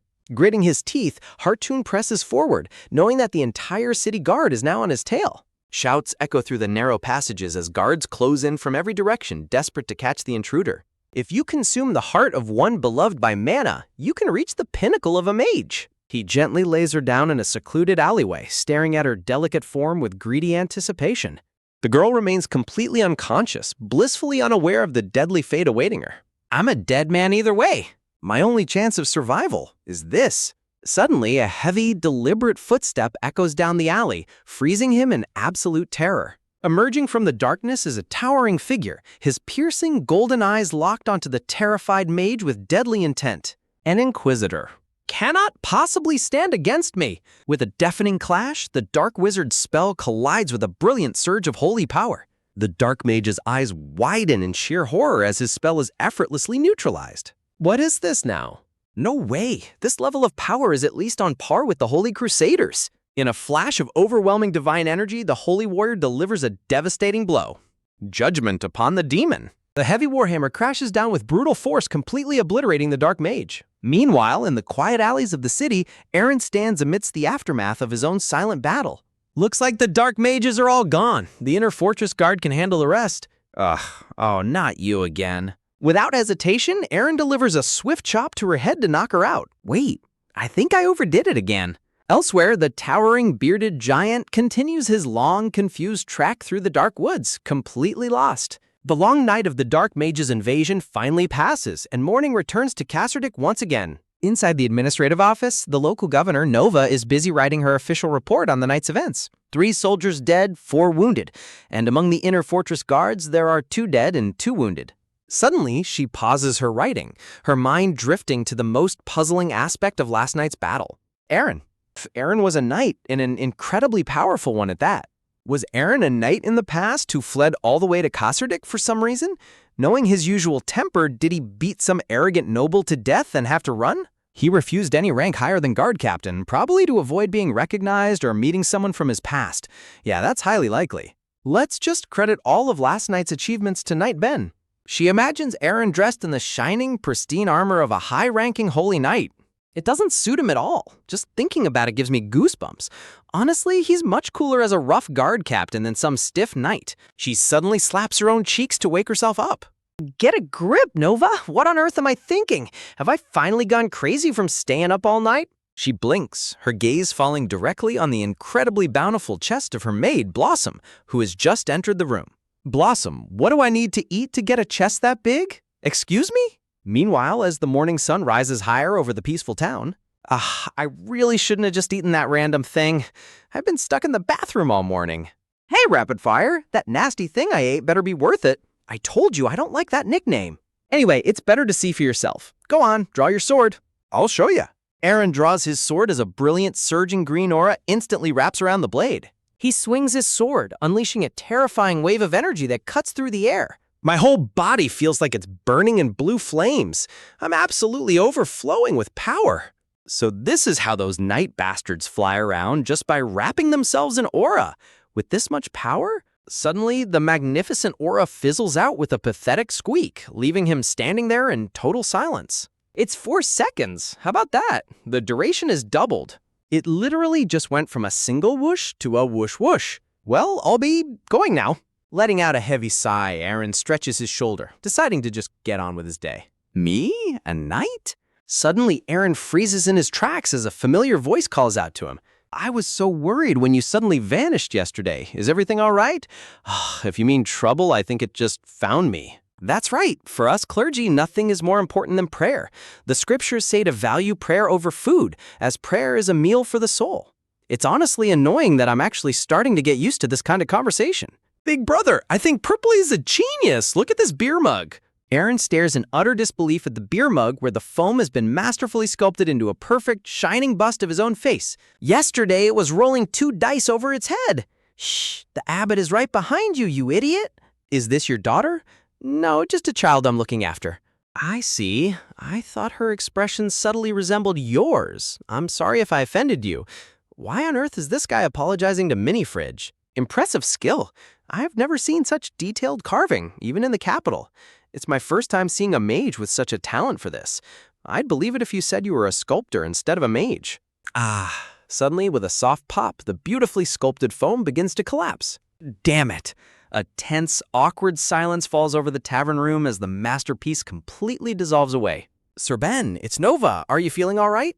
Under imperial law, a knight's body cannot be touched without permission, so we had to lay you in bed exactly as you were last night. Yes, I'm fine. What is it? First, as a resident of Casserdick, I offer my sincere thanks to the knight who protected Casserdick.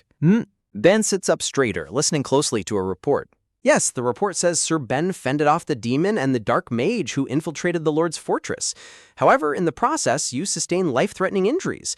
I heard that Aaron, the outer wall guard captain, found you and performed emergency first aid. They said if he had been even a moment later, you wouldn't have made it. Aaron, I see. I'm starting to get the picture. Ben remembers the mysterious guard captain, whose casual demeanor hides a terrifying strength. The Lord will be granting you a reward for your bravery. How should we handle it? Give it all to Aaron. I have no need for it. Yes, I understand. Then, with a quiet click of the door closing, Ben is left alone in the sunlit room.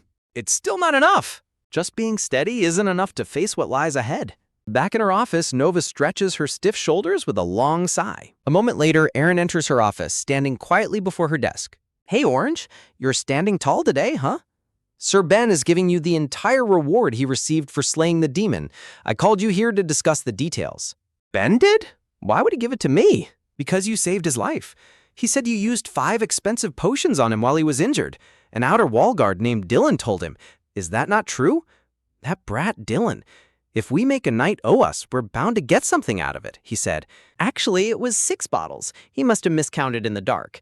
Anyway, the reward will be paid in gold coins. Pocketing his hands, Aaron strolls down the hallway, highly satisfied with his unexpected windfall. As he reaches the castle wall, something down below catches his attention. A demon. To think such a terrifying thing happened while we were out clearing monsters. But it all worked out in the end, didn't it? We managed to take care of both the monsters and the demon at the same time. In the background, Ben stands like a silent statue, completely ignored by the gossiping nobles. A festival. It really has been a while since we had the last one. Orange, how many people actually died in this incident? 3 soldiers and 2 from the inner fortress guards.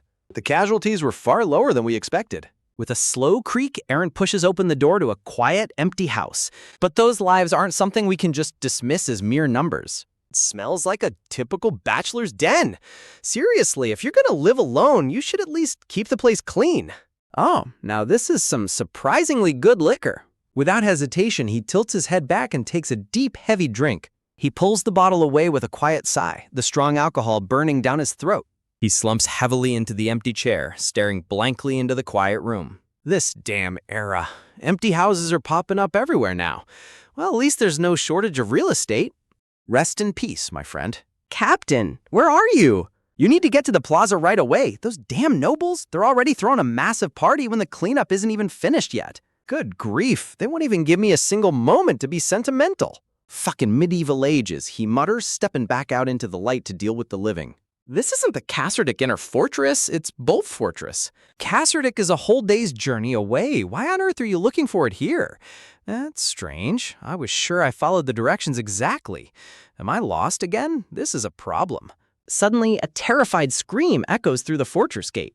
An arrogant man riding a charging horse blasts through the gate, completely disregarding the citizens in his path. The rider laughs maniacally as people desperately scramble out of the way of his galloping steed.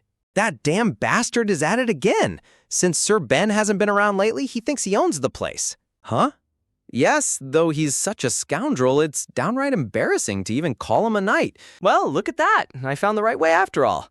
Hey, wait, you can't just barge in here. Who are you? Instead of answering, a terrifying dark grin spreads across the giant's shadowed face. With eyes glowing blood red, the colossal giant cracks his knuckles, radiating an overwhelming aura of pure menace. Run far away, so the fun will last longer. Meanwhile, back in the town plaza, the night of the festival is in full swing, with people drinking and cheering merrily under the moon. Laughter fills the air as the townsfolk raise their mugs, enjoying a rare moment of peace and celebration.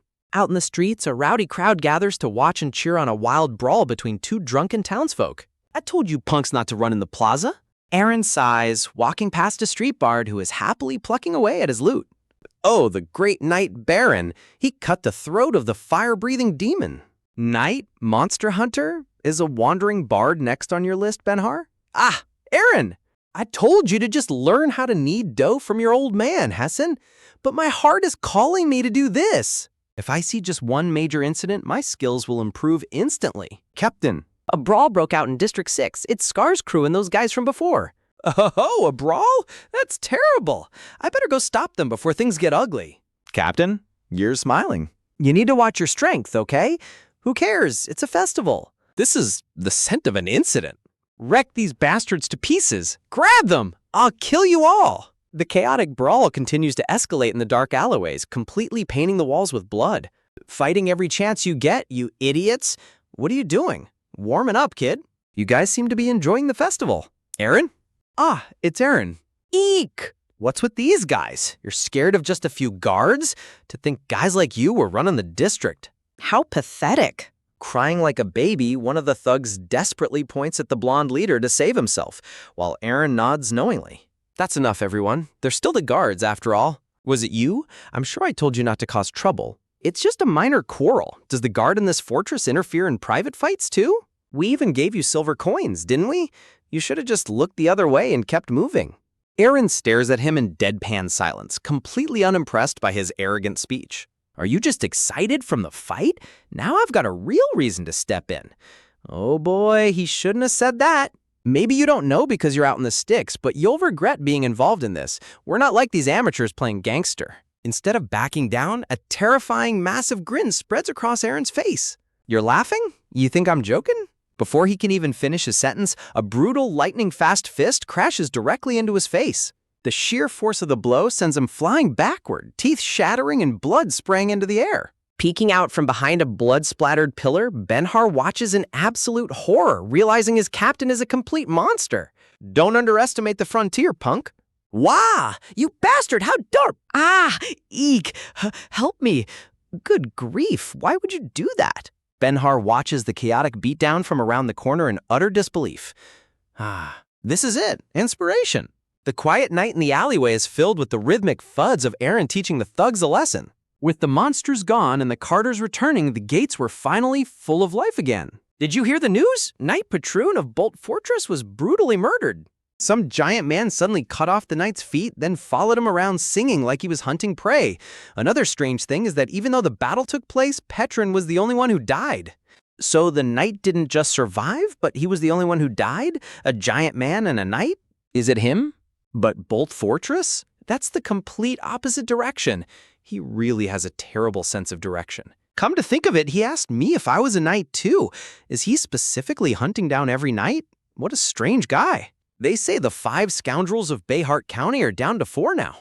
A mysterious cloaked figure carrying a staff slowly approaches the fortress gates. You there, stop. I can't let just anyone through. Ugh, your servant has arrived as summoned. Just as you requested, I've brought everything I have. Karzan washing machine. I am prepared to offer you my everything. A mage's everything is his knowledge. So you're saying you have nothing but yourself. I'm working, so let's talk later. Go to the tavern called the Laughing Rabbit. Yes, sir? Suddenly, Aaron's sharp instincts flare as he senses a deep rumble approaching. He turns around to see a large, expensive carriage rolling up to the gate. I am Gillian, a level 5 informant for the White Leaf Guild. This is an inspection. Get down. Excuse me? You must have misheard. We're from the White Leaf Guild. Get down. What's with that attitude? Huh? Oh, yes, I understand. A dark-haired woman with a calm and calculated gaze steps down from the carriage. What brings the White Leaf Guild all the way here? We're planning to open a branch in Casserdick, so we're here for a preliminary survey. This woman, she has a sharp presence. She swiftly slides a handful of silver coins into his palm.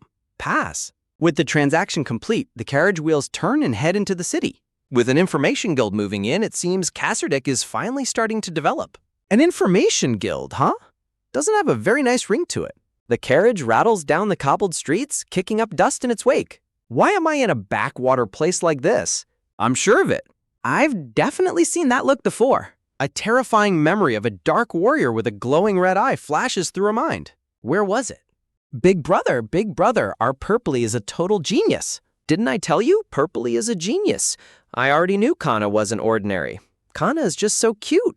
What's all the fuss about? I'm telling you, from what I've seen, Kala's a genius. Show him what you learned today. Kana holds her hands over the wooden mug, her face filled with concentration as magic begins to swirl. Swirling currents of magical water burst forth, completely enveloping the wooden mug.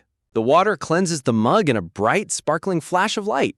Ooh, dishwashing magic has been added. Whoa, Purpley used magic. Purpley's a genius. Whoa, the beer mug is clean already. That's Arcana. The magical water suddenly surges wildly, catching the red-haired man completely off guard as it engulfs his head in a huge bubble. Ah, a mistake. Glug glug. Coughing violently, the drenched man collapses onto the floor, gasping for air while his companion pats his back. Genius! Purpley's a genius! She looked discouraged. Back in her quarters, Gillian slams a stack of wanted posters onto her desk, her expression dark and filled with intense focus. To think I didn't recognize someone with such distinct features. I've definitely seen him somewhere. Exclamation point. It's those eyes. He doesn't have the scar on his face, but it's definitely him. I knew I'd seen that face before, but his vibe is completely different. It's the same person, but something is... Let's see what kind of man he is. Upon discovery, do not take any action. Report to headquarters immediately. Did you find something? Let me see. What? Who is this guy? Red lettering means it's a direct order from the guildmaster. Be quiet. This is an opportunity. What? I won't get anything out of just reporting it. A red-leveled wanted poster means someone is looking for him. Given the priority, the reward must be beyond imagination. At that moment, Jillian remembered Razvet's nickname. Level 3 informant, blinded. A lone figure stands in the courtyard of a quiet estate, holding a massive sword under the bright morning sun. He swings the colossal greatsword with blinding speed and absolute precision, generating a powerful gust of wind with each stroke. Sweating profusely, he continues his rigorous training, completely unaware of a hidden spy watching him from the bushes nearby. He's diligent enough to train since early morning. I, Jillian, am the best when it comes to surveillance. He's just a guard after all. Why is the abbot here so early in the morning? Is he using the abbot as an errand boy? Cleaning magic and ice magic? A mere guard captain has 2 personal mages? Safe. Good. Is he running a private organization? In the next scene, Aaron stands over a defeated, bloody thug in the middle of the street, casually tossing a coin in his hand. Aside from the abbot, he seems to have a connection with the Inquisitor as well. Thugs handed over silver coins and bowed their heads the moment they saw the target and showed a display of loyalty. He seems to be a figure close to the true mastermind behind Kasserdik, not just the underworld. Knight Ben from Bolt Fortress approached the target. He seems to be on close terms with a knight. From high up on a rooftop, Gillian's assistant lies flat on his stomach, keeping a close eye on the targets walking below. I followed him all day long, but instead of figuring him out, I'm more confused than ever. How am I supposed to submit something like this? As the sun begins to set, the mysterious captain slowly looks back, his sharp eyes scanning the area as if sensing a presence. Arrived at Kasserdik about 2 years ago. No records found regarding his prior activities. He is known as a scoundrel due to his blunt and violent nature. I spent all day gathering info, but I've got nothing. I was sure he was a fugitive, but he's far too famous for a fugitive. Maybe I should look at this from a different angle. She carefully reviews the handwritten documents, trying to connect the dots of his mysterious background. It's not the Order. He's an honorary conventual and close with the abbot. If it were the Empire, he would have been caught by now. The Magic Tower usually handles things itself rather than issuing requests. Suddenly, her eyes widen in shock as she hears a faint sound behind her. She slowly steps into the dark room, the bright light from the hallway casting a long, ominous shadow before her. A cold sweat rolls down her face as she freezes in absolute terror. What a coincidence, meeting you here again. Standing right behind her in the shadows, the massive captain looms over her, his imposing presence completely sealing off her escape. His eyes glow a terrifying blood red in the darkness as a sinister, cold smile spreads across his face. Coincidence? This is my house. Don't panic. Calm down, Razvet. He steps fully into the light, staring down at her with a calm, amused expression on his face. I know I'm handsome, but we only just met. Aren't you falling for me a bit too fast? Stalking me and digging into my past? This is quite overwhelming. I've always been the type to fall at first sight. That idiot. How did he get caught tailing him? You seem curious about who issued the red level request. Use my poster as bait to lure the requester to the city of Karzan. Do that, and I'll pay you 50% more than the commission fee. Gillian freezes in absolute shock as she listens to his absurd yet dangerous proposal. Are you serious? The fact that your head is still on your shoulders should be enough proof. Aaron casually drops a handwritten document onto her desk. He begins scribbling something down, his movements calm and deliberate. With a playful smirk, he rips the page off and hands it over to her. Gillian catches the paper and looks down at the words circled in red. Nobles ranked Marquis or higher? And a large-scale mercenary group? Wait! The person who fits both criteria is... He's gone. Gillian grips her collar tightly, her heart pounding. He really is a mystery. The ball is rolling. A dangerous game has officially begun, and both sides are more than ready to play. If I don't want to be crushed, I have to keep moving. Under the bright morning sun, a heavy armored boot crashes violently into the dirt, cracking the ground below. The silver-haired knight swings his massive shield, fighting with everything he has to withstand the onslaught. But Aaron easily evades the strike, his expression remaining entirely unbothered. With lightning-fast reflexes, Aaron parries the massive sword, creating a bright flash of sparks. The knight's eyes widen in sheer desperation as he realizes the overwhelming gap in their strength. With a decisive blow, Aaron's great sword slams down, shattering the ground around the defeated knight. Exhaling a long breath, Aaron stands victorious, looking down at his opponent with a satisfied smirk. You're really amazing. I laughed. I thought you'd back away when I lunged, but you stepped in and swung instead. I got complacent, relying too much on the absolute sharpness of aura. Thanks to you, I realized what I'd forgotten in my stagnation. Next time, it'll be different. Sure, I'll look forward to it. I'm serious. Yeah. Are you from the battlefield? Aaron stops in his tracks but doesn't turn back to answer, keeping his past shrouded in mystery. Instead, he simply flashes a cryptic, knowing smile before continuing on his way. Later that morning, 2 delicious, freshly baked baguettes sit on a plate inside the guardhouse. Ooh, did Razvet make breakfast? How sweet! Bread always tastes better when you shove 2 pieces in at once. Let's do our best today. Gillian stands frozen in absolute disbelief, a dark shadow of pure fury falling over her face. Look, if there are 2 people and 2 pieces of bread, isn't it common sense to only eat one? At that moment, Gillian realized her perfect morning was ruined by the ultimate bread thief. Her furious screams echo all the way down the street as the peaceful morning begins. Looks like it's already time for the morning inspection. Right, good work. It's too hot, so just get out. The commander looks like he's dying from the heat. Why don't you just take a spot, Captain? Forget it. It'll just be more work. Is it summer already? It is getting a bit hot. I should upgrade my mini fridge before it gets any hotter. Maybe I should ask Jackson for a magic book. As they walk through the bustling streets of Casterdick, the heat of the approaching summer is indeed hard to ignore. Ah, Captain Aaron. Well, they arrive at the fortress gates where a massive crowd has gathered. Countless travelers and refugees are packed tightly together, murmuring in anxious anticipation. I heard some rumors earlier, but apparently due to the chaos in Karzan, Bolt has sent a flood of immigrants this way. You shouldn't say things like that. Ah! Ah! The guard screams in frustration, completely losing his mind over the chaotic situation. Bolt is one thing, but Karzan is a total lawless wasteland right now. The biggest syndicate is crumbling, so the other two crossed into their territory. They say there are stabbings and street fights every single day. Watching the crowd, Aaron silently contemplates the situation with Karzan, his expression serious and analytical. Well, their own guards will handle it. Open the gates. Let's start the inspection. This should kill some time. "Welcome, immigrants," Aaron shouts, with a terrifyingly wide, dark smile on his face. The immigrants immediately recoil in sheer terror, their faces turning pale at the sight of the intimidating guard captain. "We're all set, Captain." "Huh? There are fewer of them than before." "Start the inspection." "Pass." The nervous older man is quickly ushered through, sighing in relief. "Pass." Even the most muscular of travelers can't help but sweat under Aaron's intense gaze. "How old are you?" "I'm 14 years old." "Pass." Looks like he's had a rough time. "Next." Next in line are three intimidating bald thugs from Karzan, their tough expressions clearly indicating they are looking for trouble. "I was a stonemason in Karzan before coming here." Sensing their hostile intent, Aaron slowly brings his hands together and cracks his knuckles, preparing to give them a warm welcome. In a split second, Aaron unleashes a brutal, devastating punch that slams straight into the thug's face. "What the?"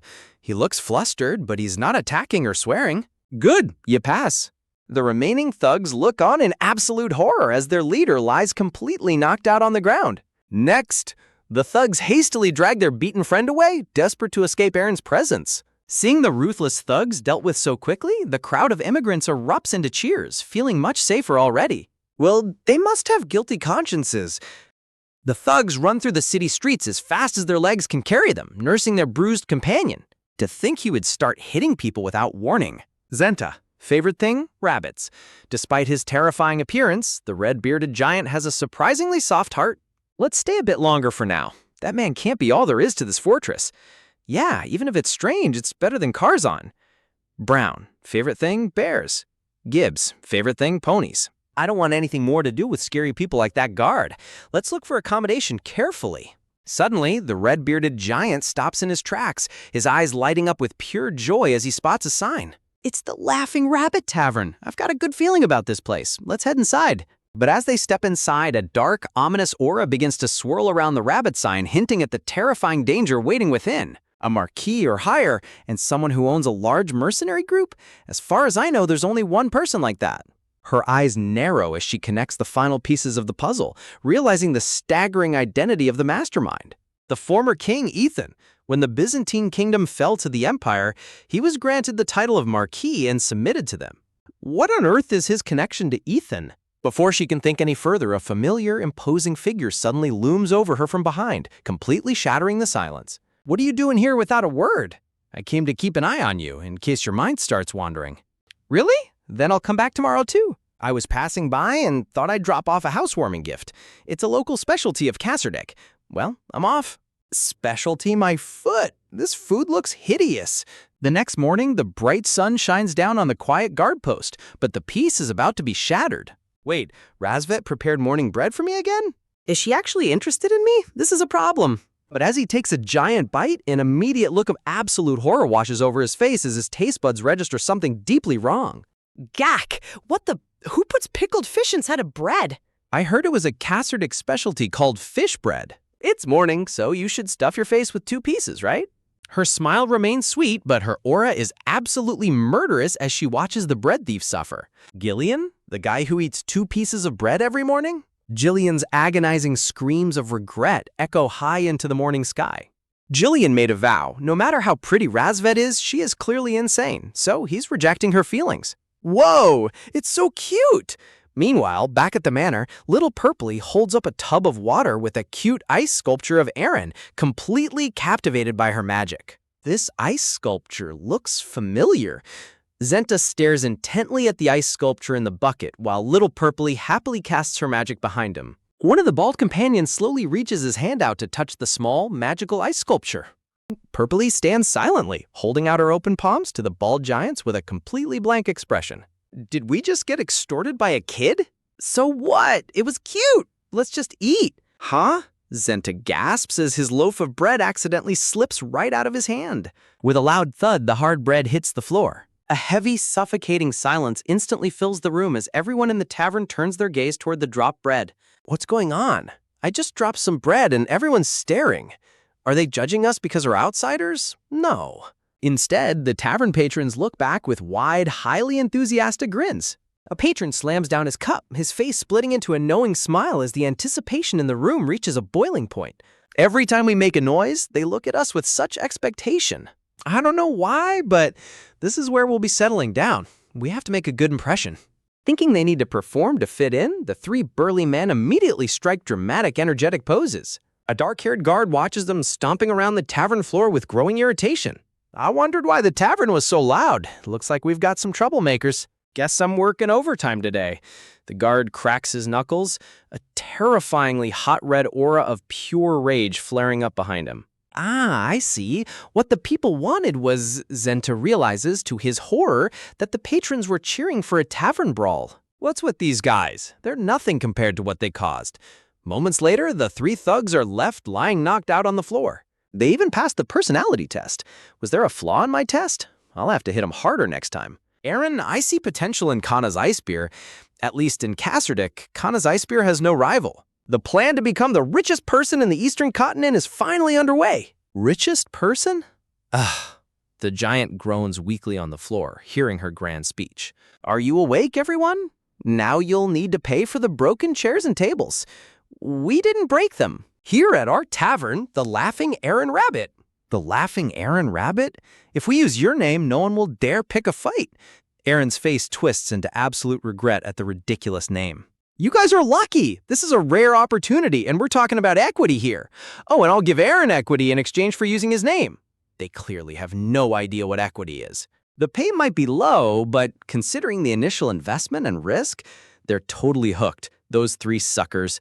They're lucky they met Henna. If they'd met someone cruel, they'd be on a kraken hunting ship past the Girton mountain range. Boss! Outside, dark clouds gather as a heavy rain begins to wash over the city. A white messenger pigeon flutters through the gray skies, carrying a small scroll attached to its leg. I'm throwing out the useless wanted posters. Now let's see Aaron's poster. Sand-spitting scoundrel, sand-eating scoundrel, Jillian mutters to herself as she reads through the worthless bounties.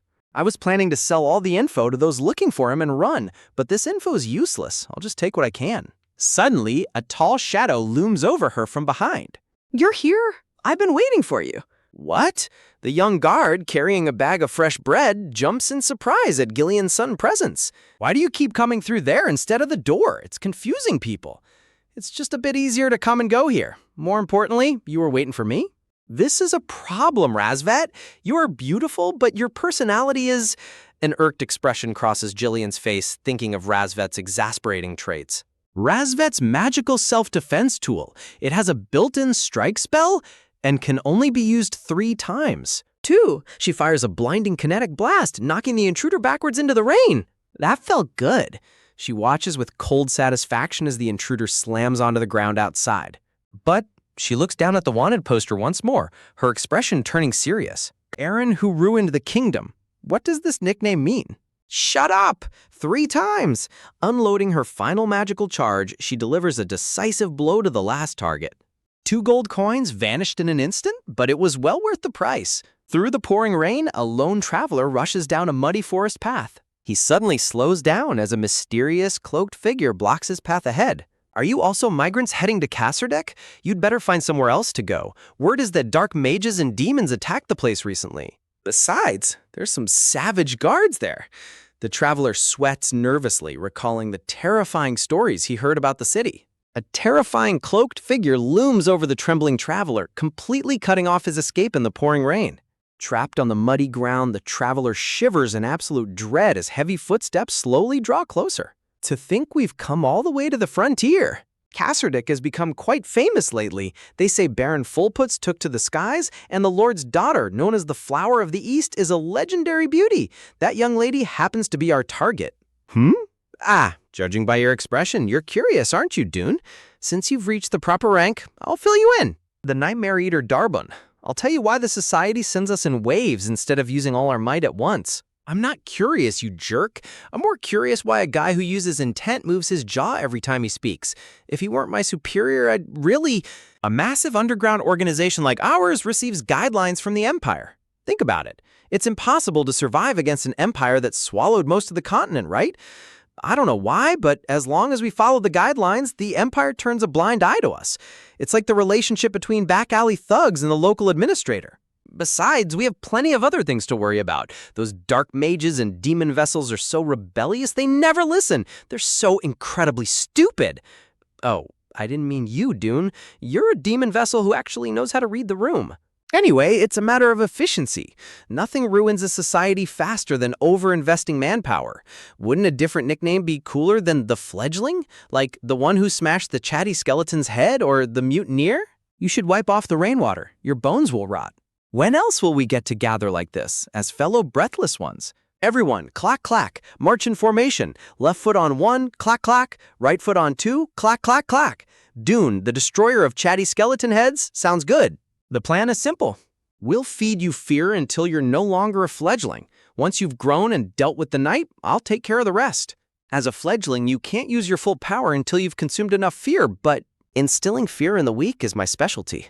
See? Our compatibility is perfect. Fantastic. We're a dream team. The two of us are the ones capable of demonstrating maximized efficiency while staying within the Empire's guidelines. I can't stand this chatty skeleton, but I can't deny our abilities complement each other perfectly. Taking a deep, heavy breath, Dune tries to mentally prepare himself for the headache of dealing with his talkative partner.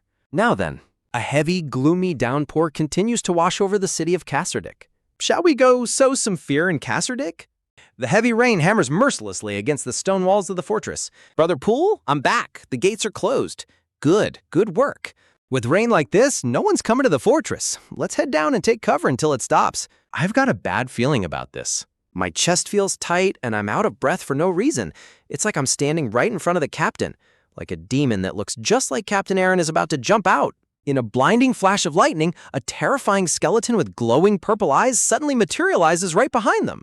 The young guard screams in absolute terror as his worst nightmare comes to life right before his eyes. Brother? Poole? With a brutal, swift strike, the skeleton easily shatters the guard's weapon, leaving them completely defenseless. Run, Dylan, go ring the bell and report to the commander. A demon is here. What? Demons? We just moved here. How could a demon be here already? I saw that woman dancing at night. She summoned it. What? You uncultured pig? The tavern instantly descends into chaos as old grudges and sudden panic collide. This is the Lord's order. What? Us too? I'm going to the inner fortress. Gelm is right. We'll just die if we go out there. This is the guard's job. Let's head to the inner fortress. They told you to get to the walls, didn't you hear? If you're going to be cowards, just cut it all off. What? How dare you? Before his hand can make contact, a massive, powerful hand suddenly clamps down hard on his shoulder. With effortless, brutal force, the unseen giant slams him straight into the floor. The man is left completely shocked, spitting up blood from the heavy impact. Let's go to the gates. This is our home, so to be leaving everything to the guards is being cowardly, don't you all think? What are you geezers talking about? Do you think a high-class professional like me is the same as you drunks? They aren't just drunks. They're regulars at the Laughing Aaron Rabbit. I'll remember everyone who ran to the inner fortress, and I'll tell Aaron everything. A sinister purple energy flares as a horde of glowing skeletons begins to manifest through the pouring rain, their eyes burning with dark magic. A brutal strike slams down through the rain, shattering the stone ground and instantly knocking a guard unconscious. Dozens of armored skeletons stand in perfect formation, completely overwhelming the defensive line as the guards look back in absolute horror. Vermin, where did Aaron go? I don't know. I haven't seen him since he went on patrol. Shouldn't we be looking for Aaron first? I've already sent a few men. Just where did the guy who always takes the lead whenever something happens go? Aaron. Where are you and what are you doing, Aaron? Suddenly, a swift, powerful strike cuts through the air, instantly shattering one of the skeletons into pieces. Aaron? No, that's Knight Adela. Knight Adela stands firmly against the downpour, her imposing presence alone bringing a sudden wave of hope to the terrified citizens. A dark, menacing aura erupts behind the scenes, threatening to consume the battlefield in blood-red flames. Is this a provocation? How dare a mere demon? With blinding speed and lethal precision, Adela shreds through the skeleton horde, turning them into piles of lifeless dust. She really is a knight, wiping out the skeletons in an instant. Looks like we managed to hold them off. We should brag about this to the captain later. Idiots? They should have broken the gate instead of trying to climb over. What would a demon know about sieges anyway? Oh my! The moment you think it's over is the most dangerous. As expected, those who breathe are quite foolish. A talking skeleton? You all are weaker than me, I see. With a single release of oppressive dark energy, everyone in the vicinity collapses to the ground, completely paralyzed by a sudden wave of terror. Even Henna collapses onto the muddy ground, shivering as a heavy, cold dread wraps around her consciousness. Oh? To be able to withstand my nightmare, it seems there was a saint among you. Ah, how dare you use such unholy power against the believers? You truly are impressive. Clap, clap. Oh, since I'm just a bag of bones, it's more of a clack-clack. Clack-clack. But even so? The skeleton leans in close, whispering a dark secret straight into the trembling priest's ear. The priest's eye widens in absolute horror as his worst nightmare is suddenly dragged into the light.